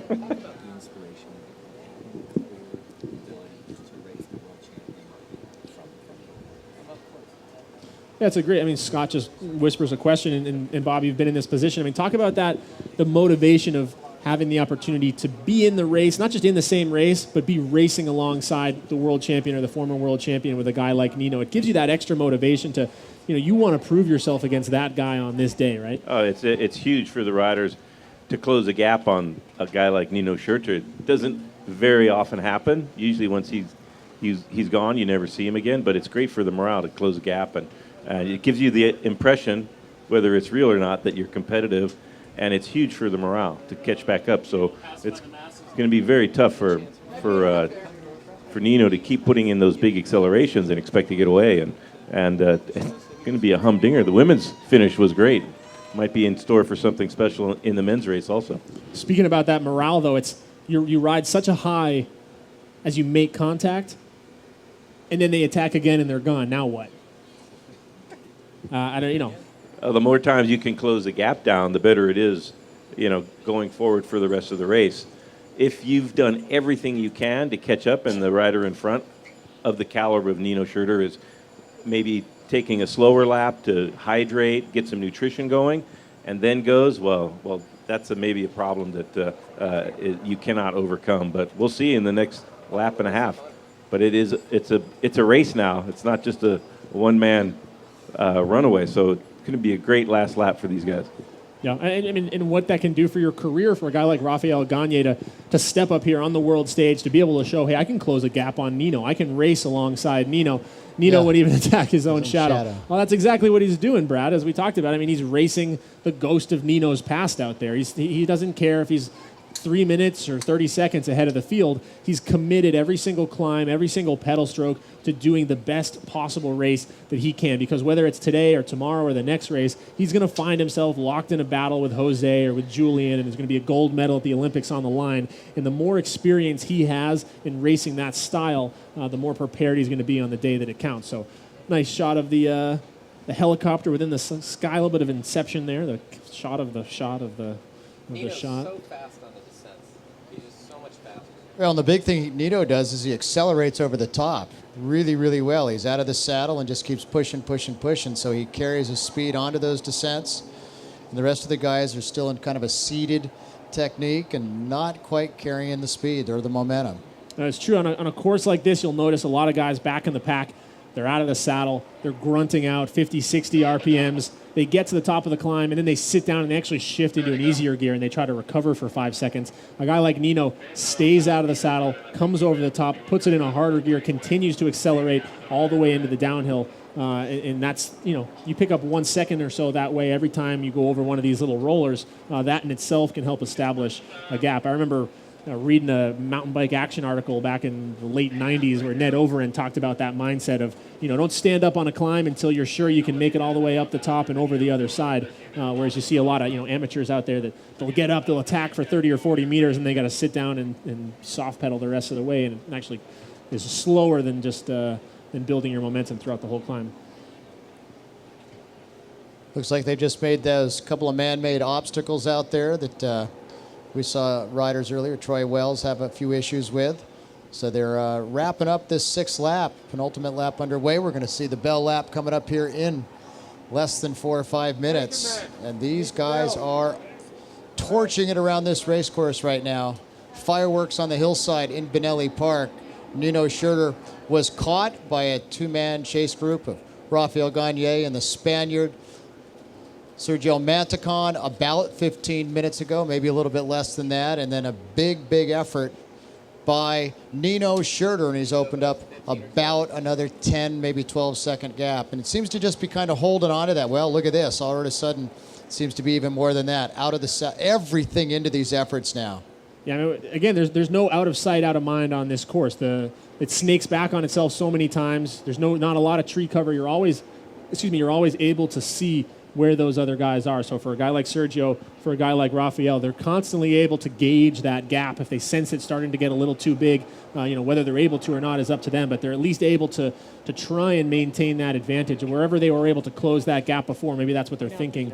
Just keep that pressure on, keep that pressure on. I think both of those guys at this point, they're not thinking about that silver medal just yet. I think they're still both pretty committed here in trying to bring that gap down. An hour and 15 minutes on the clock, only 36 riders remaining out on course. So we started with just about 100 or so elite men out there, and thanks to that 80% rule, riders in danger of being lapped have been pulled. So less than 1/3, Larry, of the elite field still out there this afternoon. That's crazy. Yeah, with Nino Schurter setting the pace and a whole lot of other fast guys being able to hang on out on lap number 6. Sure, though, I bet he's surprised right now that it's this close. I think early on when he went out with Sam Gaze, he figured he was just going to ride away with it.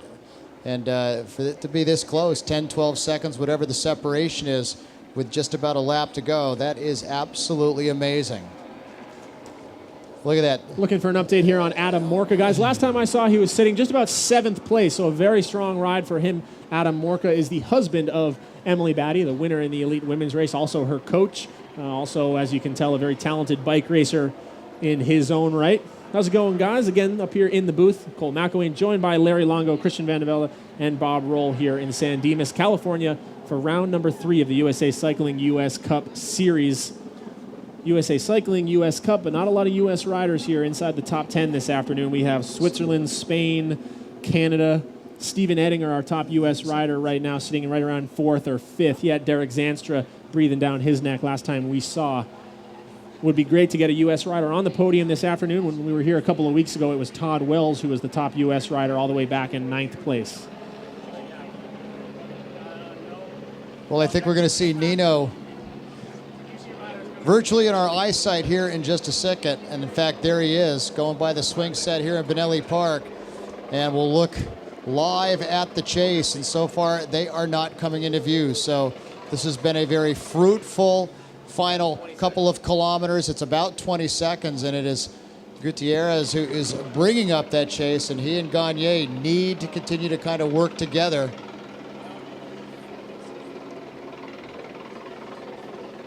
As you said, not risk. At this point, they still have a chance if they work together out there. Yeah, a lot is going to be told by the look in the eyes of those chasers as they come through the finish line here. Nino Schurter, 1 lap to go. 1 lap to go for our leader. 1 hour and 17 minutes, 30 seconds on the clock as Nino rolls through here.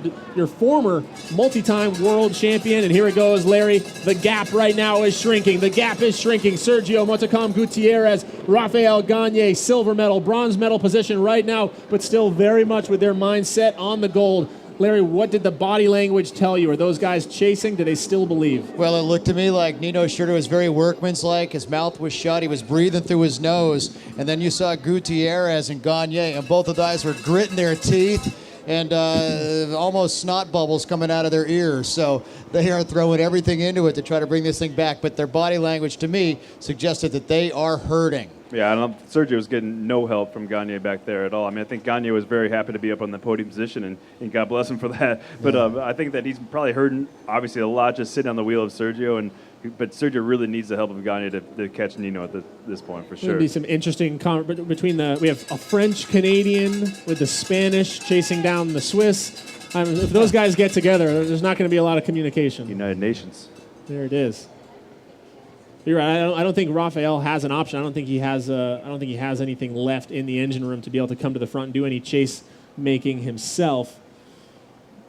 But that said, sort of like an Emily Batty, if he can sit there, if he can hang on, if someone will drag him to the finish line, if you send him out there for the last 2 minutes here and you have to light it up, man, I'll probably take Rafael over just about anybody else, including Nino, actually. Rafael Gagne, an exceptional eliminator specialist last year at that discipline. So when we talk about maximum 1 minute power, obviously Nino is, the elite of the elite, but Rafael Gagne, while he may not have the climbing prowess of a guy like Nino, he can certainly light it up for 60 seconds.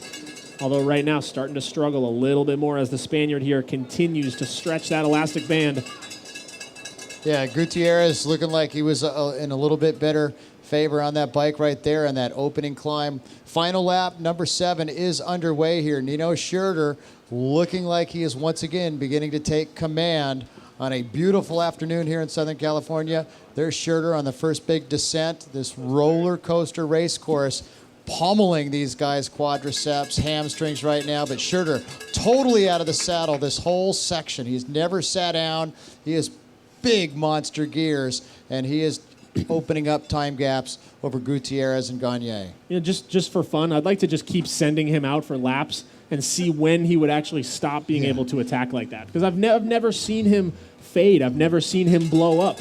Whether it's 1 lap, 5 laps, 10 laps, whether it's a World Cup at 10,000 feet, or whether it's here at sea level in California, he just always seems to know exactly his effort level. He can gauge it perfectly. And from the first attack to the last attack, I mean, sure, by the time he crosses the line, the guy's dead. But it's amazing his ability to gauge his efforts throughout the day.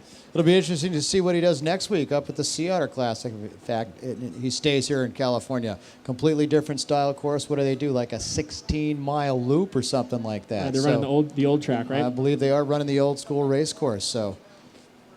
Yeah, 16, 19-mile loops or something, a 35, 36-mile cross-country race, and it definitely it favors the group dynamic there with those longer climbs and a lot of time spent on the pavement there at the Laguna Seca Raceway, yeah. Gagne's not getting dropped yet. On our last lap here in Southern California, and that is the battle for second place between the Spaniard Sergio Gutierrez and the French-Canadian Raphael Gagne.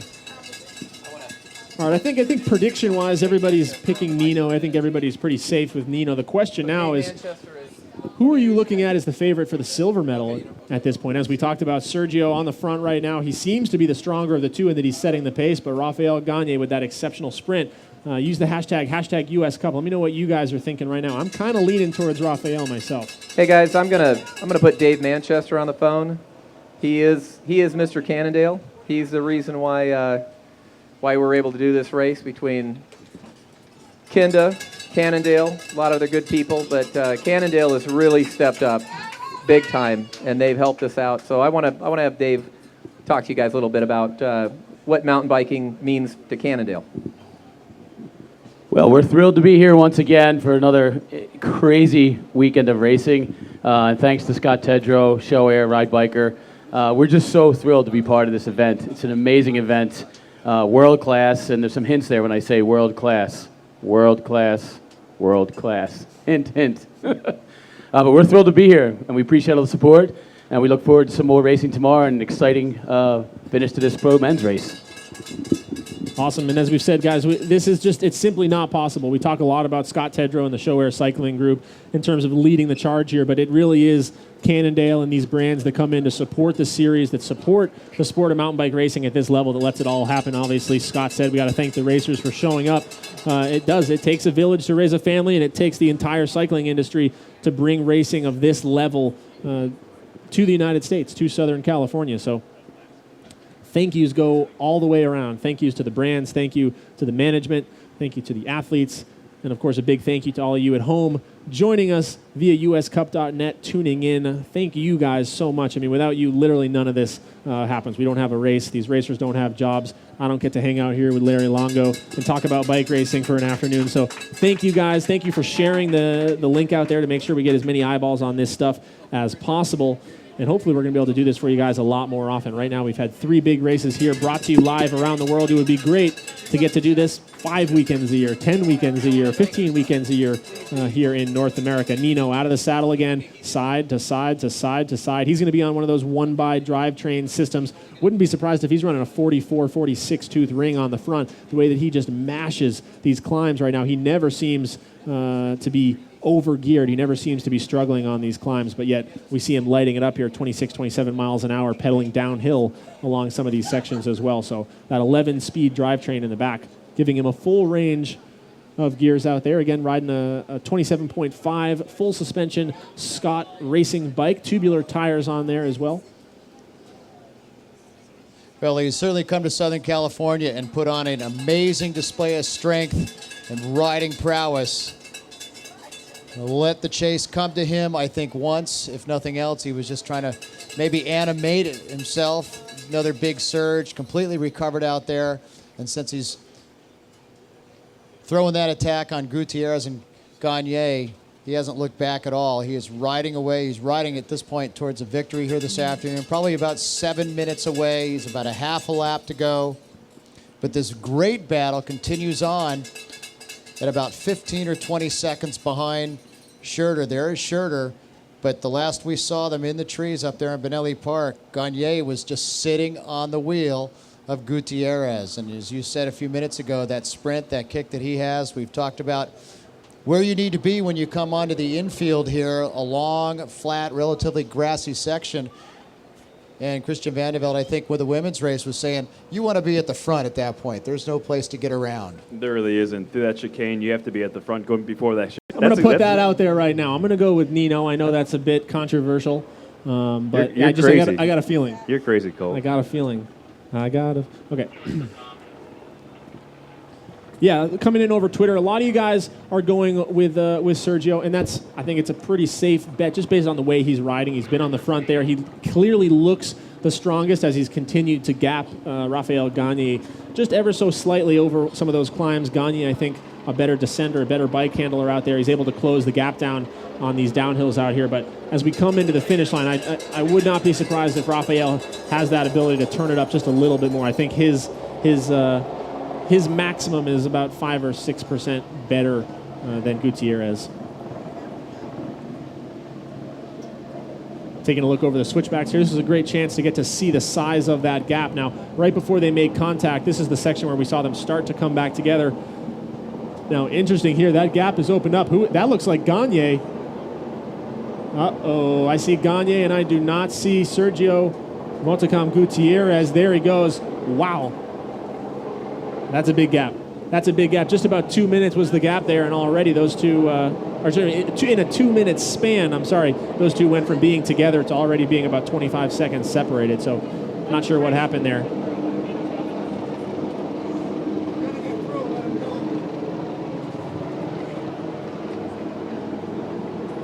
Just listening to the helicopter overhead. I'm just waiting for him to drop a ladder down so I can climb up and lift me out onto course somewhere. All right, we'll see now if we can get a shot of some of those chasers outside of the top three. We had a good battle between Steven Ettinger and Derek Zanstra going on for 4th and 5th, the final spot on the podium. This is Russell Finsterwald riding for SRAM and Troy Lee Designs, former junior national champion, a very strong U23 rider. Russell Scherner can smell the finish line right now. He is within the final kilometer of this bike race. You hear the helicopter hovering above us. Man, it's funny, you look at some of these guys who are still out here on course, and they look like absolute death. Like they could not be going any slower. But these are still guys in the top third. I mean, there's only 30 or so guys left on this course out of the 100 that started. You know, to some capacity, these guys, their race is over. They were just racing not to get lapped. They were racing to make it to the last lap. Now this is almost a parade for them just to be able to go out and be punished for 15 more minutes. But major kudos to the guys that were able to stay less than or more than 80% from Nino to be able to finish this race on the lead lap.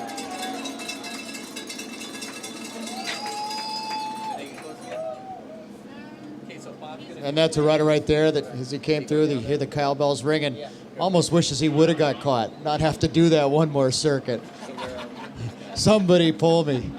Oh, that's what I said last time. I do not deny sitting up every once in a while and looking over your shoulder thinking, how slow do I have to go for them to make sure that I don't have to do another lap?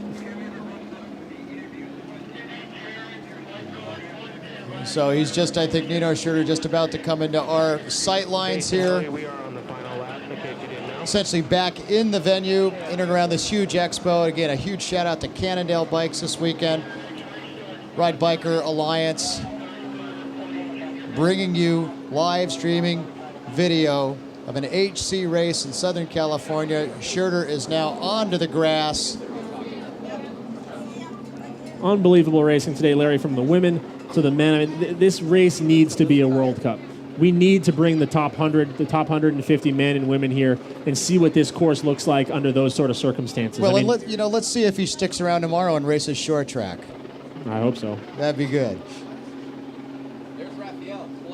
Gagne getting, oh my gosh, Gagne getting so close there. Obviously, Nino's going to probably hold on. He looks over his shoulder here. He starts to celebrate, but man, Gagne is going to be able to smell him by the time he crosses the finish line. He's so close there. A great ride for the young Canadian. Cannot wait for the World Cup season to start. I think this is going to be a big year for Raphael Gagne. Well, the crowd is celebrating. Nino Schurter celebrating a big win here in California. Raphael Gagne will not only hang on, but come through with a big smile on his face. He'll get second and ride up to Nino Schurter and say, man, that was fun. And then we'll give it up for our third finisher here today, Sergio Gutierrez. I'd almost want to give him the most aggressive rider of the day. He seemed to do the most work there in the chase and animated that most courageous ride. He was the one that kind of broke things up, that big chase group earlier on, 4 or 5 riders with Ettinger there. He was the one that kind of took it out and was able to draw Gagne with him. So there's your first 3, Schurter, followed by Gagne, the French-Canadian, and Gutierrez, the Spaniard. Just crazy to see those 2 guys, Nino and Raphael, finish side by side like that. Derek Zanstra. As Derek Zanstra rolls across. So he's going to push Steven Ettinger back a little bit as he rolls across the line. A big 4th place for him. But again, crazy to see those 2. They finished basically on the same time when you think about how different that race looked for each of them. It almost looks like, when you see that one guy who wins 1 second ahead of the group and he's been in the solo break all day and the other guy coming up looks super fresh. Nino just looked super fresh, like that was nothing for him. Raphael went through such a struggle all day just fighting with his bike. But still, at the end of the day, those 2 almost identical on time. But, man, it's that last 0.01% that makes that difference between winning the race and being second today. Steven Ettinger now coming in, top American here, going to round out our podium in 5th place on the day. Showair Cannondale, former U.S. national champ. Strong ride for him. I was just going to say, I think he's going to be happy with a good result here. Couldn't quite hang on to the pace, middle of the race, but finished strong. Confidence growing. Look for a good ride from him next week. Now look at this, always creeps up on us here towards the last couple of laps. Dan McConnell has come very good here over these last 15 or 20 minutes. Trek Factory Racing. We're going to get across the line just off the podium in 6th place.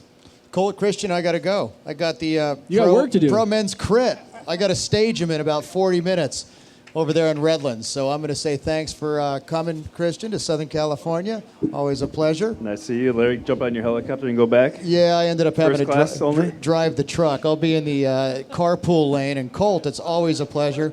We'll see you in Colorado Springs here. Well, we'll see you at Sea Otter next week. Sea Otter, Colorado Springs, and I'll see you at Mammoth Mountain for the national championships. Did you in July. get the gig? I got the gig. Right on.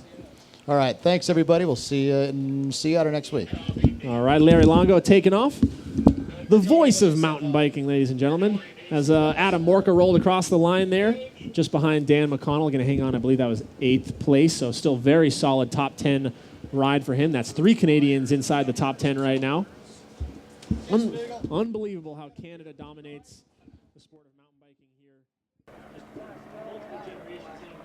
here. Nino Schurter, today's winner. Congratulations. Take us through the race course, first of all. What was it like out there on short, punchy climbs and pretty technical descents? Yeah, thank you. Yeah, it's a really tough course. A lot up and downs, and yeah, you nearly can't recover on that course. It's super tough, and especially with the dry condition, the dust. You have to be really careful in cornering. One mistake and you are crashing. And yeah, it's a good course, and but definitely tough. And sometimes you prefer the longer climbs and longer descents. What was today in comparison to other World Cup courses that you do? No, that suits me pretty good. I like the short, sharp uphills, not too long ones, and it's a perfect course for me. Were you surprised when the 2 riders following you came back to you with a couple laps to go after being alone in the front for a long time? Yeah, they were definitely strong. I flatted halfway through, so I had to change my back wheel, and then I decided to wait on them. And yeah, in the second last lap, I attacked them to see how fit they still are, and managed to get away again. And but it was definitely a tough race, and it was a hard one. Well, we're hoping to get a World Cup here at the same venue. Is the course up to that, a World Cup standard? Yeah, it's a really nice venue. For my taste, it can be a bit more technical, but yeah, that you can still build in. But it's definitely a really cool area. It's the course layout is perfect for doing a World Cup, and yeah, as well with the venue, you have the perfect setup here. And does it set you up for good for the rest of the season, this race? Good for the morale, the win here? Sure, yeah, it's always good to win and to continue like this. And yeah, it was an important race for me. It's it was one of the first races for this season, and it's really important to have some good results right from the beginning. Well, congratulations, and good luck for the rest of the year. Thank you.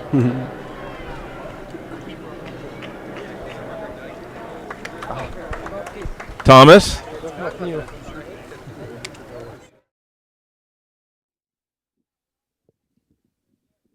looks like nope, maybe not.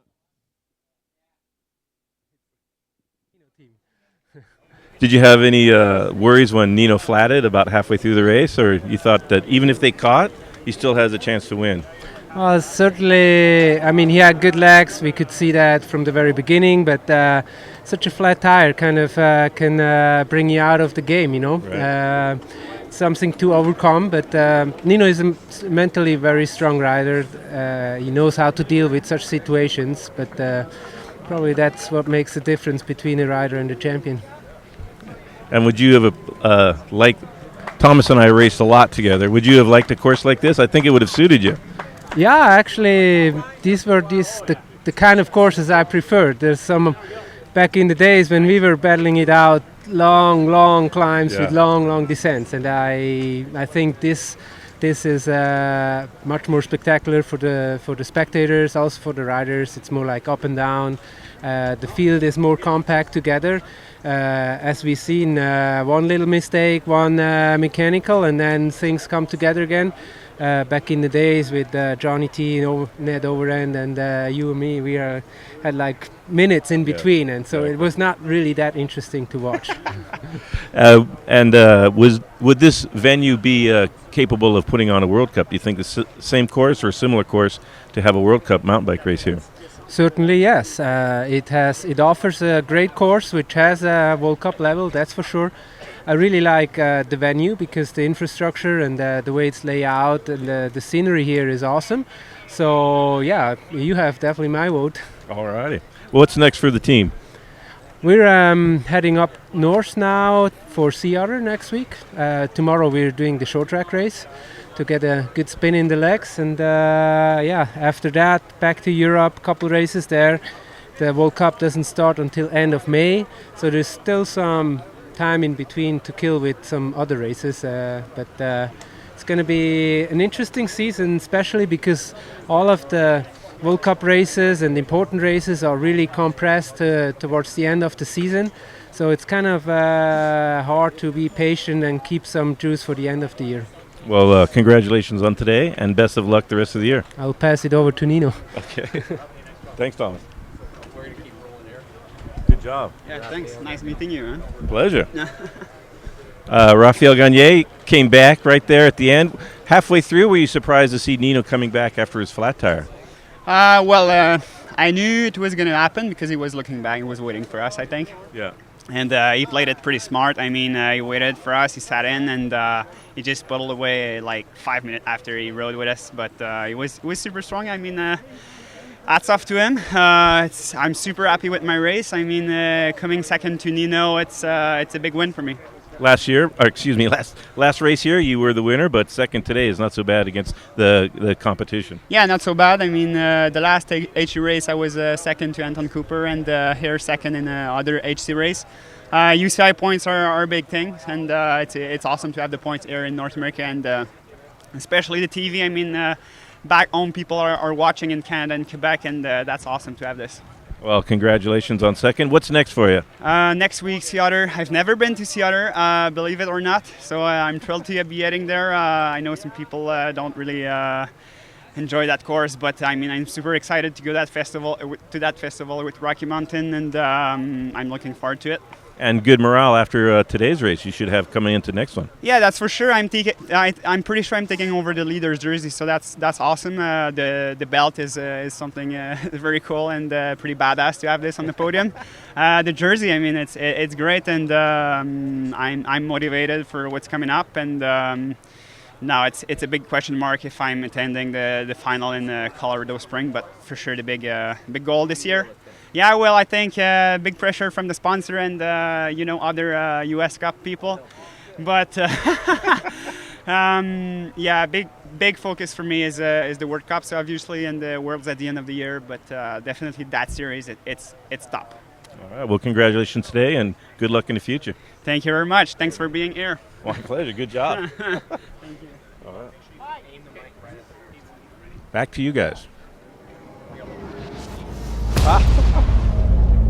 Fourth today?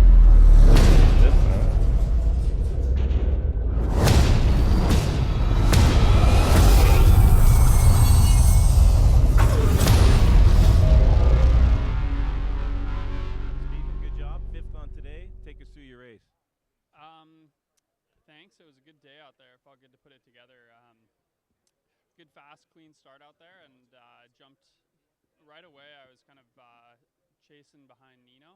I was kind of the first guy out there in the chase group. I think some people got balled up kind of behind Andy Frischnick off the start as we entered the single track, and then kind of came together, Serge, Ralph, and myself, and we rode together for pretty much the first 2/3 of the race. And then Sergio went to the front and really put in a big effort, and I wasn't really able to hang. Guy's just a machine, total diesel engine today. So I kind of had to go into damage control a little bit, kind of 4th and 5th lap, and then just tried to finish strong, riding with Zanstra for a couple of laps there, and he just had a little bit more at the end than I did, so came in for 5th, and I was pretty happy to actually have it all come together. You had a front row seat for Nino Schurter's power and technique on the descents. What was that like for Wa?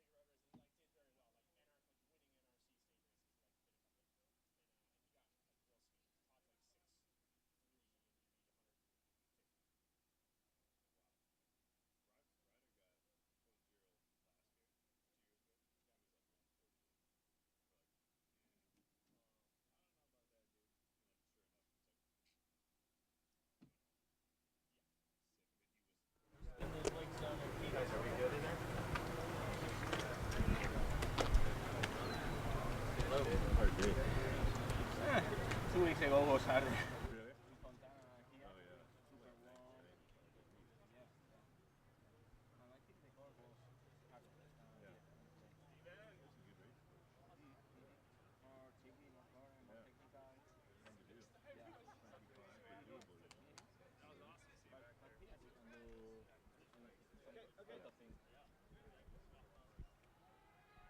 Sergio Gutierrez, third on the day. How did you find today's race course? Yeah, I found super good after 2 weeks training in Phoenix. I feel much better than 2 weeks ago. I was fighting with Nino was in the front, so he showed with Absalom he's the best rider of the world. And after was the wall for fight for the second position. We were many riders, but final were Raf and me. We take Nino, he had a problem, he had to stop, he had a flat tire. So I think I could fight for winning, but Nino is Nino, and when he won, he pushed and he go along, and finally I finished third, but I'm very happy in a horse category race with a top level of riders. So I'm very happy, and tomorrow is the short track, so I will try to win like 3 weeks before here. Hopefully with the teammate we can make a good race. It seemed like you did the leading for most of the chase behind Nino. Do you think maybe if you did it again you would sit on the wheel a little bit more and maybe get second in today's race? Maybe, and maybe some riders can catch me. So you never know. I thought I need to push, I need to fight for winning, but Nino is Nino, and finally I spent a lot of energy, and Raf maybe he was stronger than me, but I'm happy with the tactic and I'm happy with the race. So. And the race course, could it be a World Cup someday? Yeah. It's very good job for the organization. The course is technical, it's loose, it's dusty. It's a typical condition for this area. I'm happy for everywhere have different condition, and here is warm, it's dusty, it's loose. So I'm happy, and I think it's a good course for a World Cup. Well, congratulations on third, and good luck in the short track tomorrow. Thank you. See you tomorrow.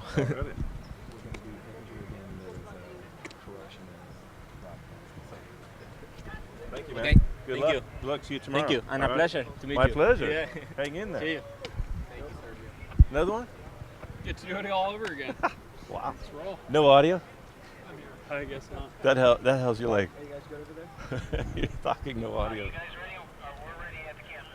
Yeah, we're ready for you.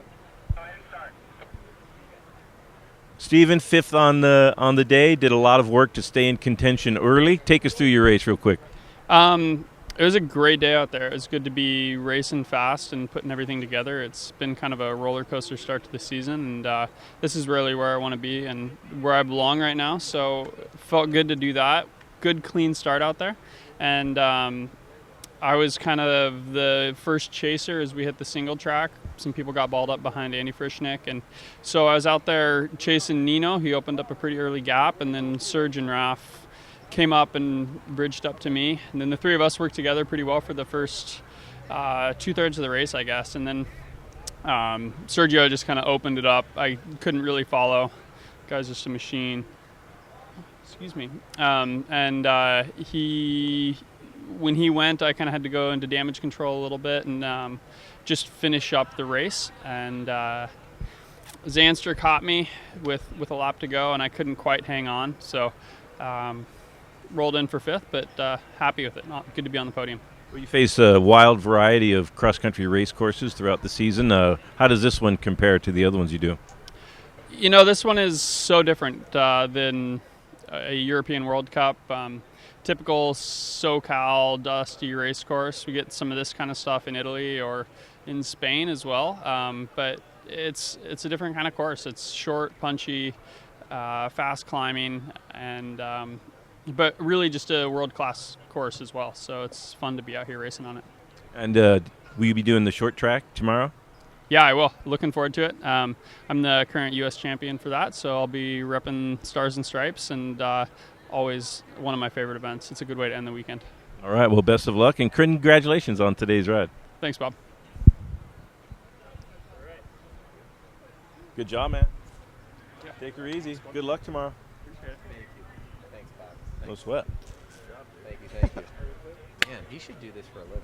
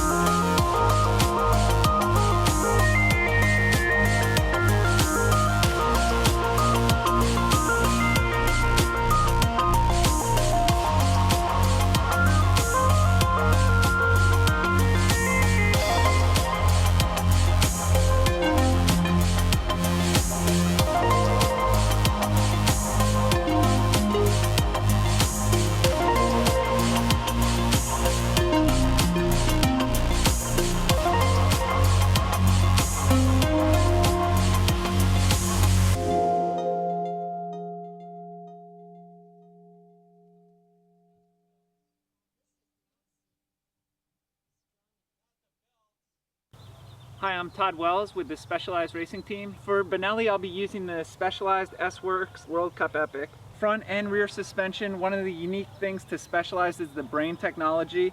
What that does is it keeps the fork and the rear suspension completely locked out when it's a smooth surface.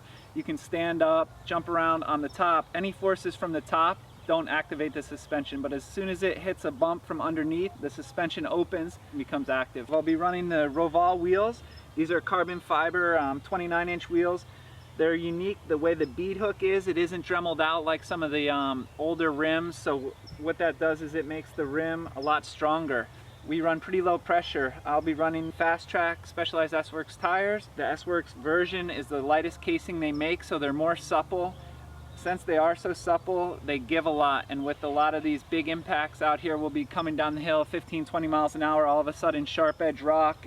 The tires do squish a lot and you can hit the rim running low pressures, and with these newer carbon rims, you know, you don't have to worry about cracking or breaking them.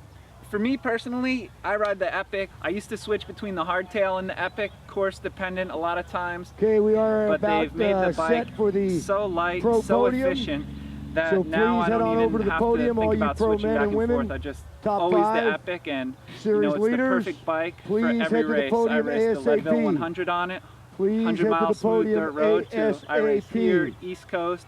The bike just, it goes fast everywhere. This is a brain in the front shock, and you can turn the brain all the way on or all the way off. When it's all the way off, the fork moves freely. When I turn it on, the fork Okay, again, we are doesn't doing move, the pro but it will podium. activate Please when it head on receives down to a the bump podium. from underneath. Top 5 That is men. something that's very unique to Specialized. They've dialed it in. It works perfect. We have the same thing in the rear. Here's the rear shock. The brain sits back here. You can turn the brain need all the way Nino, on or Raphael. off. And again, I run it all the way on for the races. I push down. I need It Sergio, doesn't please, move. to the podium. But Sergio. when it takes a bump from underneath, you can see the brain opens up, allows the shock to activate, and voila. Another thing, we have disc brakes here. These are SRAM guide brakes. They're using them more and more for cross country now, but they're a Stefan. stronger version, just more stopping power. A lot of the guys are pretty small, and I'm a bit of a bigger guy, so having that added braking power makes a big difference for me. Another thing we have, the Specialized Fast Track S-Works tire. This is the tire I'm going to use out here. This is generally the most aggressive tire I'll race unless it's muddy. You know, it's got a pretty good tread pattern, not super high. Knobs are soft. Usually we'll only race the S-Works or Control casings. Here, gonna go S-Works. The course is rough, but not too many sharp, big impacts. Also, I'll be using the SRAM XX1 drivetrain. And in the past, we had a front derailleur, which shifted the chainring in the front. We had three rings going back a long time, 2 rings more recently. Now we're down to a single ring in the front. What that does is then we have a bigger cluster in the rear, which gives us the gear range still that we used to have with the 2 gears in the front. Now we can get that same range by having a bigger cluster in the back. And it's very simple, the shifting. Shifts down, you're good. Click through the gears, back up. And like I said, this SRAM XX1 drivetrain gives us the full range. Cross-country racing, perfect. Don't have to think about anything, just shift and go. Specialized makes the majority of components for this bike. It's great. I don't have to, you know, go looking around, mismatch parts. It's all right there. Also run the Specialized shoes. Easy ratchet BOA system. They have a carbon sole, which is super stiff, also very light. Supple uppers, so they can they really mold to your feet. You don't get hot spots with these shoes or anything like that. I'll be using the Specialized helmet, the Prevail. You know, I overheat fairly easily, so this helmet, awesome ventilation, super light. Oakley, I've been riding for Oakley for almost 15-20 years, and awesome. Just to race here in SoCal, supported by California companies, Specialized, Cliff Bar, Oakley, it's perfect. See you at the races.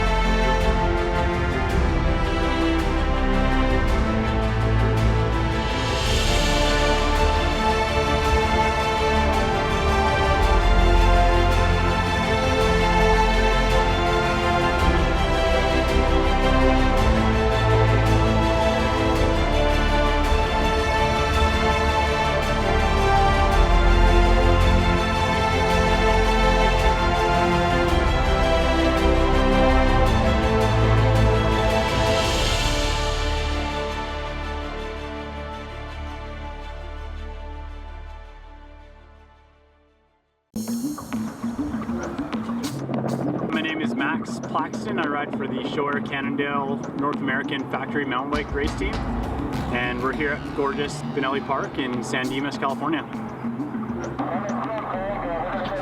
We're fortunate enough we got a helicopter here checking out our training, and we're on the course doing some hot laps. It's really, really neat to get that in-air perspective of us on the course and just really showcase the park and the trails and some of the more technical sections of the course. So it's pretty spectacular having a helicopter here from the air checking us out, getting kind of the whole view of the course. We're lucky enough to be able to come down here a few, 2-3 weeks before the big first race. Yeah, the hot laps were, they're hot, they're hard. Come race day, the more laps that we get to do on the course, the better. So it was good. Even in the hot laps, it's almost in a way you're going even faster than you are in the race for 1 or 2 laps, so you can really push the limits. Try out some new tires, some little suspension setups. Come race day, it's gonna be 100% prepared. Hot laps are good.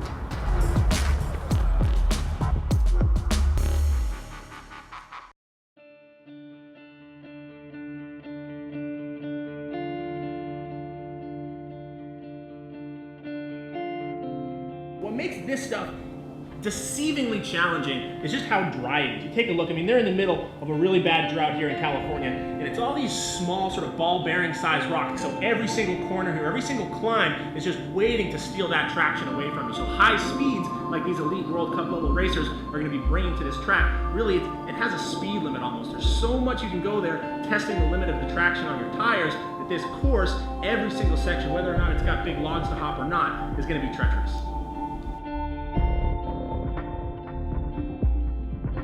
So we're going to build a little log garden. We're going to do some little logs, do some stuff just to disrupt something. And we took all the big ones out over there, and we just left one down at the bottom, just to kind of disrupt the flow. It's a 90% chance of rain. If we get a nice dusting, or a nice heavy rain, will be great. But this will actually help. We're coming back on Wednesday.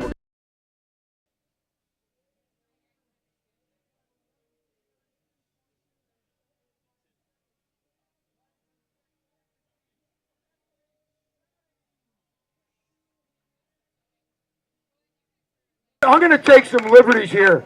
I'm going to go out and do something I figured I could do all my life and I never did. I'm going to go out and kiss the most beautiful podium I've ever seen.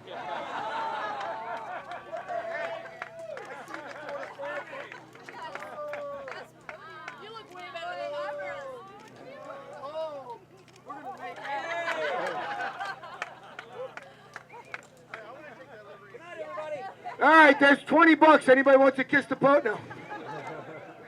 Ladies, here they are. Gould, Huck, Rizza, Pendrell, and Batty.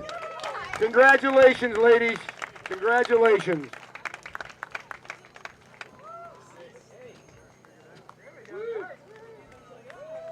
Quite the show today. And we appreciate, I know Scott from Showair appreciates your efforts, and thank you for coming out and racing the U.S. Cup. Good luck at Sea Otter next weekend if you're going to Sea Otter. And hopefully we'll see some of you in Colorado Springs in June. Oh, you're home. Oh, hey, girls, come over here for money. Oh, we'll do the belt. We'll do the belt right now. Emily, don't go anywhere.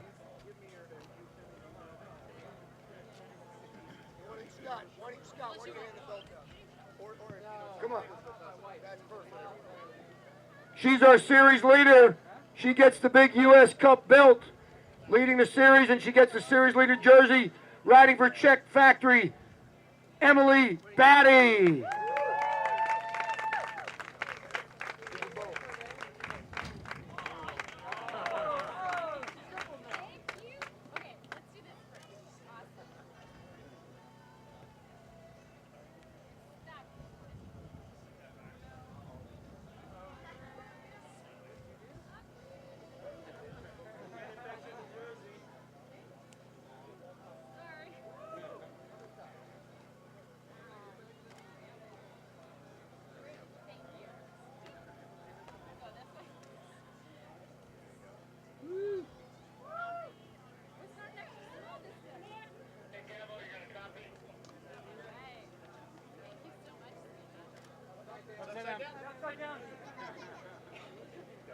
There she is, your series leader, Emily Batty.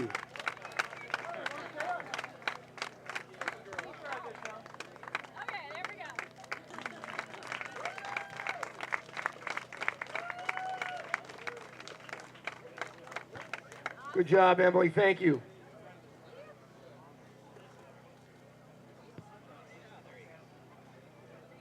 In the men's race, in 5th place, in a time of 1:31.59 from Bozeman, Montana, Stephen Edinger.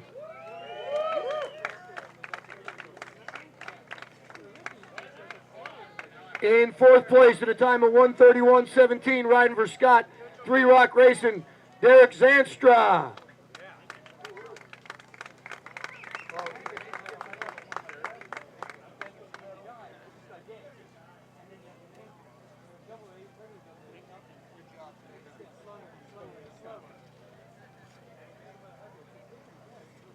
In 3rd place at a time of 1:30.43 from Trek Factor Racing, Sergio Manticon. Sorry, Sergio, I'm not good on names like Larry is, so. In 2nd place at a time of 1:30.26, riding for Rocky Mountain Cycles, Raphael Gagne. And your two-time. He's a world champion. He rides out of Switzerland, Nino Schroeder.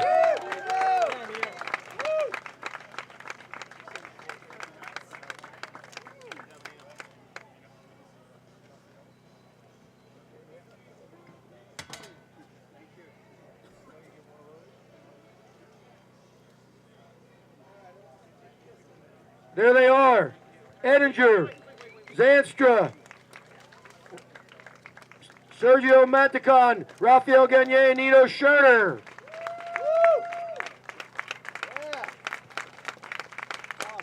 Guys, get on the top there. Get in, all of you, get up there.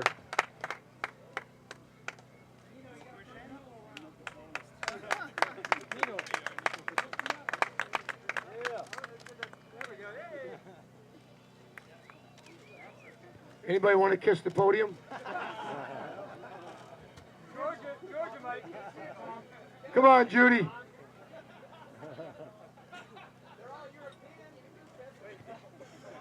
Now we go. And your series leader. You need to come back, Raphael. Your series leader is Raphael Gagne, riding for Rocky Mountain Cycles.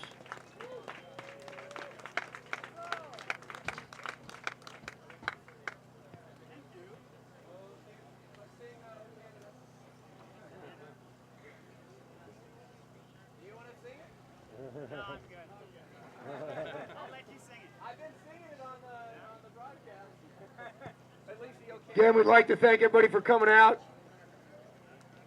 Next U.S. Cup race is part of the Sea Otter, which is next weekend. Series final is in Colorado Springs the end of July or June.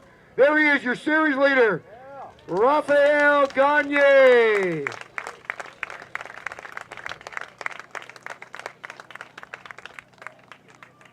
We will, UCI junior race will start in a Oh, Emily, where's Emily? Emily, come on up real quick. Raphael, one more picture.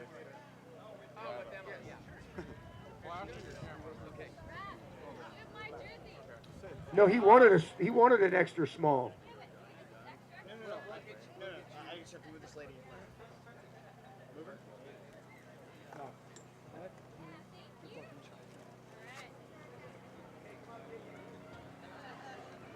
There they are. From Canada, Emily Batty and Raphael Gagne, your series leaders.